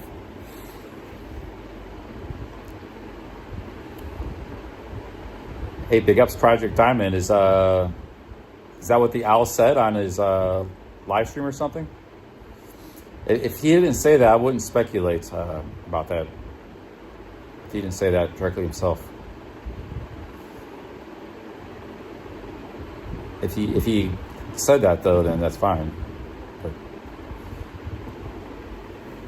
big ups Lotto, big ups OG, stopping by, $2. That's cool. You'd be the first gay vlogger of Pattaya. I don't know if there's been anybody else. So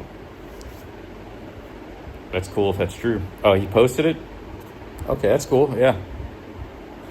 Yeah, I'm all about diversity. I mean, that's cool. He's gonna get a lot of I know he's gonna get a lot of hate, probably from some of his viewers, but he's got a hardcore Pattaya manga crowd, but that's cool.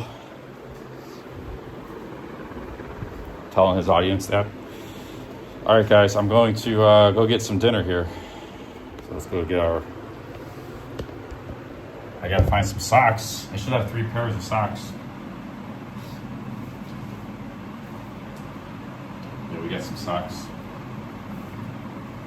Yeah, shout out to the Pattaya outlet. I never really understood why gay people would go to Pattaya, because they could just go anywhere. That they're not hard to,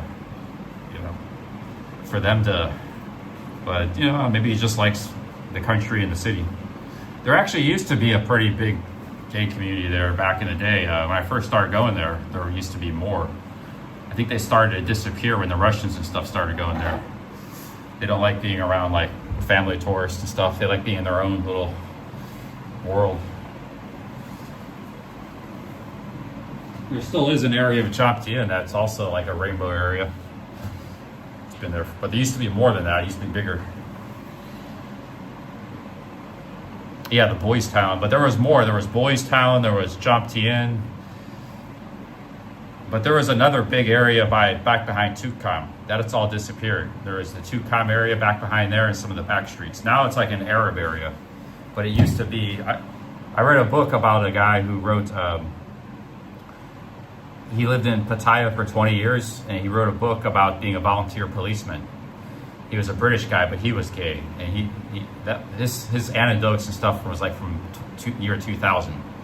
So he is at a time when that back area was very big. That back area was bigger than the other 2 areas combined, but it's all disappeared. There was the Flamingo Hotel and all that stuff. Hey, big ups Platt Irish.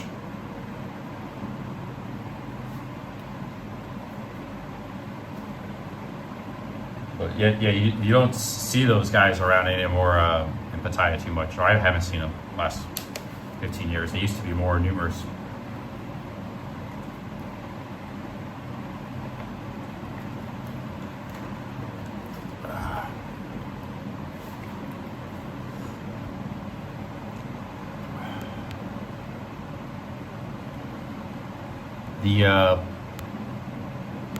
The limas are a different thing. The guys who like the limas, I don't know. Some of those guys consider themselves gay. Some don't. I don't know. I don't really care because it's not something I'm into. But yeah, some of those guys don't consider themselves gay. Some of them do. I don't know. So whatever floats their boat. But that's like a different category, I guess. different pronoun. Okay, we got a notebook. All right, we gotta go get some food. We got the power. Oh shit, I'm not charging. How come I'm not charging right now? Oh, I'm gonna keep the phone charging.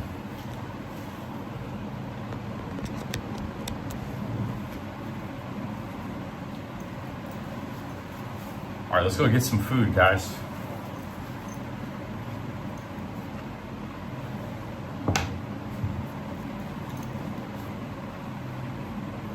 Hey, Nicola with another 10 Norwegian kroners. Thank you very much. Yeah, I just bought this notebook. Hobo Hedge Fund, you stole my name, man. I could still make a channel called Hobo Hedge Fund, but I can't use that ad thing anymore. I have to do like Hobo Hedge Fund 1. There'll be other names. I don't even know if that was the best name.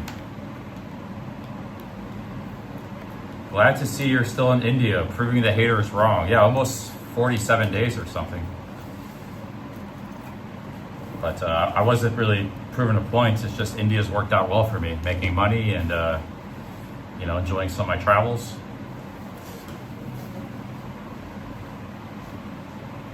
And going back to Thailand right now is not really a good move. I've been kind of flushed out of Thailand by their immigration policies, so big ups Nikolai, man. The 10 Norwegian kroners, thank you. Nikolai says I'm genuine. Thank you, man. I feel bad, I'll give it back to you. I don't know, it might be you'd have to delete that. So if you have other accounts, you don't have to feel bad. I mean, maybe do something with it. That was anything I talk about. It's a free-for-all. You can take it and use it to your own. You know, if I say a good name, use it for yourself, and you use it for yourself.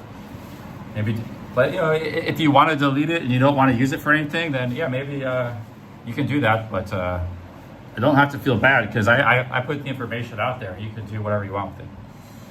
If you beat me to the punch to something, then good on you. There's nothing wrong with that. But there's other names. Like there's many names you can come up with. I might even just stick with Cheap Charlie or something. Somebody said Cheap Charlie it started with a C. They had a good name. Cheap Charlie. I don't want to say it. Somebody might take the name. Cheap Charlie Capital. Yeah, that could be a good name too, because it's like a financial travel channel. Building our wealth, $1 at a time.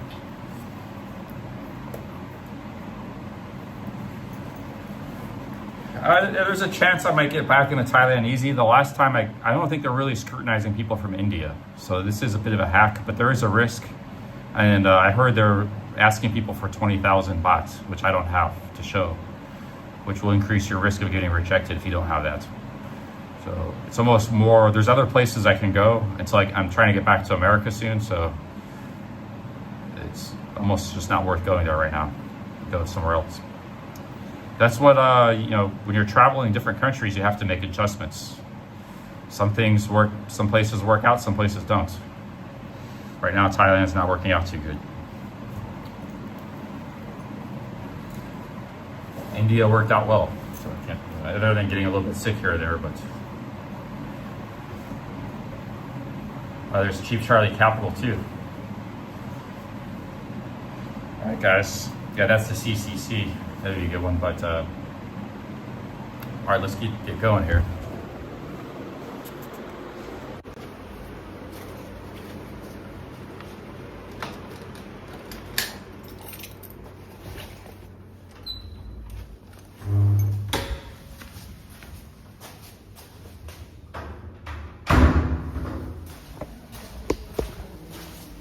Okay, pickups.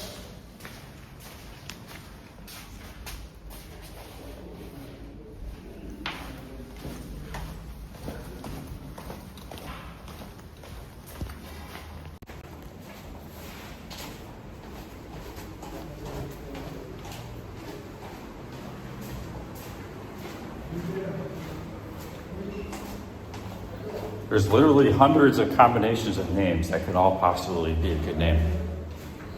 So once the word did get out in my community though, somebody happens to find it. Somebody probably will pretty quick. Word will get out.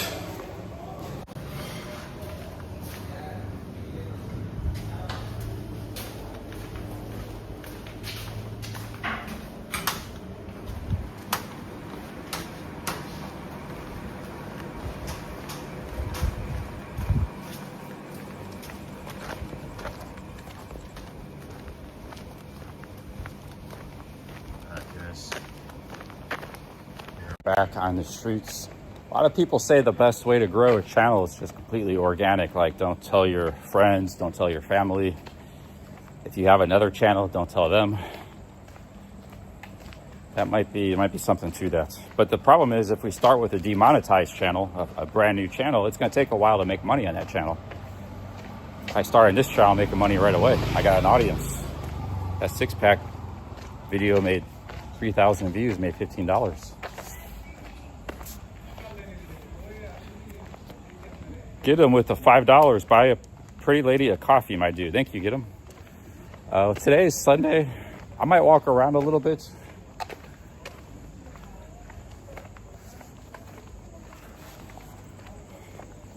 Yeah, big ups, get them.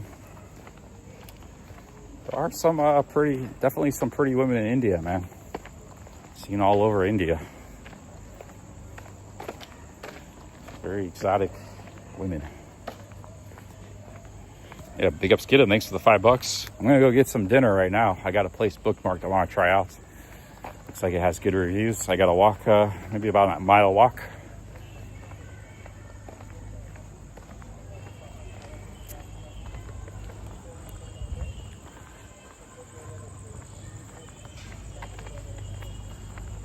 Culture's a little bit different everywhere, you know, like some places are very conservative. Rajasthan, I thought they were pretty conservative. Pune was a little bit more liberal, Western. I think that would be a good place to meet a girlfriend there. There seemed like there were a lot of single women there, maybe a lot of tech workers. Delhi is a mixed bag. Like there's a lot of traditional people, there's modern, there's a lot of wealthy people because it's the capital. It's all over the place in Delhi. So you get migrants from all over the country there. Goa is its own unique place. Goa is unique culture here. So,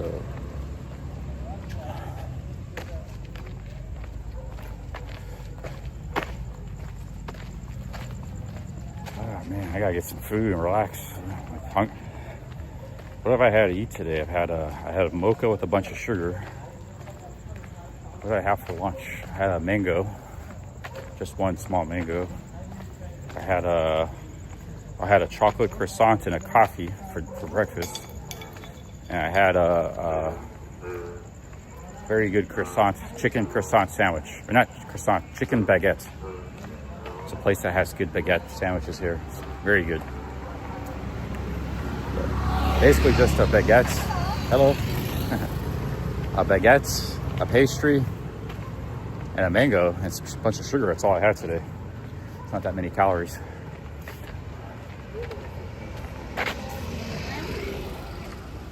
I don't know, I've done 5 hours so far, maybe another 2. It's hard to stream. Like I said, the weather is, most of the day is very hot and humid. It's very hard to stream during the daytime, that weather.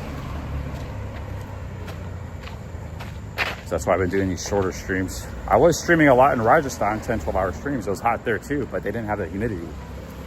Rajasthan's desert. Even Pune wasn't too bad. Pune got to 100 degrees when I was there, but it wasn't as... They had there's a mountain range that separates where Pune is from the coast, and they didn't have the coastal humidity that Goa has. So, but I imagine I might be leaving Goa soon, and maybe, if I go to Mumbai, it's going to be probably the same thing because they're on the coast. It's not far from here. So, but it depends where I go. Maybe I'll go back to Delhi. Mumbai and Delhi are your best bet for international flight connections, but I think Delhi's a little better. Let me turn the camera around here. So, we gotta go get some food.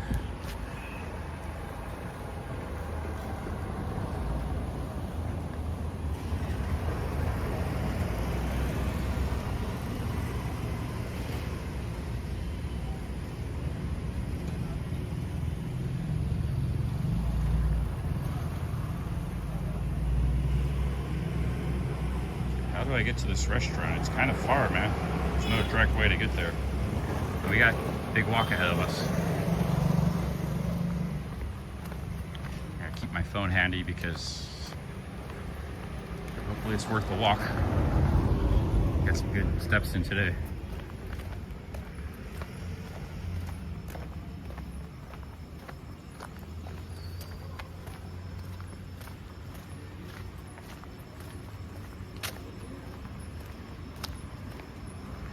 Chris says the USA just started canceling flights just on the news. Is it because of jet fuel? Well, here's the thing I read about. I was telling you guys about Turkey. Turkey has jet fuel. They produce a lot of it. So worst comes to worst, I can fly to Turkey and get back. Be sure to get back to America. There we go. Some nice dogs there. I could fly back to. I could fly from here to Turkey.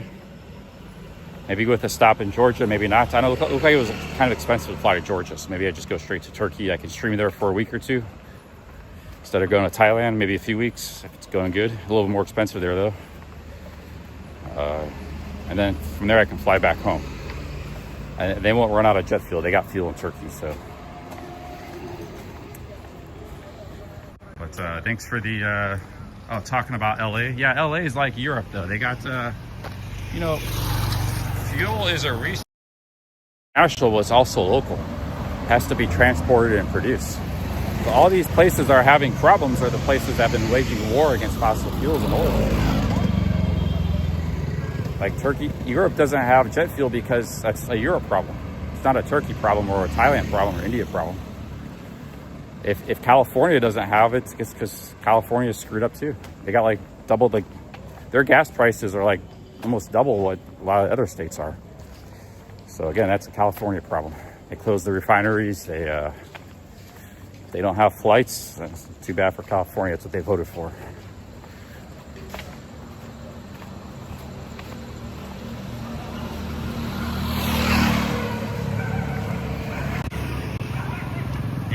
Right. Thing is, they do have oil. They were one of the first states to really produce a lot of oil. That was 130 years ago. They're run by leftists and environmentalists. They voted to get rid of all their energy and get solar panels.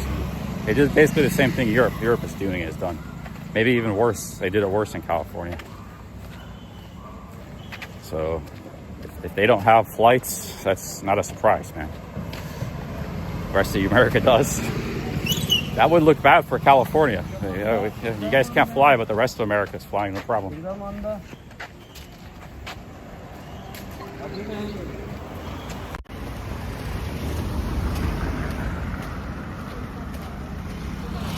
Same with Europe, probably.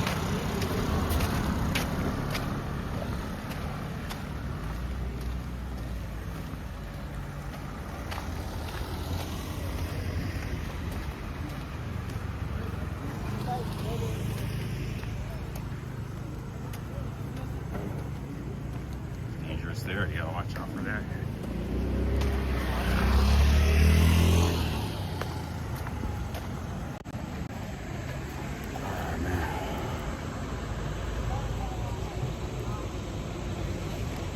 Pegasus Airline, never heard of them. See, I gotta go this way down that road.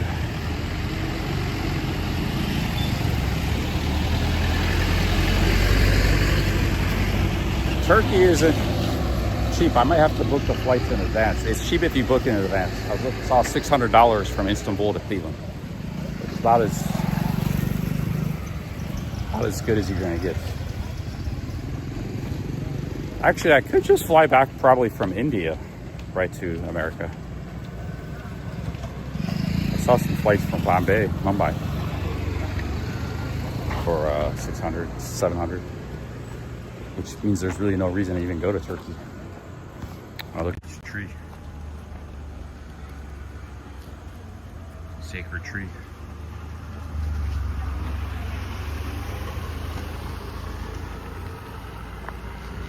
On this road, and this place is in the middle of nowhere, this restaurant.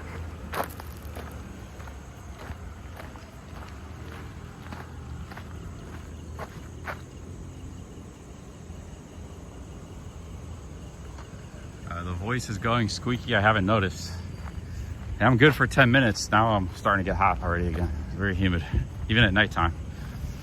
First 10 minutes walking was okay. And then you start to overheat, get sweaty.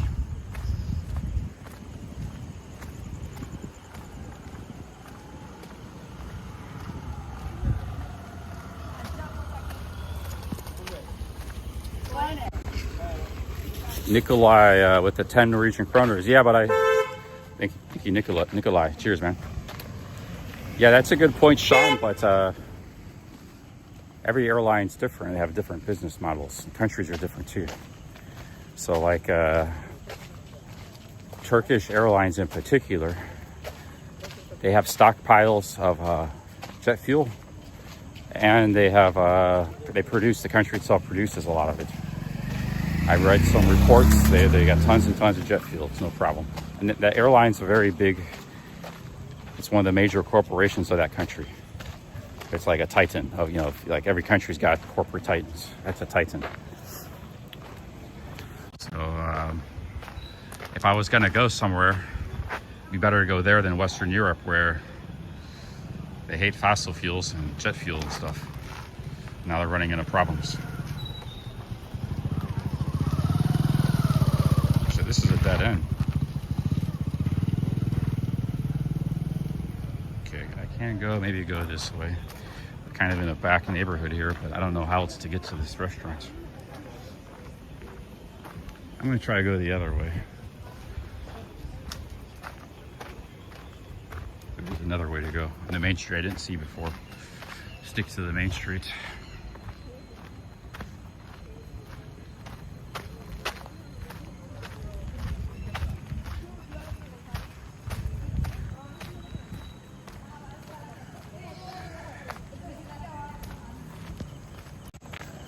Big ups, thank you very much, Nikolai, with the super chats.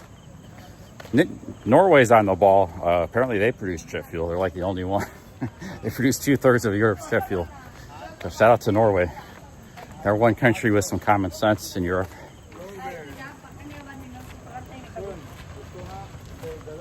There's others too, but yeah, I'd like to see the EU break up. I've become a really anti-EU. I think a lot of America has.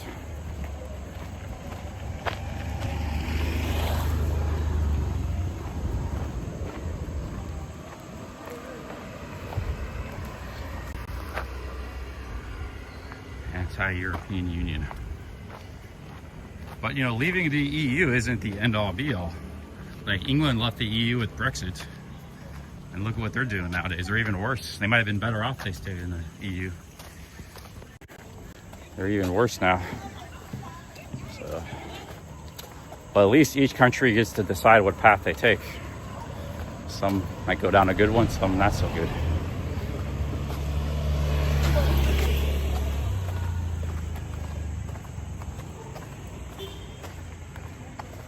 There was a time where, maybe 20 years ago, where a lot of people were rooting on the EU. They really liked it. This is, just got too big for its britches. I didn't used to be anti-EU.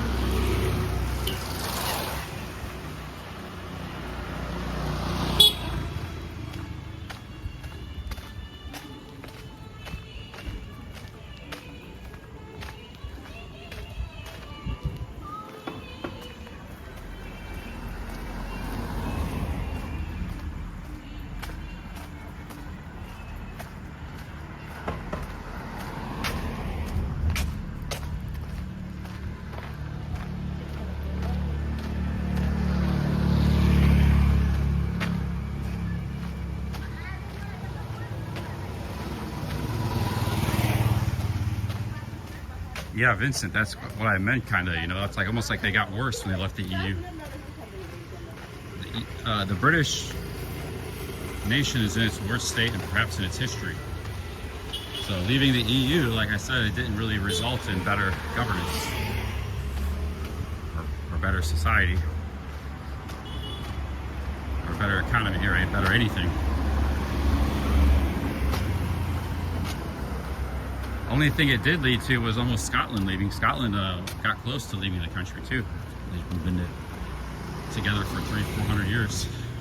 That almost happened, but it didn't. I think the vote was close. So, yeah, I don't know, man.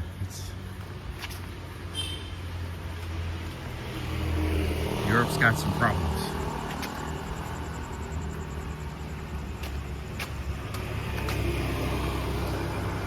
There's a British channel I watch. His name is, he's from England, but he comments on European politics a lot and events because I don't really follow it that much. So I get a lot of my news from him.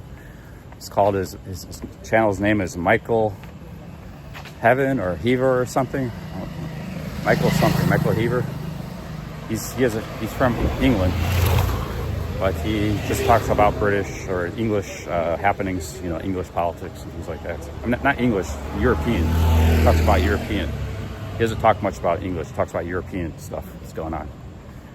So I get a lot, but it's just short, no nonsense videos, like 3 minutes and stuff. So Hungary did this, Italy did this. I kind of like that format for news. I just want like a quick news information and I got to sit through a 20-minute video or try to scroll through to try to find. I don't want to hear the guy for 20 minutes talk about something. So his format actually I like, that's why I watch him.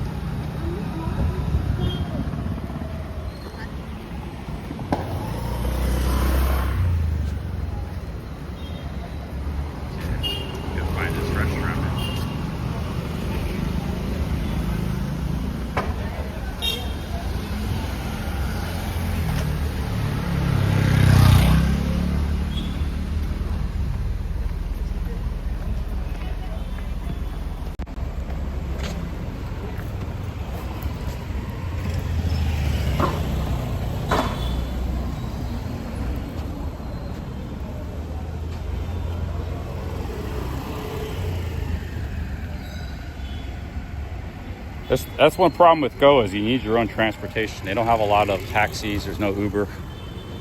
Like I would have just got an Uber instead of walking. I still got a long ways to walk. Shit, like a mile. Man, this restaurant's in the middle of nowhere. I don't know. I hope this is gonna be worth it.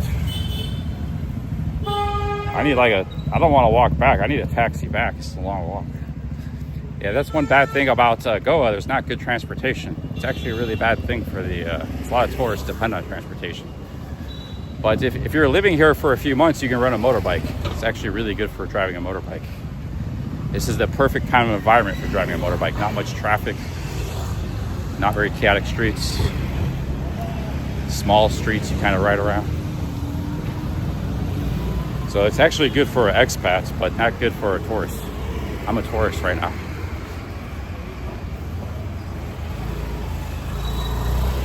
Hi. Yeah, you almost need your own motorbike here if you're going to be here for any length of time. Otherwise, you're just stuck in one little neighborhood. That goes for all of Goa. But yeah, this restaurant's far. I suppose I could have picked somewhere else.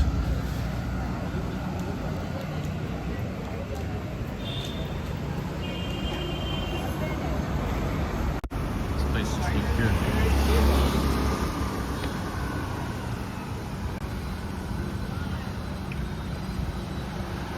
Because the taxi mafia, man, that's the only reason why they don't have Uber, they don't have cheap taxis. You just kind of group that the price setting, they make the price kind of high, but then, you know, there's not many of these guys around. So yeah, I mean, even if I wanted to pay a high price, when it's a free-for-all, like a free market, that's how most cities are with the tuk-tuks. Because they're free-for-all, there's so many of these guys. There's always a guy around. When you got this price fixing, not only is it more expensive, but it's like there ain't that many people around. It's like it's really bad in two ways, you know. Really bad for the customer, the consumer. Like there ain't that many taxis around. Some of the tourist cities, there's usually somebody around if you're in the tourist city. But even then, I was in Bagator. There was nobody around at night by the nightclubs. Here's a shawarma. I could just get a shawarma, guys. Street food. This looks pretty good. I need some aircon though too. Man, this chicken looks good.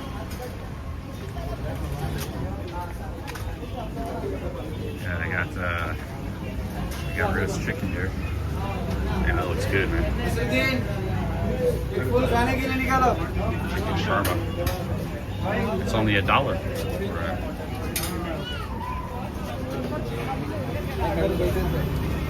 Yeah, you need to work on these motorbikes. That looked good. That place could be really good. I could just eat there right now, call it a day, instead of going to this restaurant. It's just $1 90 rupees. Vote 1 for chicken shawarma, or 2, keep going to the restaurant. We got like another mile to walk. I'm already starting to sweat. Holy cow, what is this currency? 170,000 Indonesian rupees, I think that is. Digi, not sure if you remember, but I was looking at donating towards Brazilian steak dinner. Here's whatever you like. Oh, thank you, man. Yeah, I remember that. Digi, I think I was leaving Pune, so I remember that. I remember your suggestion. I was at the mall there. Or no, I was in Pimpi, that's why. Yeah, I was in Pimpi and I took a couple days off. Pimpi Chinchawad. But you must be in Bali, my dude. Big ups, Indonesian rupees. Thank you, man. I'm in Goa. Yeah, thank you very much. So 1 for the chicken shawarma, 2 for the restaurant. I'm getting really sweaty here. I gotta take another shower. It's been my 4th shower of the day. Every time I get sweaty like this, I gotta take another shower. Yeah, thank you very much, Digi. I remember your comments, yes. Got squeezed between these cars here.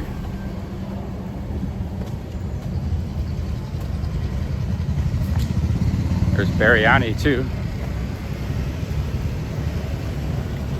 So we got some good eating options around here.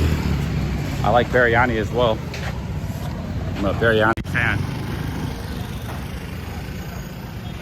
Actually, I kind of want biryani more than anything. Biryani can be very addictive, man. I had it a couple nights ago. I had the burger biryani. Let's check out these guys. This looks like a really good biryani place here. Scooping it up, people standing around. They got Swiggy people waiting to get some.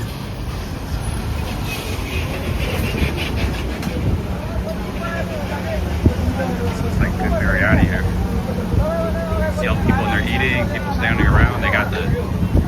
There's another place here too. They got the goods here. Biryani is a special type of rice. It's not just rice. It's hard to explain, but it's absolutely delicious. And they got chicken too. Yeah, you come to India, you gotta eat biryani, man. Just massive plates of biryani, holy shit. Serving up the restaurant.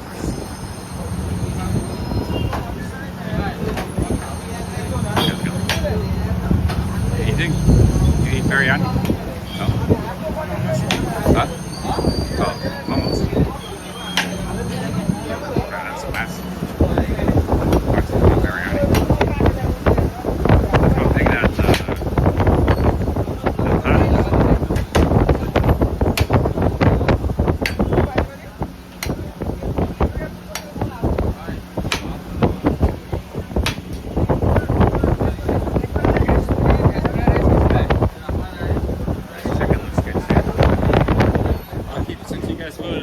To the restaurant. There's another biryani place.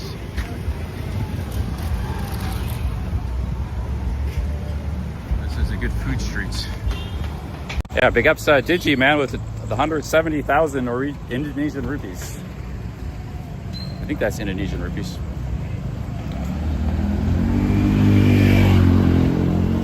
Yeah. Biryani is all over India. I had some good biryani in Pune. It's most famous in Hyderabad. If you remember, I was in Hyderabad, I was eating a lot of biryani. But it's pretty good everywhere. Can't go wrong with biryani.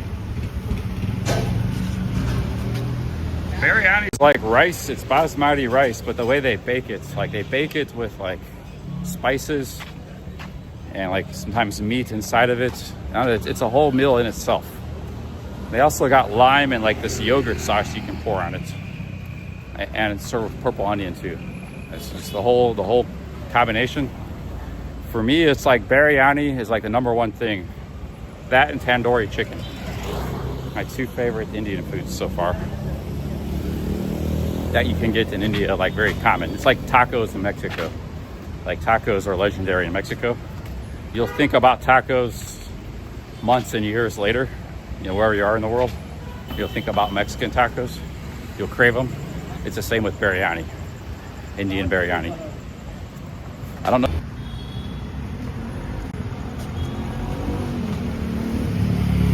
Yeah, cheers, Dizzy. I'm actually headed to a restaurant, so looks like a good restaurant.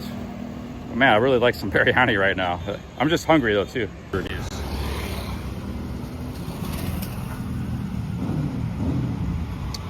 Looks like Tali. I don't know. It's like that's south. That's a Goa Tali.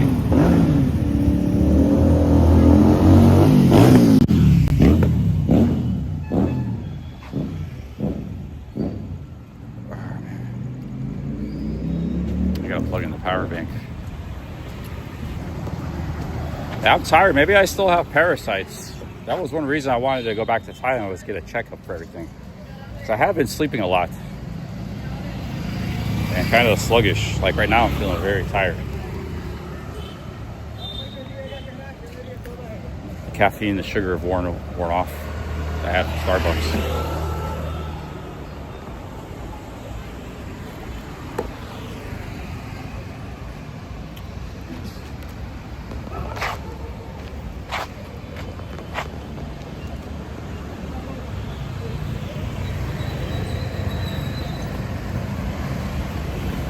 I don't know what the magic is, the biryani. It's not like, it just sounds like, it's not just like fried rice. Although, you know, fried rice can be a pretty good meal too, but it's not just fried rice or a bowl of rice. It's a lot more than that.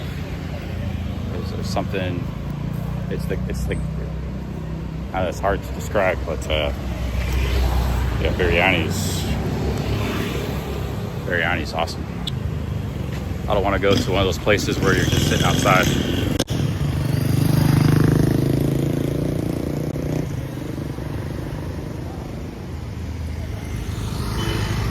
Yeah, cheers, get him for the super chat. Cheers, Digi. That goes to show you these live streams, man. It's a numbers game. You got to stream for a long time. First 3 hours, I think I made like $5 only Terrence Graham, 5 Aussies, $3. But not that I have to make money every live stream, but money sure did come in. Like we had about maybe $100 come in last couple hours. It went from 3 to 100. You don't know when. You gotta just keep streaming. Keep streaming, and it comes in when it comes in. Every long stream I do generates money, generates income. Thailand has the heat right now too. It's hard to stream in the heat. Waiting. One of the reasons I'm waiting around in India too is waiting. I see 100. I'll have to go to the doctor. But some days it feels like that, and other days it doesn't. Where are you from? Hey, how's it going? Yeah. Me? I'm from USA. Headed to a restaurant here to eat. Gotta eat. Which restaurant you're going? It's just down here somewhere. Yeah. Down here. Where do you live? A lift? You guys got two. That's all right. That's all you guys go. It's not far. I walk. I appreciate it, man. Thank you. We live in Hong Kong. Okay. Cheers. It's not that far. I'll walk. Thank you guys. Bye. Bye. How are we doing? Hey, Anthony with the €2, €2. Well, we have two problems. The internet's not working, and then the phone is not wanting to charge for some reason. And the power bank. Restaurants in like a random neighborhood. I came back here.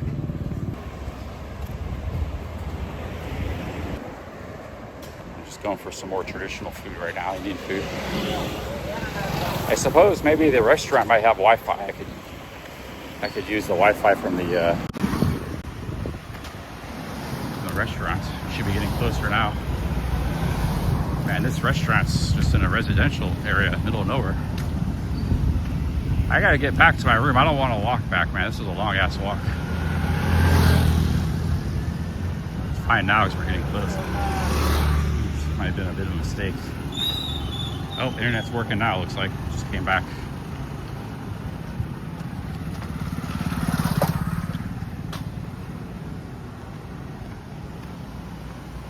Yeah, I can't. Even at nighttime, I'm burning up.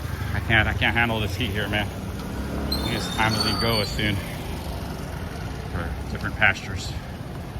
But yeah, Goa was awesome. Spent here 2 weeks, almost 2 weeks. I'll be back in the future for sure. Probably in the high season would be a good time.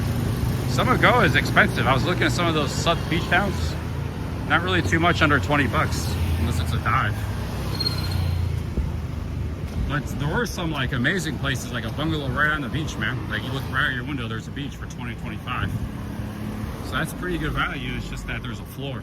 There's a price floor. You're not gonna get something like that real cheap. But comparative value is very good.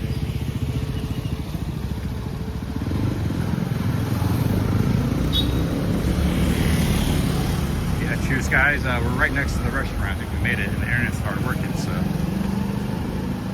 gonna have them call me a taxi or something, man. This looks like a nice restaurant. Look at this place. Multi-cuisine fine dining. This is it here.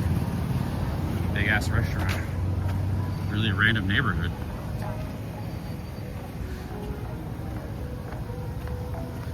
Everybody's got transportation though. Tourists don't. Like, this is a tourist economy. They need to have better transportation, man. Because tourists don't have ways of getting around. A lot of them don't. Like, you're forced to rent a motorbike. I don't mind walking, but the heat kind of sucks walking. So I guess I'll have to pay $5 for a taxi later. But that's all right. We'll have a nice meal here at very big restaurants.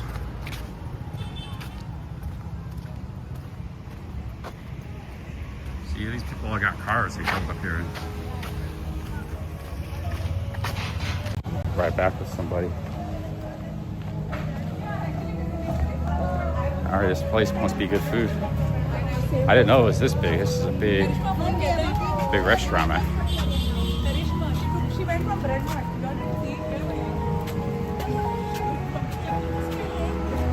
And the internet's working, so everything's working out. We got some fish tallies here. You see, the prices aren't. This is the thing about India. You got like really nice restaurants, and the prices aren't that high, man. It's like $3 to $10. This is $4 right here for that whole meal. Even though it's a beautiful restaurant. That's one thing about India, the restaurants are not expensive. Actually, you never even see anything over 10 bucks, all India, the restaurant. But this place is full. I don't know if they got a seat for one.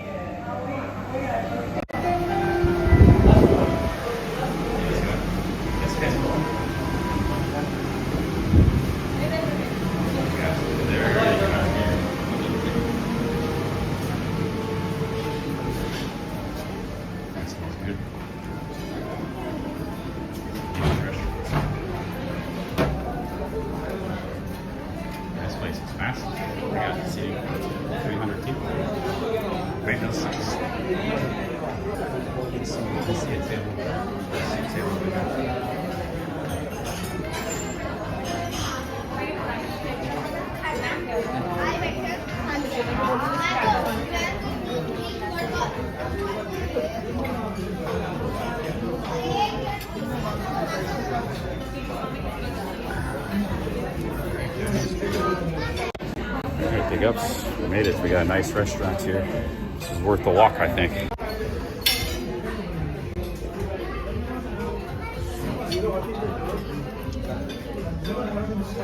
Got a mango panna cotta.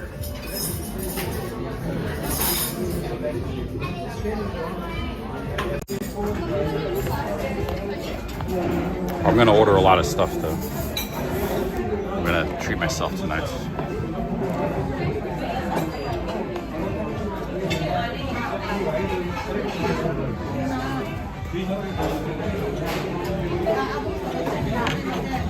Look at that, there's a Canadian maple leaf flag here.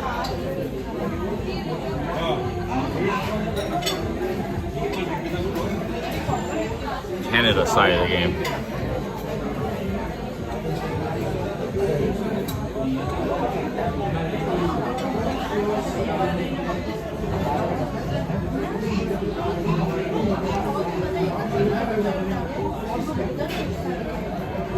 They got some nice mocktails. I could go for a mocktail. Mocktails, no alcohol.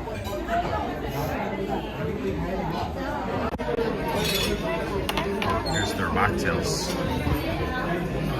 Priced at $3. Jamun, mint, and lime topped with sparkling water. Curcuma infused mint leaves. Man, these all look good. Mango drink with twist. Chili and black salt peppers. Coconut water and cream. Guava juice. Oh, I might get this one. Guava juice, chopped masala, chili powder. Fresh sugarcane juice with mint, leaves, ginger. Topped with Sprite.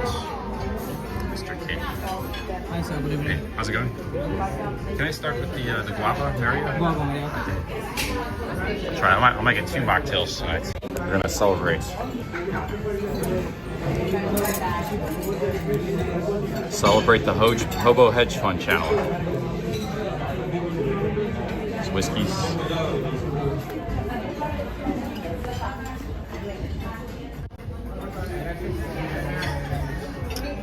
Don't need that one.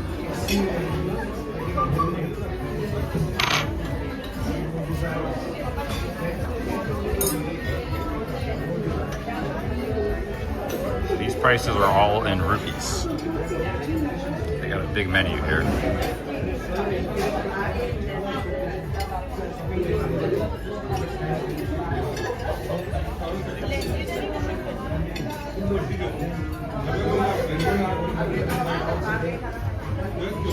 $170,000 rupees, yeah. 170,000 Indonesian rupees.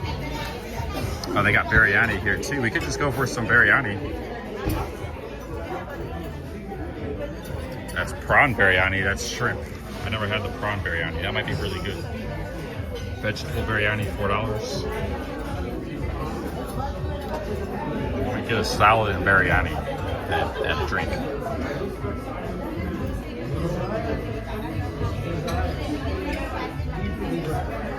See, here's the Indian menu. There's like 100 things here. How do you know what's good? That's a huge list. Goan curries, crab zakuti, mackerel curry.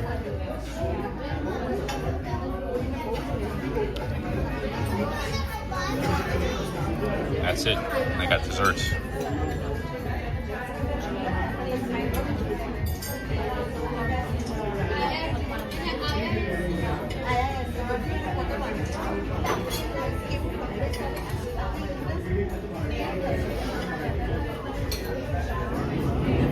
I'm gonna get the mocktail. Thinking, yeah, some biryani. I'm gonna ask the waiter first what they recommend. Here's the accompaniments: some bread, kulcha, naan, roti.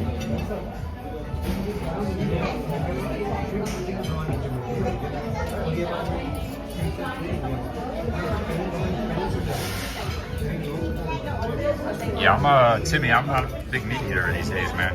Especially in India. I have it occasionally, but I don't have it too much. I already had meat today. I had a baguette with grilled chicken on. Chicken baguette. So, don't have to have meat today. But I might get prawns. I'm thinking about the prawn biryani.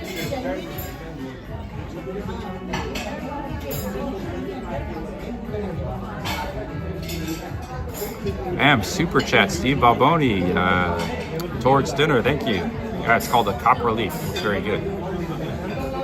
Only problem is transportation. It's kind of middle of nowhere. Big up Steve Balboni, thank you. Thanks for the $5.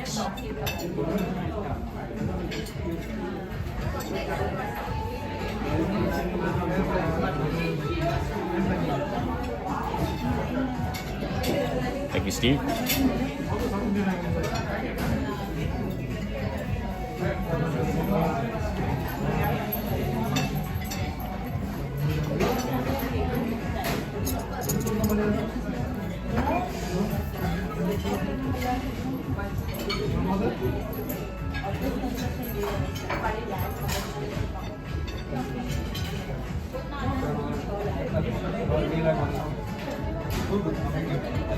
That's your Steve, thank you very much.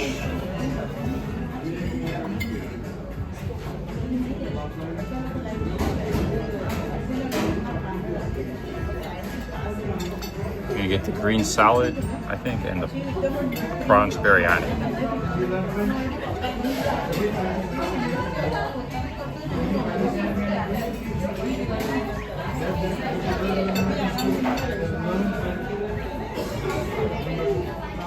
Very powerful stream I learned from my mentor, Kelly Cowell.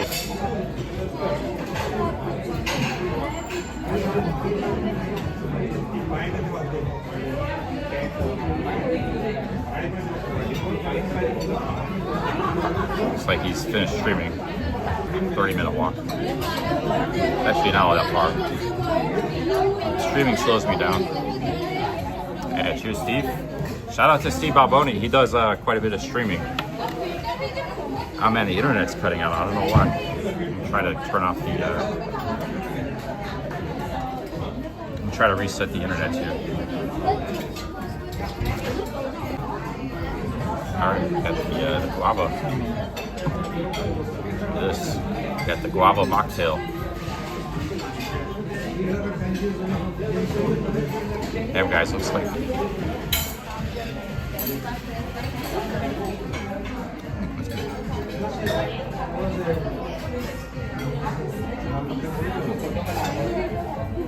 It's a good drink.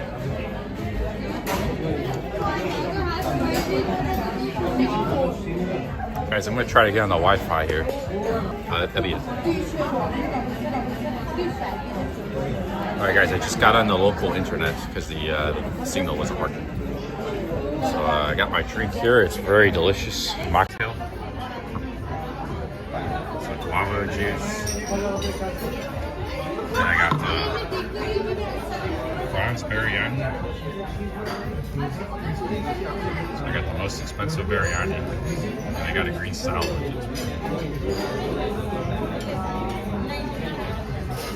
And I got this mocktail. Total life has its perks, man. We're fine dining tonight for fast food. I got this. This is very, very good. I might get another one of these. These mocktails, really delicious. Right, here it is. Here, I already had the cherry. It doesn't look amazing, but trust me, it's very good.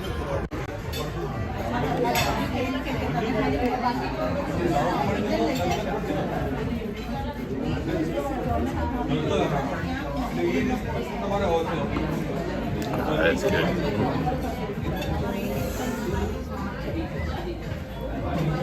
Yeah, I went on the local internet. Sorry about that, guys. Big ups to Steve Balboni. I was going to say, check out Steve's channel if you're looking for another live streamer. Big ups to Steve Balboni. $5 super chat.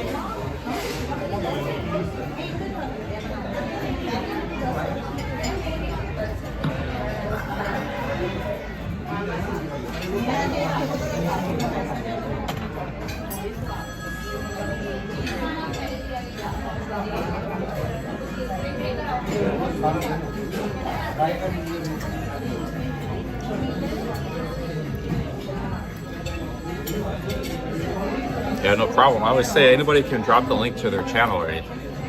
If you're a mod, you can drop the link that promotes other people's channels or your own channel. I don't have any problem with that.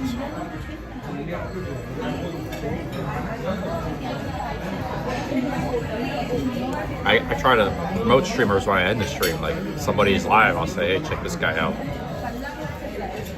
If you're a streamer, Steve, Kelly, Cowell, anybody, if I'm about to end the stream, just pop in the chat. If you're about to go live, I'll say, hey, go to Kelly's channel. He's going live right now. That's a good way to get a lot of new viewers. Because I actually, sometimes when I end the stream, I say, is anybody alive? You know, but nope. So you gotta jump on that. It's an opportunity. Whenever I'm about to end any stream, any streamer can fire up a stream, start streaming. Just say, hey, come check me out. You know, I offer that to everybody. No problem.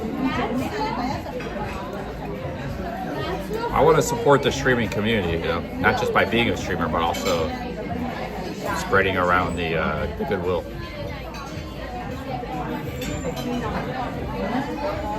Help new streamers get going, help established streamers. They help me too, you know.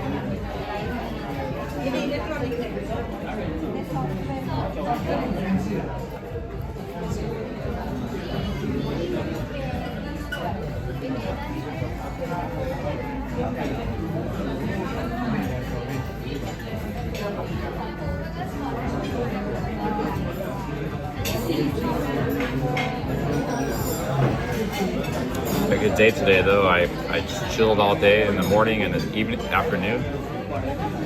Took it easy. Around 3 o'clock, I went outside, had some more coffee, went to the beach, did some swimming. Then I did some walking. We talked about some business ideals. And now we're having a nice dinner.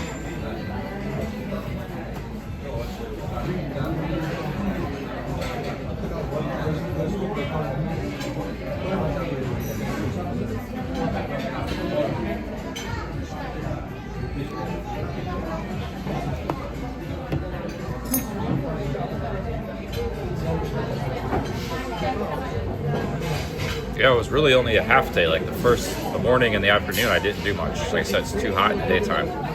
I just stayed in my room, had some coffee in the morning, had that sandwich for lunch.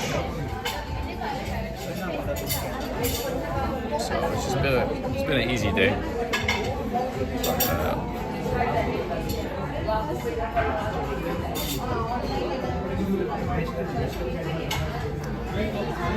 Abby, that's not. Probably what I'll do is I'll buy something every month. I'll take a chunk of change. Could be 100, could be 500, could be 1,000. Every month I'll buy something.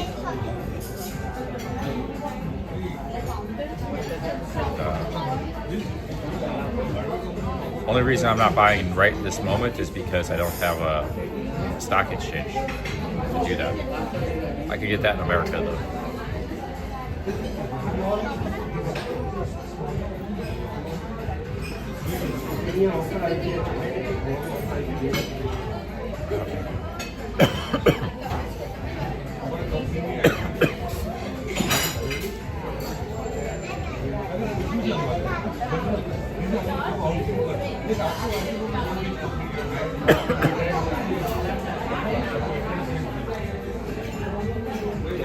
I'm just gonna kind of buy a stock and then forget about it every month. I might buy the same stock sometimes, but probably mostly be different stocks. I'm gonna only buy stocks with dividends. What I want to do is dividends. I heard Retire and Go say that was really good dividends.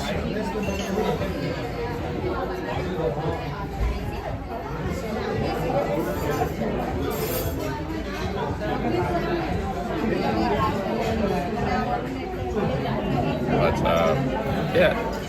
If this channel does well, I might not be too much about stocks or anything. It's gotta, I don't know. A YouTube channel is a very complicated and difficult thing. Maybe it doesn't never even take shape. Sometimes I bounce things off of you guys, see what the reception is, you know.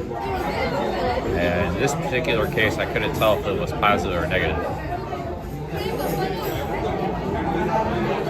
Yeah, I'm getting a seafood, a prawn biryani. I never had a seafood biryani.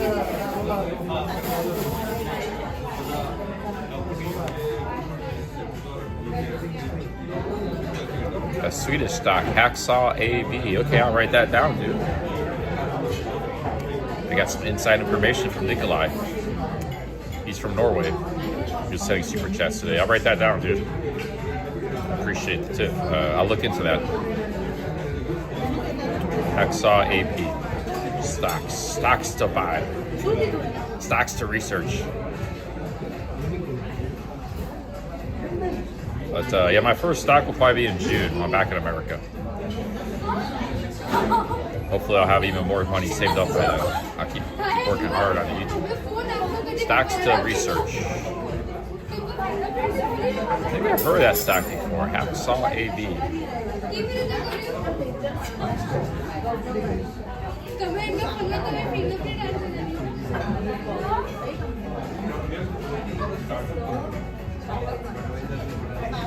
See, this year I have no secrets.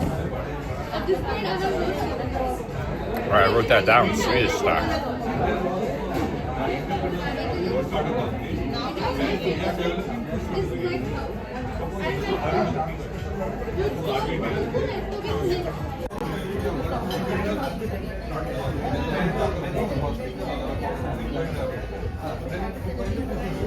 Here's our salad. That was quick.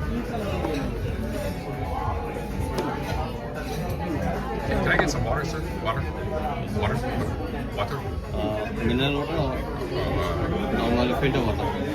Filter water, okay. Oh, look at this salad here.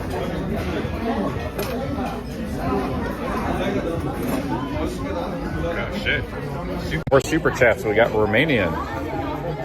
Alan, thank you, man. That's a very nice super chat. 25 Romanian. Hello, sir. Enjoy dinner. Thanks for the streams. I learned more about India and tried some foods I see here. Awesome, man. Thank you, Alan. Alan's from Romania. Met him before. And we got another one from Nikolai. Thank you very much. Yeah, India's not a bad. I think you would like Goa. Come here in high season. It's really probably rocking. Big ups to Alan. Big ups to Nikolai. Cheers, guys. We got this big ass salad here. Let's dig in here. So what I do with this, I'm gonna put some salt and pepper, lime.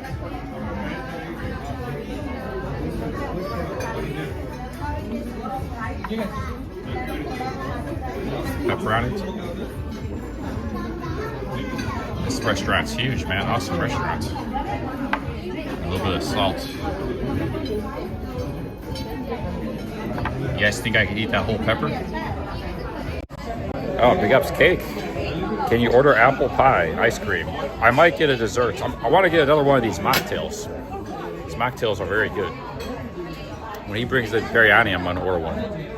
So we're going to get an expensive bill. We got $6 for the rice, $2 for the salad, $2 to $3 for each mocktail. So I don't know if I'm going to get dessert or not. But they did have ice cream. Big ups.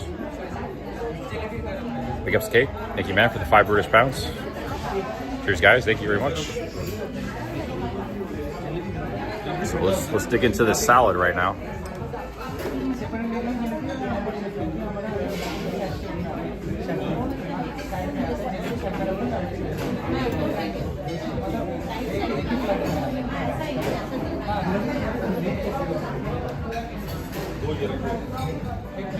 Good salad.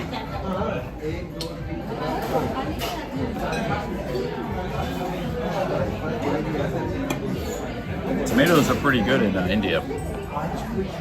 Good quality tomatoes.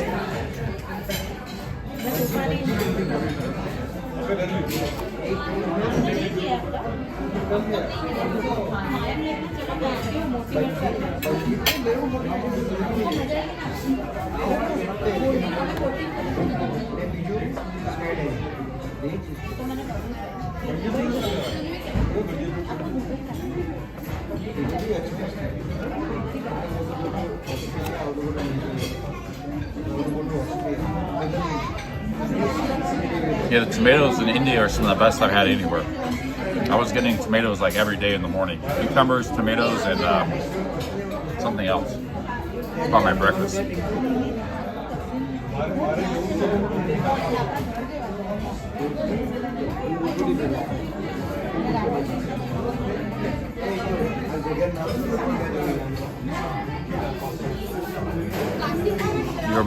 Your workmate is on a tractor in Transylvania.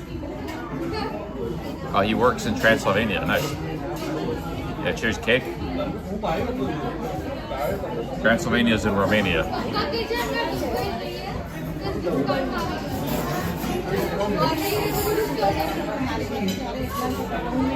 I don't know what part of Romania Alan's from, but he's a long-time viewer and supporter of the channel.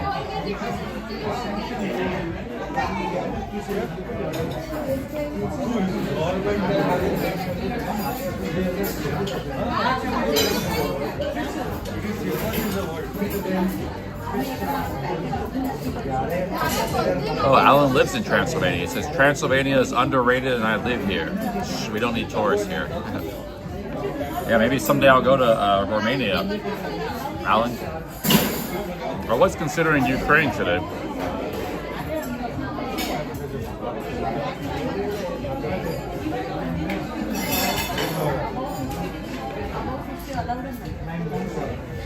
Hey, big ups, letter M. It says, channel member for 15 months. Thank you for your membership. Your taste in Indian delicacies is impeccable.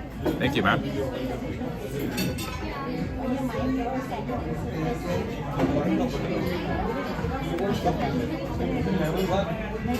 You know, years of travel have honed a fine taste in foods and drink.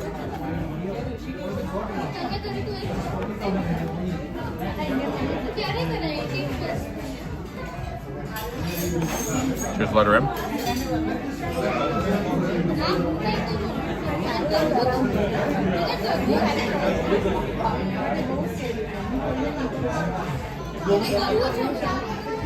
Yeah, I've seen some Romanian women that I was wowed by on the internet.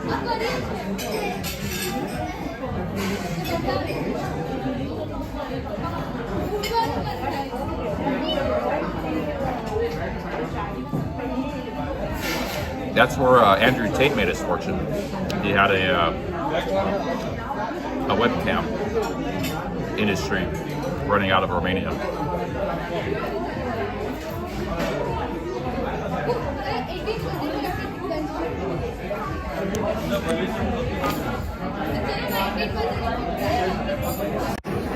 Thanks, guys. Thanks for the super chats, everybody. It's been really, really generous. I think our days in India are getting numbered, though. Maybe time to move on soon. So where? I don't know. I'm kind of buying some time. Like I said, I want to see myself get fully healthy before I go anywhere.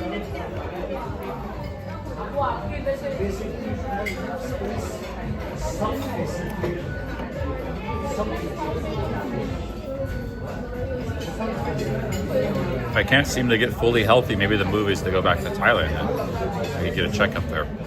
Get medicine.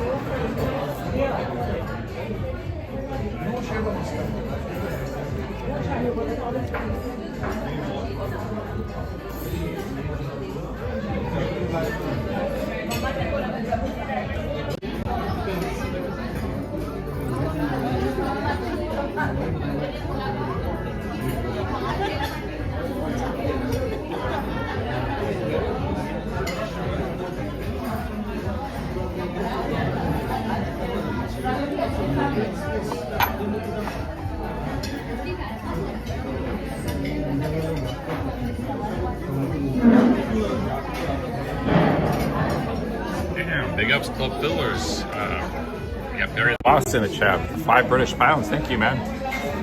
He says, big up CC, I let go. I've been 2 times. Yeah, I remember you said you've been to Goa.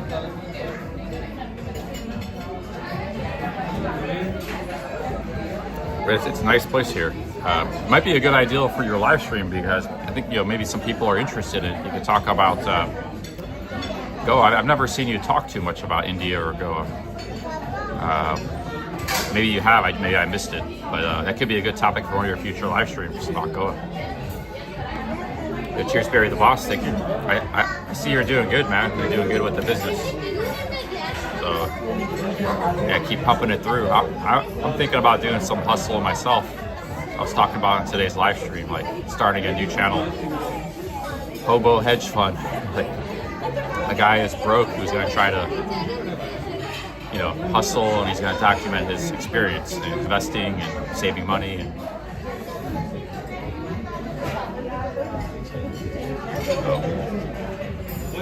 yeah, it's kind of what you're doing too.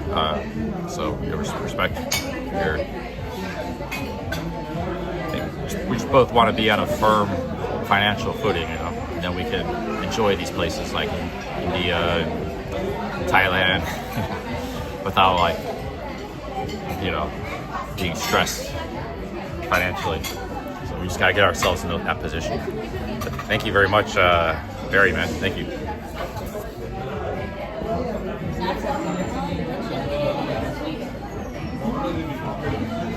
Yeah, a lot of Barry fans in the chat. Shout out to Club Fillers Inc.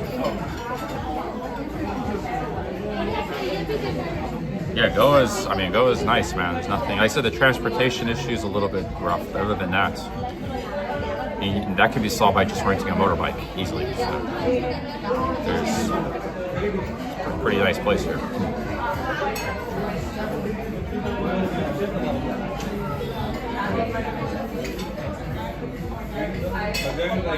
Kelly's super chatted me quite a few times before. We've all super chatted each other over the years.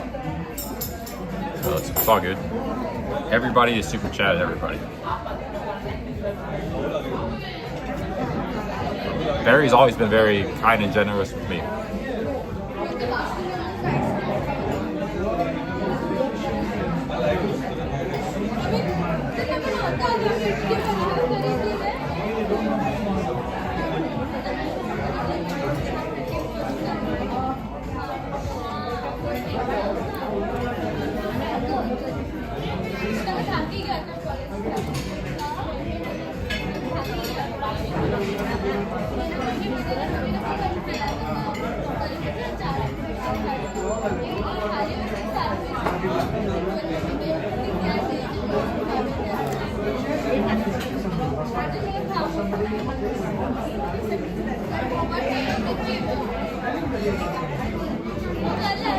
When you get another mocktail, they took away the mocktail menu.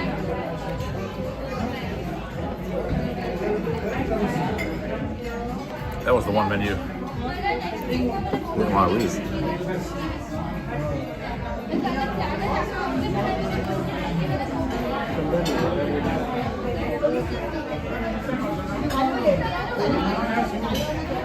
Look at this, they got port wine. Port wine is one of the best wines in the world. It comes from Porto, Portugal. So in Thailand, this would be like $30. Here, because this is a Portuguese colony here in India, shit, dude, I want some port wine right now, man. Port wine is a type of wine that comes from Porto, Portugal. It's named after Porto. This used to be a Portuguese colony for 400, 500 years. And there's no taxes on alcohol here, so the alcohol is very cheap. So you get a whole bottle of port wine for $8. Thailand, that would be $30. Now, one of the reasons I like port wine, I like red wine in general, but there was this French lady who lived to 124 years old, and every day she drank port wine with a little bit of chocolate. That was like her thing. I was like, man. And there was another guy, like a black guy in Arizona, lived to like 110. He said the 5 things, and he looked like really good a few years before he died. He looked like great health. He was like 107. He ate honey, cinnamon, chocolate, garlic, something else. These are the things that kept him young and healthy. So I remember 4 of the 5: cinnamon, chocolate, but they both had chocolate in their diet. So cinnamon, chocolate, honey, garlic. What was the 5th thing? Let me find this channel. I'll show you on YouTube. But I remember that French lady, she drank port wine and a little bit of port wine every day and chocolate. She looks like 125. She was from the south of France. Nice climate. I remember what he ate. I always forget this. Arizona man, 110 years old. This guy here.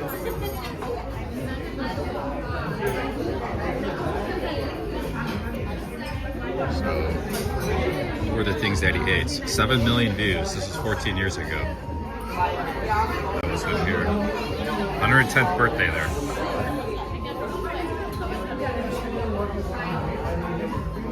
So we all gonna live to 110. Let's do it. Okay, here it is. Garlic. Okay, garlic, honey, cinnamon, chocolate, and olive oil. So he swears to. So this guy says olive oil. Yeah, olive oil might be good. His dad was a doctor, and his dad actually taught him to eat those things. And his dad lived a long time too. His dad lived to like 95. But the French lady, yeah, she drank port wine in particular, she said. Because they got many types of wine in France too. France is a great wine growing country. So.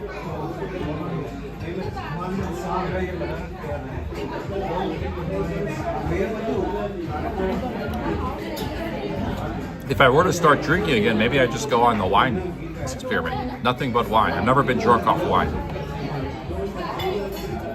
no beer, no, because wine you can't get everywhere either. Some countries it's hard to find.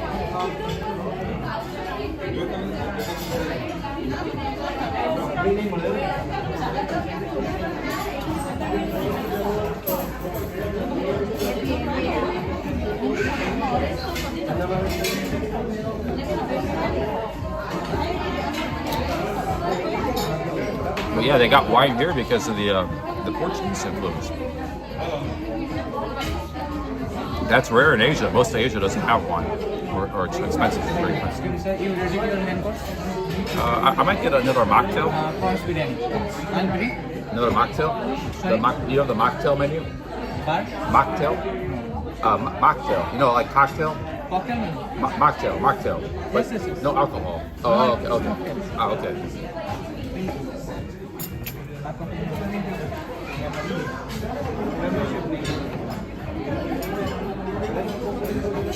I saw here on the table you had a different one, mocktail.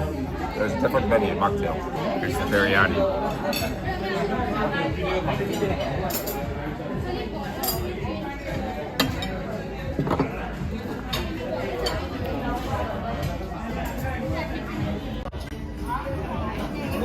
Oh, there's two. They got two mocktail menus. They got this one. I had the guava already. It was very good. I already drank it. So they got this one, but then they got a different mocktail menu. The virgin pina colada. I always love pina colada. Pina colada. A mocktail. Yeah, it's lagging.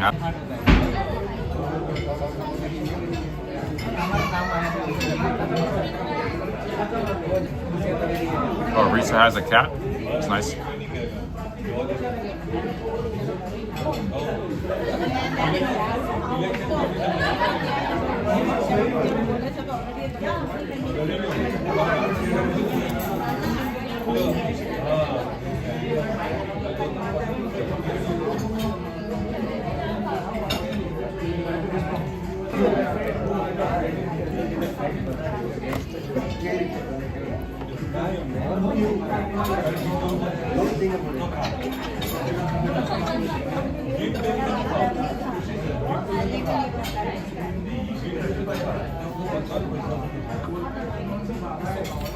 I ate the virgin pina colada. Oh, so here comes the biryani.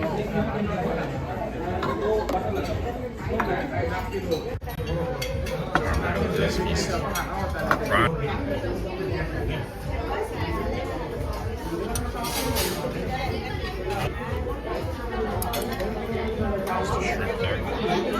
Okay. Alright, thanks, sir. This biryani is for like 2 people.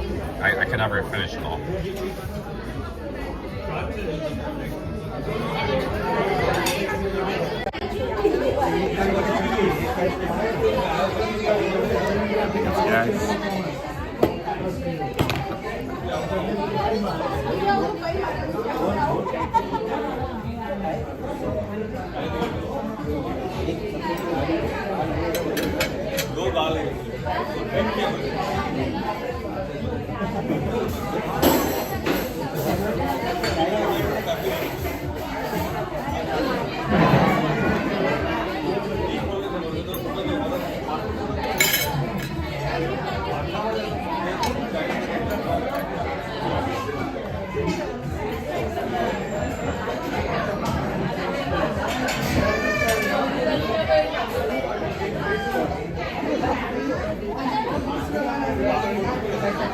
Man, that's good.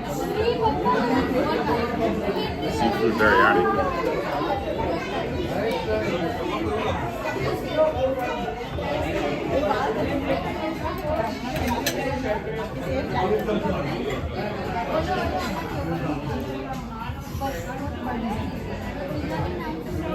Yeah, I'll take some of this home for later.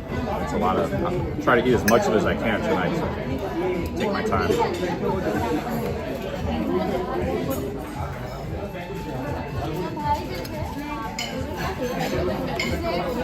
I got an appetite.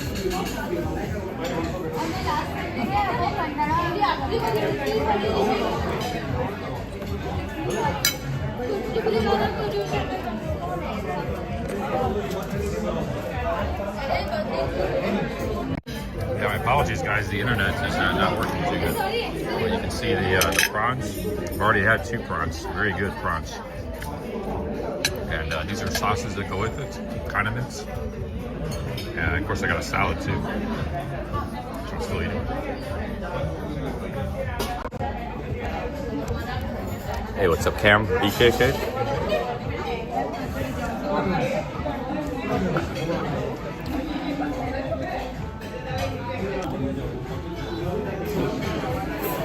What is this one? I never had this one.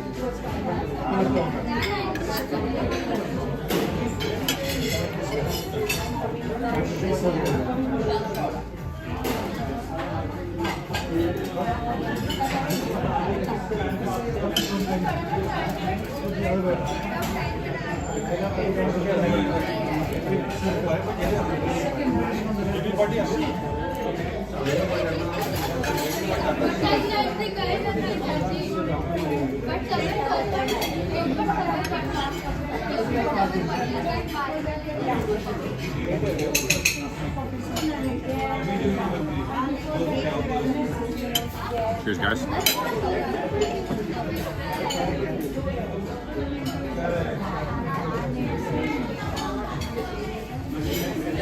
Yeah, I love biryani, man.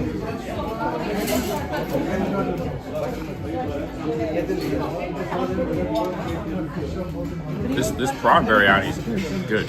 Like the shrimps.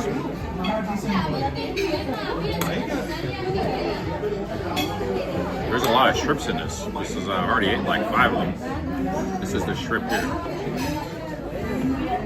Oh shit, we got another mocktail. Look at this. Look at this. We got another mocktail. We're living high in the hog tonight. Okay. Cheers, guys.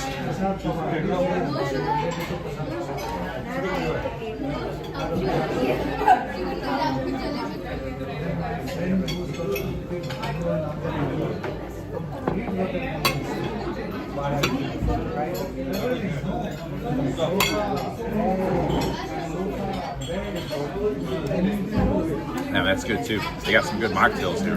That one's even better than the one.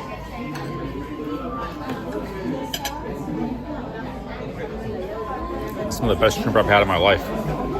It's the way they season it and marinate it and stuff. Here's the shrimp here. It's baked into the rice. There's a lot of it though. Very, very good shrimp. America, we eat shrimp cocktails. Very good. So I can't say it's the best because I like that a lot too. But this is up there. This is about equivalent.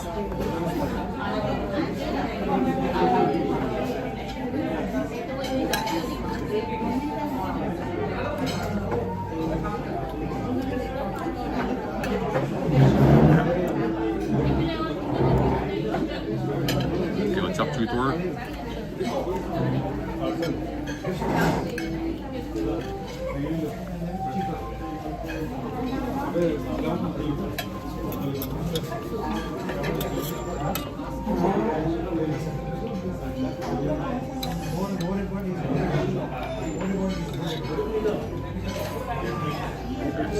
That's good.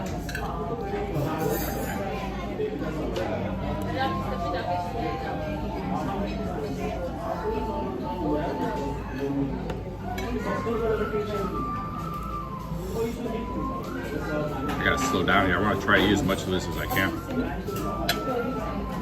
Yeah, this is called a biryani, very famous.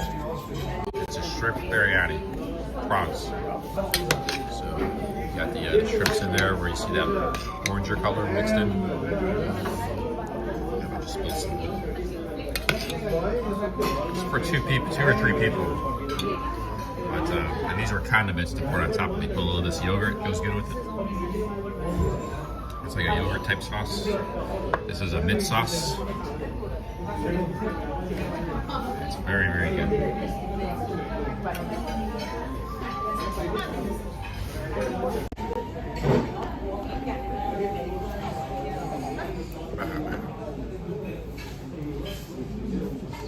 Yeah, cheers, you guys.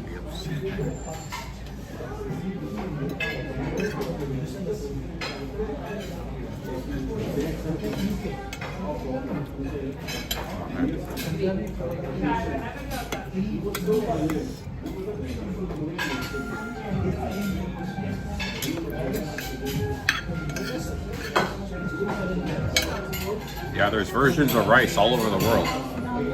This is one of the best rice dishes ever.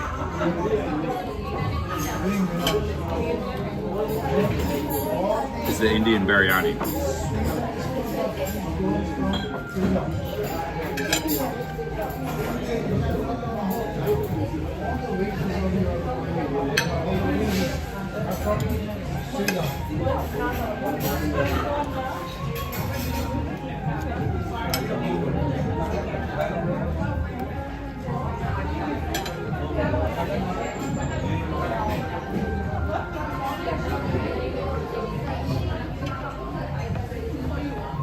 Thailand beef curry. It's a condiment. They serve everywhere in India. They serve this yogurt type dish with the biryani.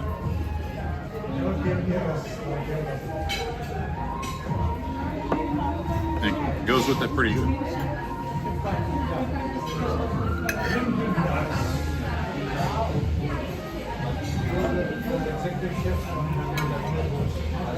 That's good, pretty good. It's such a big cake. You can't take the cake down, man. I gave it to Stuart, he was also there.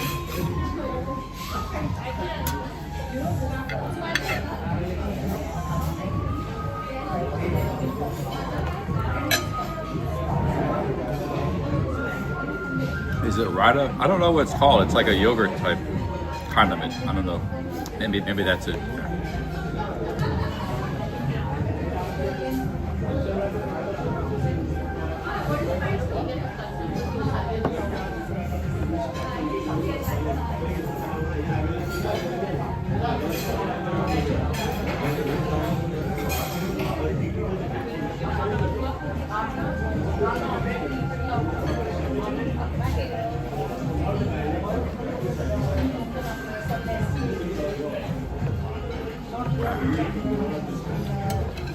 I'll respond to your comment in a minute, Marshall family.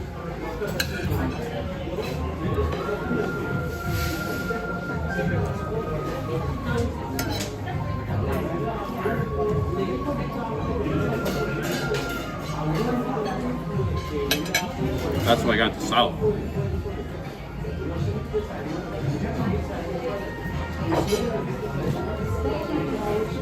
Marshall, if your net worth is $2,000, you shouldn't be wasting your money on fancy food and drinks. Yeah, well, here's the thing though, when you travel, you gotta eat. The last 2 nights in a row, I just had fruit for dinner, just bananas or mangoes. So you have to spend money on anyways. You have to go outside to eat. You're living in hotels. I can't just cook food in my room. I mean, like most people can, because I'm living in hotels. So I have to eat somewhere. It's part of the content of the live stream to go to restaurants and cafes. So, and India is some of the best value in the world as far as restaurants. Some of the cheapest restaurants you see anywhere in the world. Like nice restaurants like this. So yeah, this is gonna be $15. I've had 2 fancy drinks, a salad, and a giant meal. But you know, you gotta eat sometimes, you know. that's my response to that question.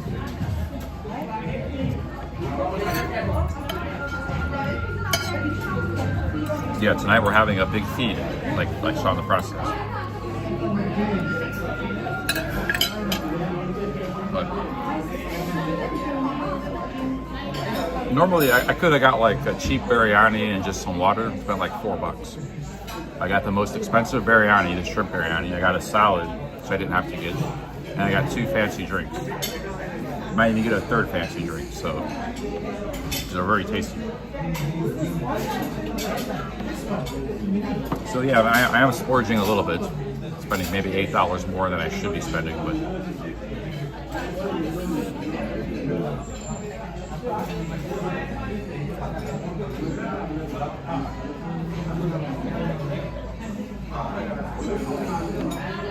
yeah, Jay-Z, man, the restaurant prices are amazing value. Some of the street food I have for like 50 or 100 rupees is very good too, but not everywhere has street food. Like there's very little street food in Goa, or in this neighborhood. This city is like restaurants and stuff. So, sometimes you gotta take what you get, you know. But,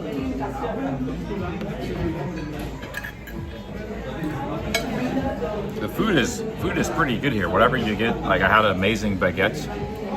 I had that quiche yesterday, it was really good.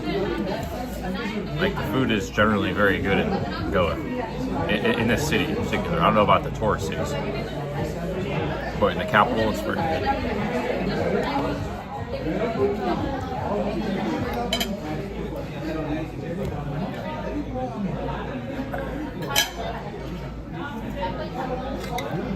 I haven't had shrimps in a long time, so this is a nice treat. I'm really enjoying these shrimps. Damn, I almost about finished this whole thing of biryani. Killed it. Usually I can only eat half of this.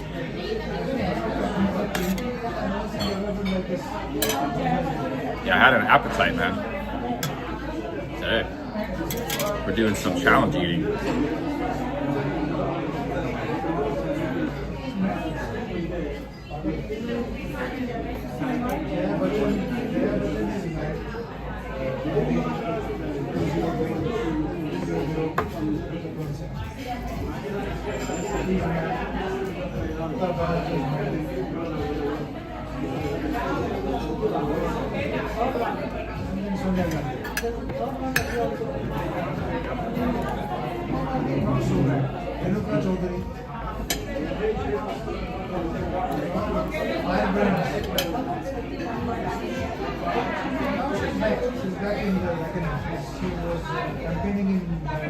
Truth Warrior, are you Indian ancestry, like Asian Indian, or you're Native American? I think I saw you said you were like Indian ancestry. Maybe it's I don't know if it's you refer to Native American or India. Asian India.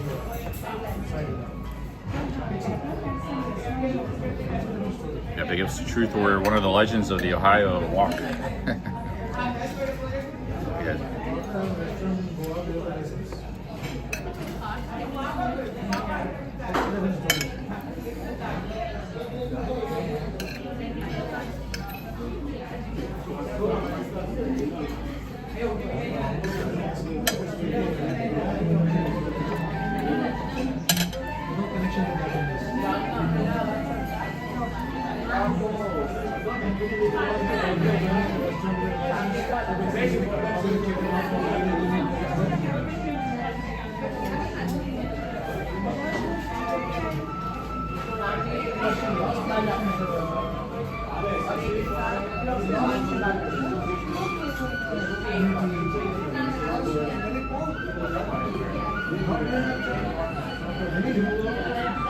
Somebody's playing the flute.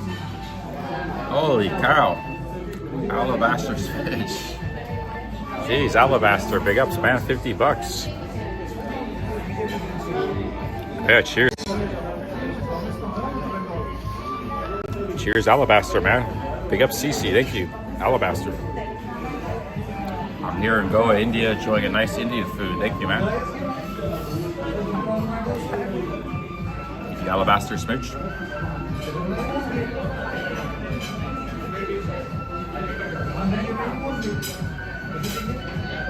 Ah, man.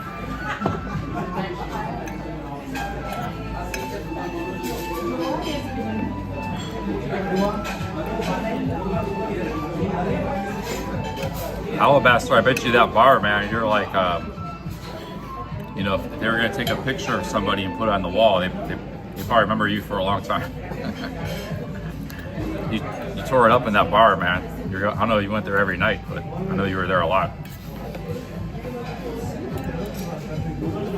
Yeah, big ups Alabaster. We were hanging out in Bangkok recently, me and him.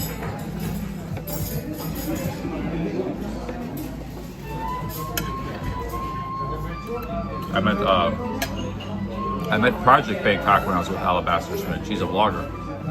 He was walking down the street.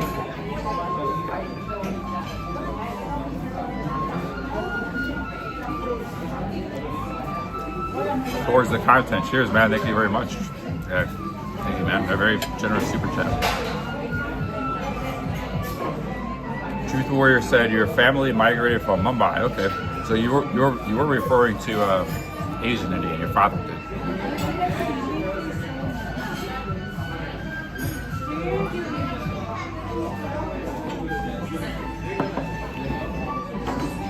Yeah, thank you very much, Alabaster. Hey, what's up, Ernest?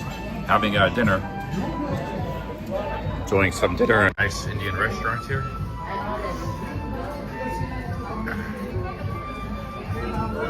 Just about finished with this rice.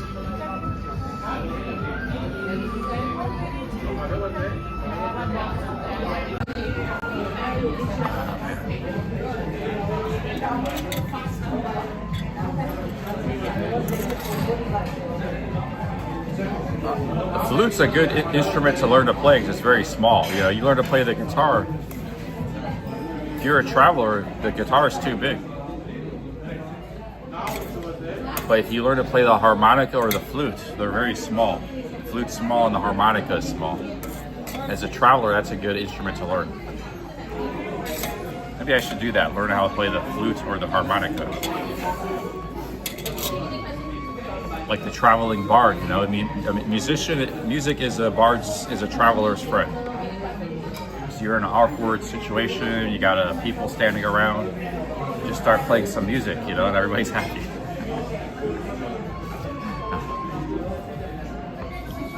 There's a reason the bards, the travelers used to be like 700 years ago, they called them bards. They were the travelers all carried music, they played music wherever they went. They were called traveling bards. They'd sing, they'd tell stories, and they'd play the music. I had a friend who was a really good harmonica player. He passed away. But I should learn one of those two things, the flute or the harmonica. They're probably not that hard to learn either. I like playing the guitar.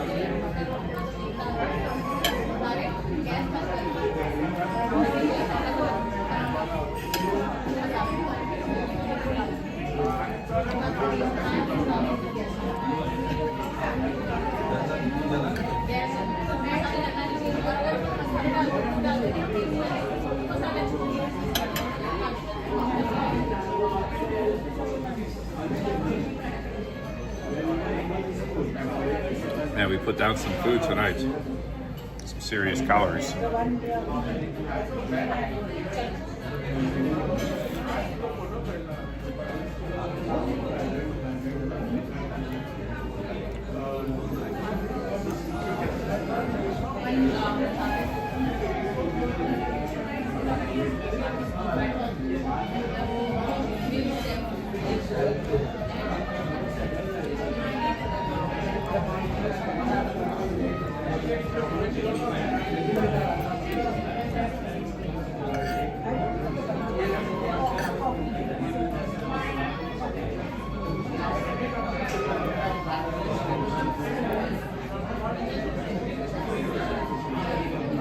I almost ate all this biryani. This was the most, I think, food I've had in one city in India my entire trip.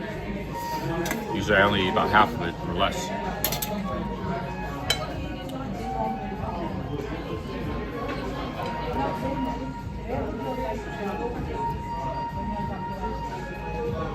The drinks were 250 rupees.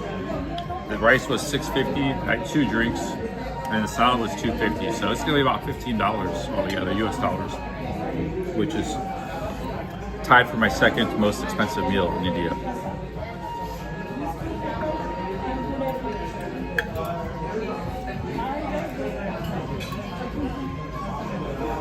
I could have ate here for $5, but I bought a lot of stuff.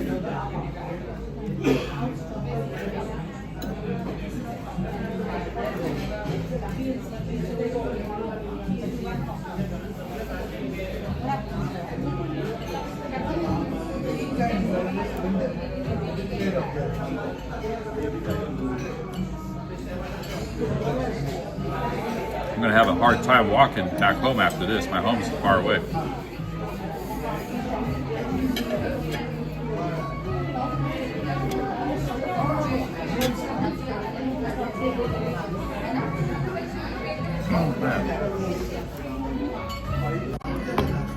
I'm gonna finish some of these vegetables and my drink here.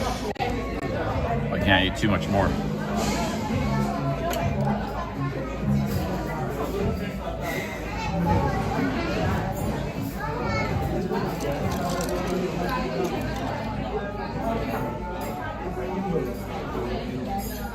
Man, this drink is awesome. I had 2 mocktails. So I had a guava. They're gonna be probably closing soon. It's getting late. You guys bringing me my check. But here's the guava. I had this one. Both amazing, man.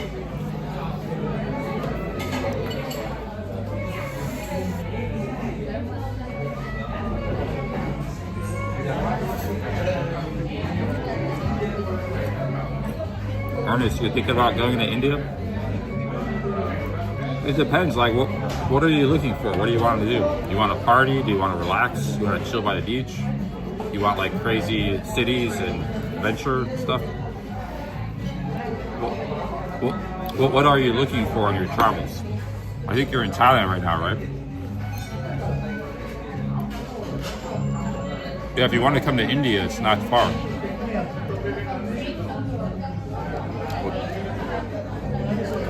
What sort of experience are you looking for? I could advise you that, you can't go wrong with Kerala. Kerala's got a little bit of everything, so I will say the city was kind of boring, like Trivandrum. But if you go to the beach towns, I haven't been to the backwaters yet, but I was in the beach town of Kovalam and Varkala. Both of those are really nice.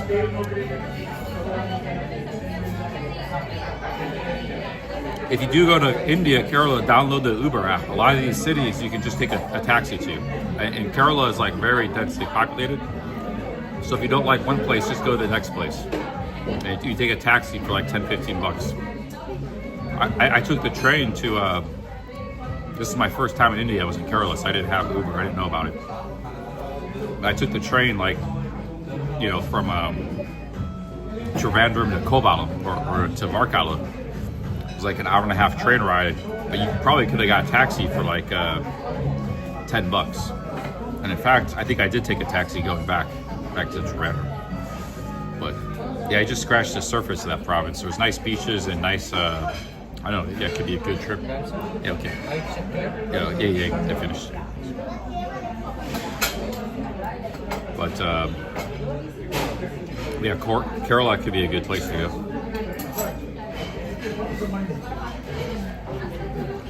I think they had a direct flight from Bangkok to Kerala, but I don't think they have that anymore. You have to transfer somewhere.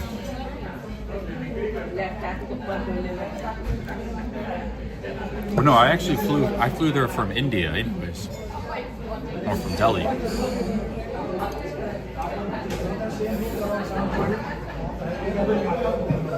I haven't rode the train that much. I only rode the 3rd class unreserved. I rode that once. That was in Kerala, and then I rode with Mintu one time. I only been on the train 2 times. So me and Mintu, we rode the 2nd class. Oh, okay, nice. Oh, I got some nice hand wash here. Oh, thank you. All right, fancy.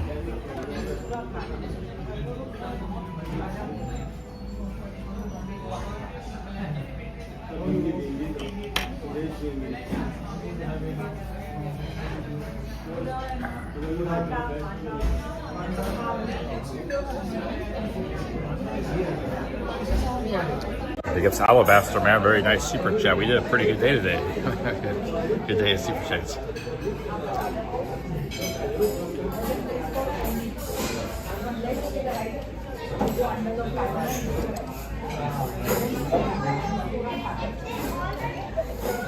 The bowls for washing your hands.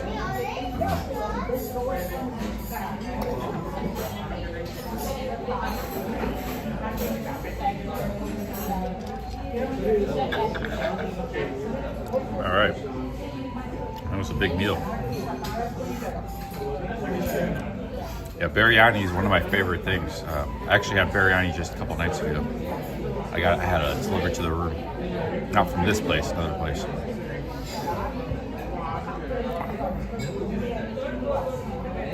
But yeah, Kerala is a good place. I think it's like it's twice the size of New Jersey. It's like 15,000 square miles, but has 30 million people. So geographically, it's not real big. It's mostly narrow along the coast. It's very narrow along the coast. But you can explore. There's a lot of different cities, a lot of different towns, beaches, the backwaters. Yeah, if you want some adventure and explore, it might be a good place to go. I'm not going to go to Kerala now because one, it's going to be getting pretty hot. But yeah, I think it's time for me to bounce from India soon.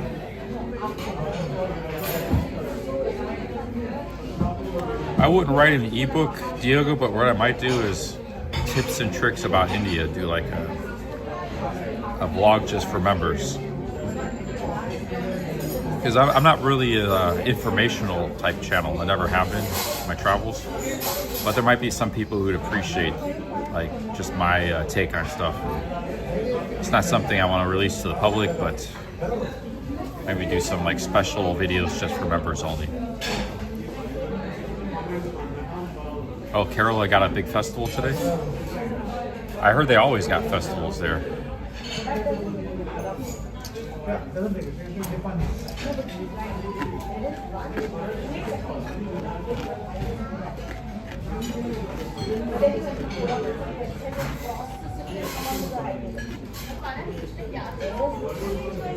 But you know, Thailand wouldn't be bad, but I could go there and get a cheaper room, work out,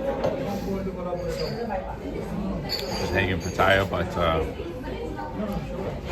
yeah, there's a lot of issues going back to Thailand right now. I don't think it's the best place to go for me.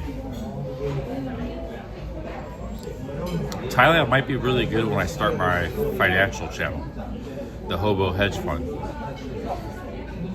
It might even be a good place to kick it off because you got the fan room and stuff. Living really cheap, which you can still do in Thailand. I could contact my friend Sean in Wonderland and see about this fan room if it still has it. I don't know what's going on with that, but me and him have had some communication issues. He lost his line account, and I don't know, but there's other fan rooms, but that's one of the best fan rooms for a very low price.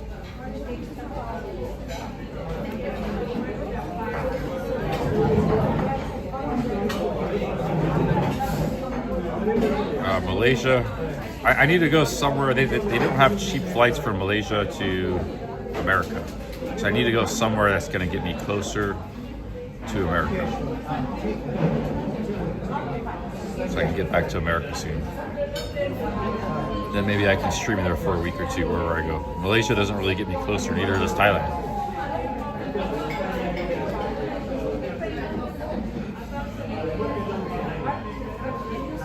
Southeast Asia and India are kind of in the same boat. Actually, I think India is a little bit closer to America, but they're both very far away from America. If you want to get closer to America, you got to go to Northeast Asia, like Japan or Korea or Taiwan. Or from here, you got to go west. It's like Turkey or something. That will get you closer to America. But going to Southeast Asia is like, it's the farthest part of the world from the U.S., the east coast of the United States. You kind of go in the wrong direction. Go to Southeast Asia. It's not just about money too. It's also about reducing the flight time. Like, I have flown from Thailand back to the East Coast of America many times.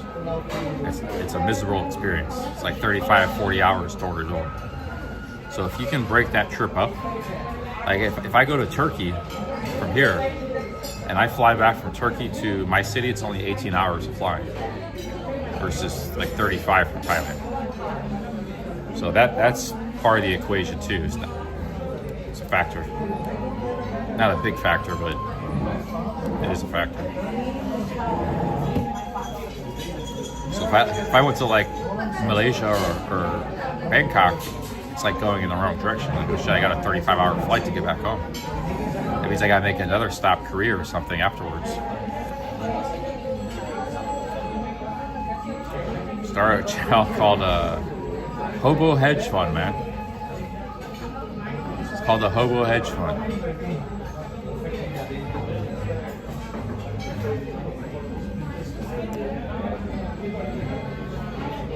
We're gonna be hobo maxing, hobo investing. This is a very powerful concept, guys. I saw a life-changing video like a month or two ago. It was like a short too. It was like probably artificial intelligence short. It's the kind of content everybody loves to hate, but like very profound revelations. It's like they said 2 beggars. One is in America, one is in India. They both start when they're 18. The one in America makes $100 a day begging on the street.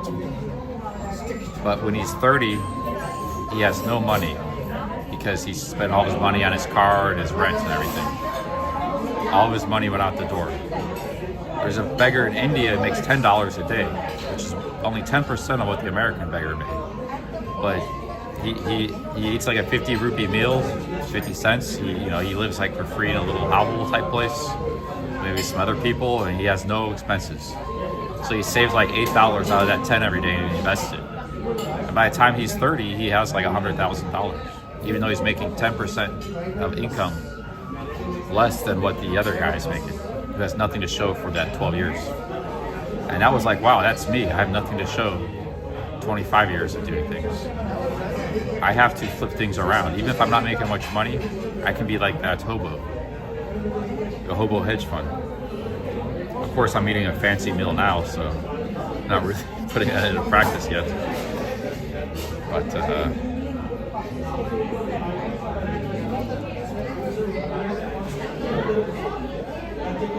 so even with the whole point though is even if you make a little bit of money, you can still take something out of that and invest it every month, every year. People do the opposite. Not only do they not, like the guy that makes $100 a day, not only do they not have anything to show for it, all they have is debt. They're in debt. So, yeah, we're gonna embrace the hobo way of life soon. As I stay in a nice hotel and a fancy restaurant. It's getting late here, like 10:30 at night or something. I gotta check out.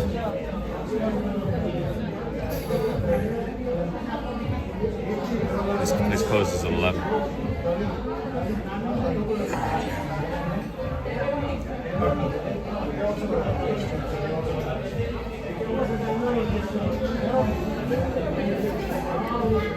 Hobo holiday. Well, the hobos were, a homeless person is not really a good word because hobos worked. There's some homeless, they don't work, they never work or anything. Hobos were workers, a lot of them, not all of them, but most of them were workers. They would work transient jobs, like in the farms and stuff, seasonal jobs. And, they were semi-homeless, they would ride the rails, they would camp outside a lot, but they did work jobs. And they were also transient, they were mobile, they were vagabonds. That kind of describes my lifestyle. I do work, I'm transient, I move around. I'm not necessarily homeless, but I can be sometimes if I want to sleep outside or something. I'm gonna start traveling with my tent and everything. So the Hobo Hedge Fund is gonna be a very powerful YouTube channel. G-Eazy, I think better, but not completely gone. I was doing the hobo thing across Ohio. Jay Easy saw me. Him and Truth Warrior both in Columbus.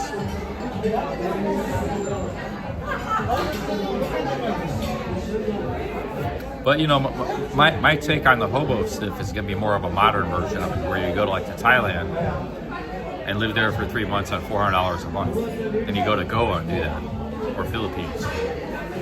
Although I don't know how to get cheap apartments in the Philippines or Vietnam, you know. So I'm going to be more of a modern version. Go to Nepal for a month. You can go hike up in the mountains. Stay in a mix of camping and cheap hotels. All the while we're investing money, we're making money. So the modern day hobo. Of course, instead of farm work, today it's more about the show business, entertainment, and social media side of the game. You know, we live in the digital age, so you need to be providing some sort of digital product, whether it's this or something else.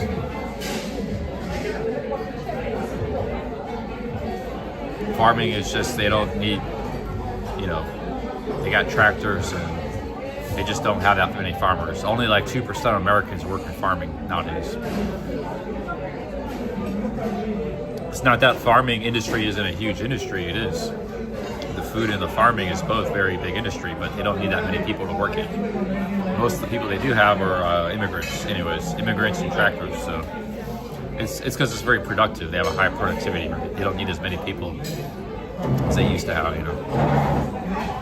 It used to be like 30-40% of people worked in farming 100 years ago when the hobos were around. They didn't just do farming. I mean, some of them did other jobs too, mining, construction. But, you know, farming was a big one.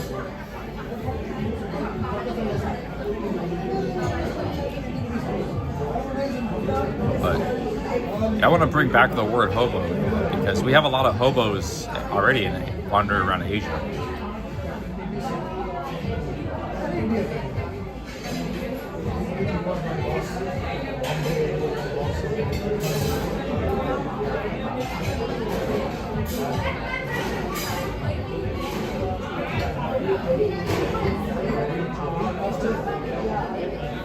Yeah, a lot of big corporations in farming too, where it used to be all family farmers.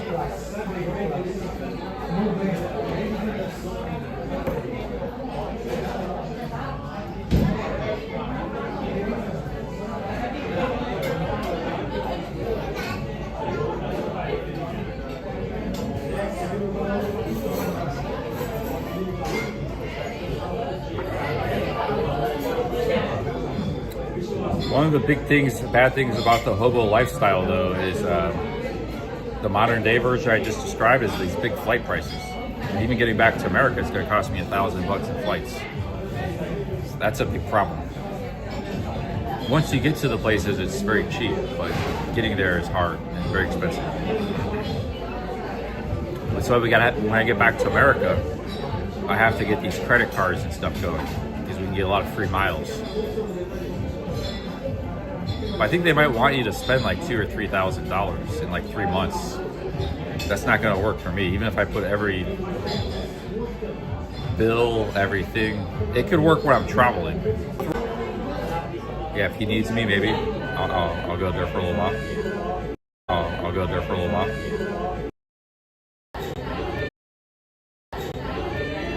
Man, it's 11 o'clock. This restaurant's still open, but there's still a lot of people here. But I'm going to go ahead and the closing time is 11.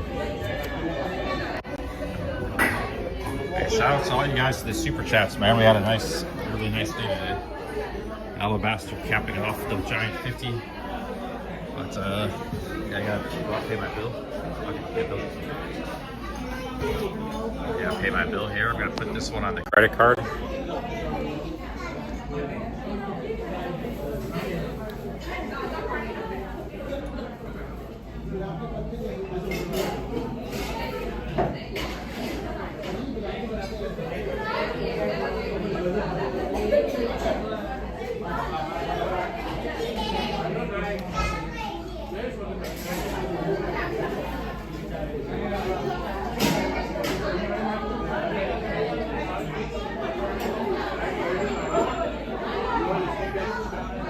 Yeah, Smudge is one of my biggest super chatters over the years.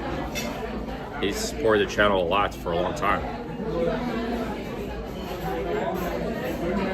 So are you, Riddler. You're up there too. Ernest Connell. Actually, I gotta walk about a mile and a half back to my roof. Probably end the stream once I have a proper internet connection. I'll end the stream. I gotta pay my bill though.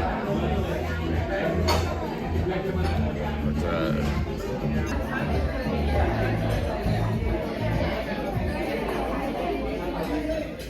that's for a bottle, by the way. Whole bottle. Madeira Red. Madeira is a Portuguese colony.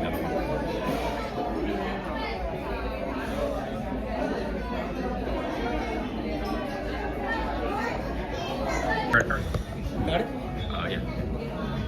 $15, guys. 1,500 rupees.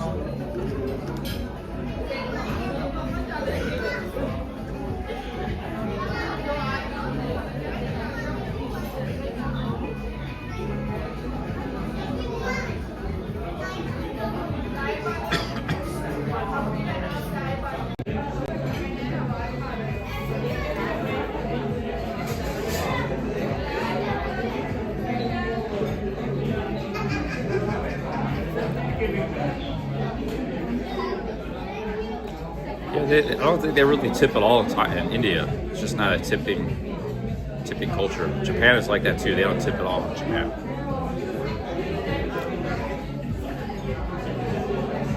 It didn't really tip, but so many foreigners tip. Now they kind of expect it sometimes. But it depends on the situation. The restaurants, you don't really have to tip that much. Tip a little bit. Port wine is named after port. Yeah, I'd like to try the Madeira wine. Madeira is a Portuguese colony too. Remember, this was a Portuguese for 500 years. So there's a lot of science of Portugal here.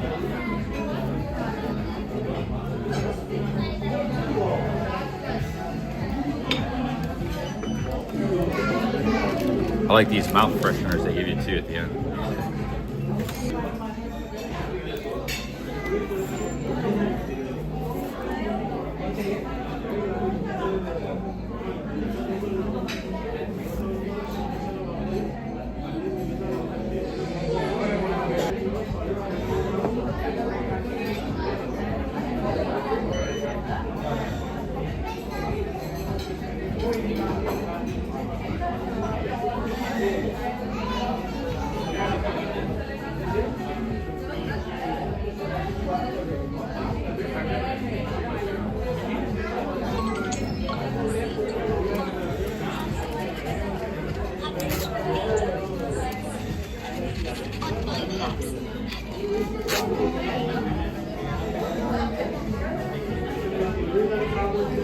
Yes, sir. Thank you.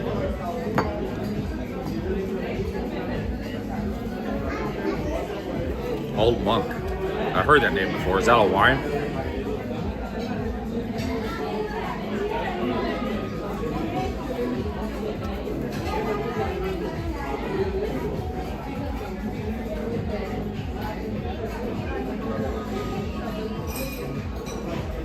They got, this is a restaurant, they got these things. It's out.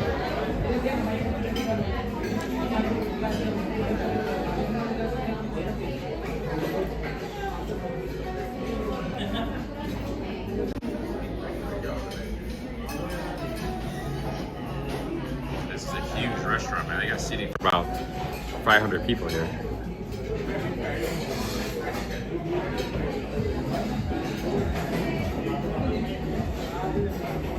It's a whiskey.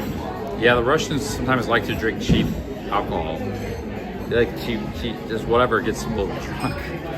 Yeah, they drink the cheap stuff sometimes. Even in Russia, they do that.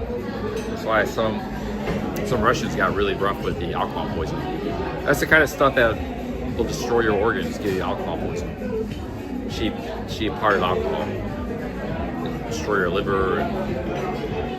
You drink wine and beer, you don't drink too much hard stuff.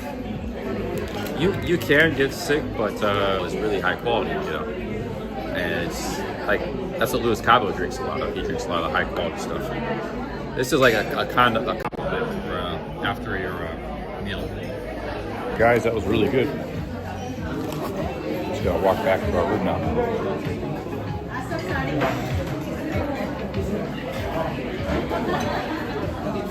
There's a lot of people here at 11 o'clock. People still eating. That's a Mediterranean thing. Eat out late. Eat out late all night.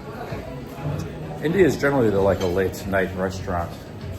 They even got coffee shops that are open till like midnight. A lot of Indian cities.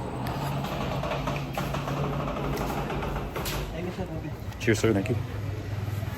Yeah, India is kind of a late night. It's not late, like 4 in the morning, but it's like up to midnight and stuff. There's people out here doing stuff in restaurants, bars.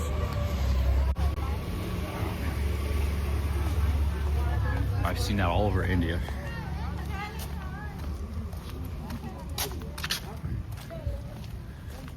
That's sort of a tropical thing, because like it's just too hot in the daytime. So people come out around sunset and in the evening. Same thing in Thailand. Yeah, it's a restaurant, big restaurant there.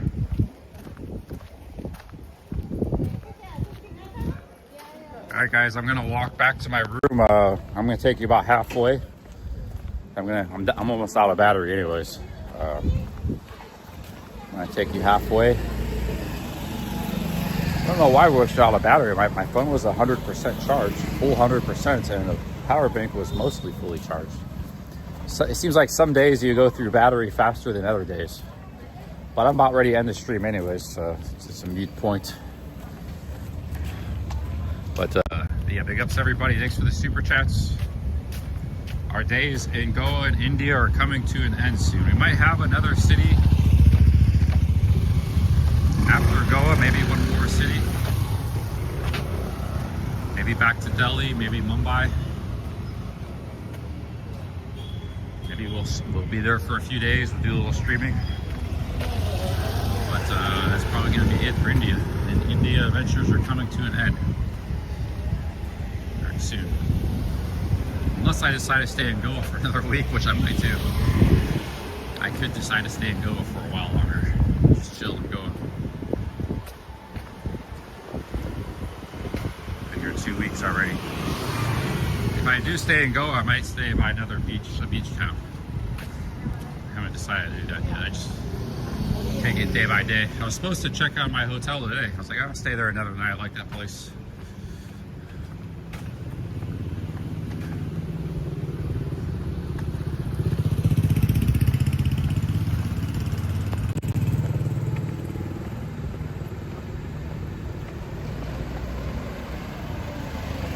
But, you know, down over in South Goa, man, they got like Ganda and Paolim. They got these like beach huts. So they're right on the beach. Like you can look out your, you got like a little porch. You step right outside your, room onto this porch with like a chair and table. And you got like a view. You're actually right on the beach. You're right looking at the ocean. They got that anywhere from about 20 to 30 a night.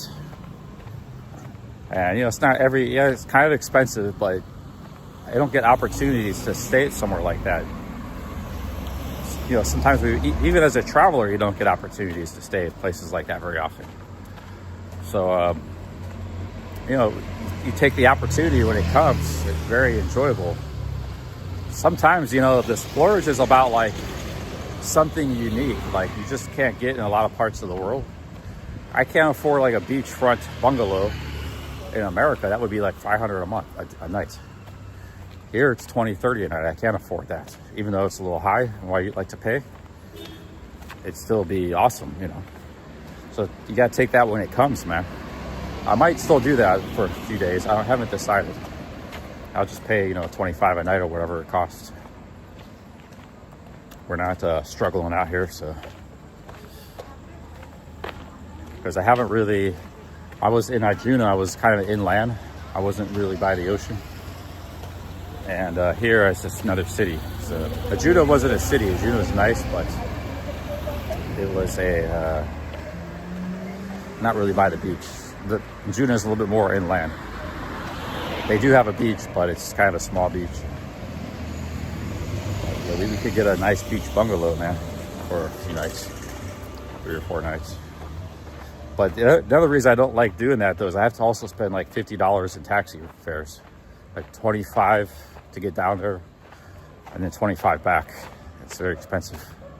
It's kind of far, but maybe they have a bus or something that goes down there. Buses are very cheap. Porch right on the beach too.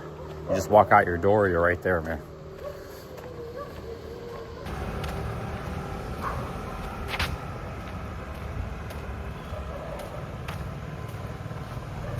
I might do that though, because I'm a little bit concerned with the health. Like Jay-Z was asking, I've been feeling pretty good the last week, but I'm not like 100% sure. There's a few little nagging things that keep reappearing.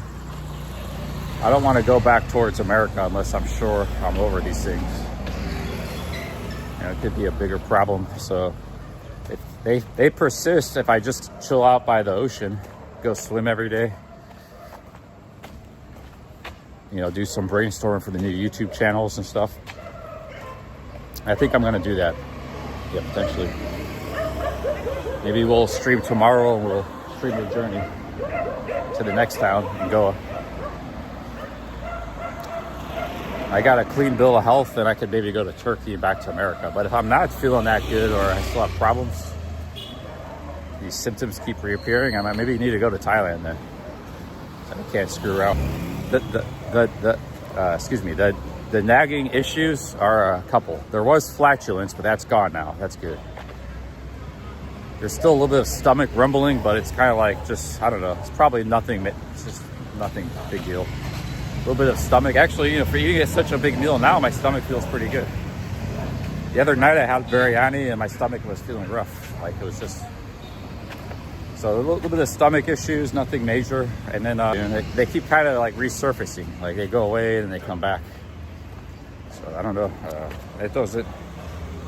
I chill by the beach for a while, get a beach hut, and kind of try to wait it out, relax, you know, enjoy myself. I'm still feeling these symptoms. Maybe we do go to Thailand. Maybe that's the move.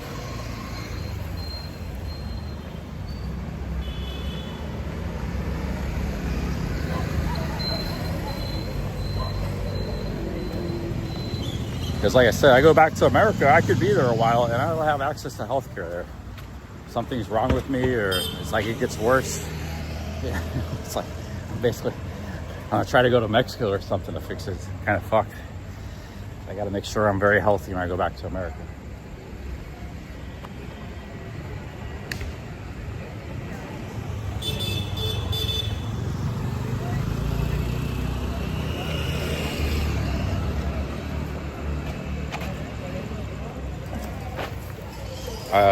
I don't have health care in America. My health care is in Thailand.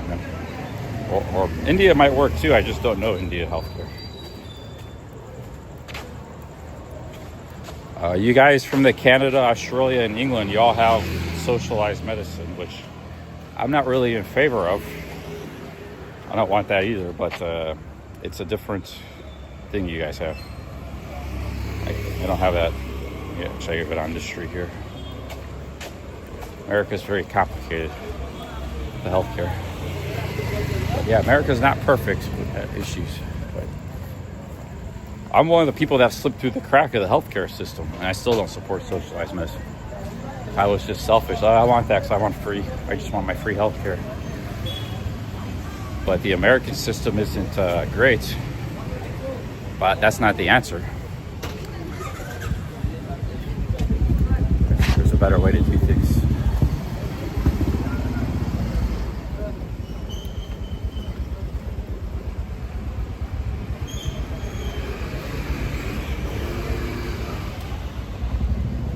Yeah, I don't know if it was a parasite to begin with. I think it might have just been digestive food. But who knows? It could be anything.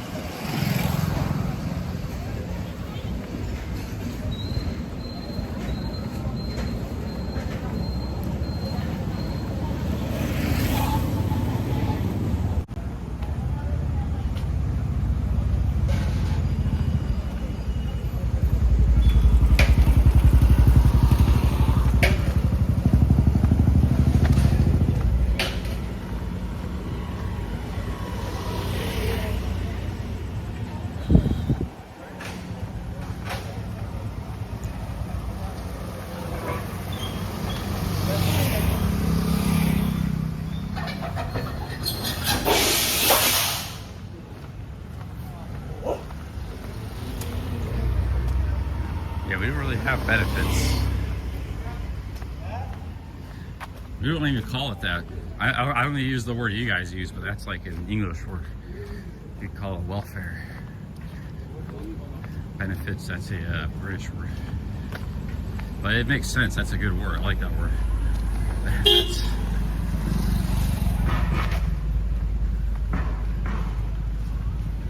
Social benefits. Social housing, that's another one. Council housing. They're all English terms. If you rolled up in America and started throwing those terms around, people wouldn't know what you were talking about. You know, the Americans and the English don't always understand each other. I think most English know most American slang, but most Americans don't know any British slang. They think British slang is like bloody or something, you know, which probably a lot of English people don't even say much anymore. Like that's one word, yeah, like hundreds. There's hundreds, even thousands. So the misunderstanding between, like, Americans can't understand English people, not just because of the accent, but all these words they use. Like walk on the pavement, your social benefits. It's like they don't, I only know these words because of YouTube, you know, because I've been exposed through YouTube. Plus, I was in England for a month, but you know, I've listened to Barry the Boss and all these English people on YouTube, Chrissy Boy, and all these, you know. But yeah, so like that's why a lot of Americans don't understand the British, because it's a combination of both the accent and all these words. But I think the problem with the British, though, is they don't know if they were talking, like if you put a British person in America and they had to just have all these conversations with people randomly, you know, people, hey, where are you from? And they don't know. I don't think the British know which words the Americans don't know. That's the problem. Like they could switch up their vocabulary, but they, you know, they're generally pretty intelligent people, but they don't know which words. They've been using those words their whole life. But if they have those words sprinkled in their vocabulary, like the Americans aren't going to understand them. So, then again, you know, with the English, the accent is very different. Like the way of speaking is very different from person to person. You have different accents within the United Kingdom. I think sometimes the British people don't even understand each other in different regions. Some are like kind of universally very easy to understand. A lot of people have a very thick accent. And then you combine that with the vocabulary. But yeah, they have man, there's so many words that only they use, only they speak. I think maybe some of the Aussies use some of those words too. It's not exclusive to England, but the Aussies do use some of those same words. All right, we're not too far from a hotel. It's not that far of a walk. Not as far as, I think I must have took the long way or something. It's like a mile.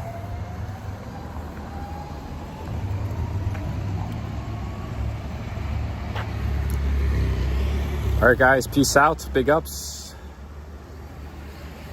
I will talk to you later. Have a good one. Thank you for all the super chats. Yeah, maybe that's the plan, is I'll get a beach bungalow here. Spend some time in South Goa before heading out, and then I have to fly probably to Mumbai or Delhi after that. All right, cheers guys, peace out, talk to you later.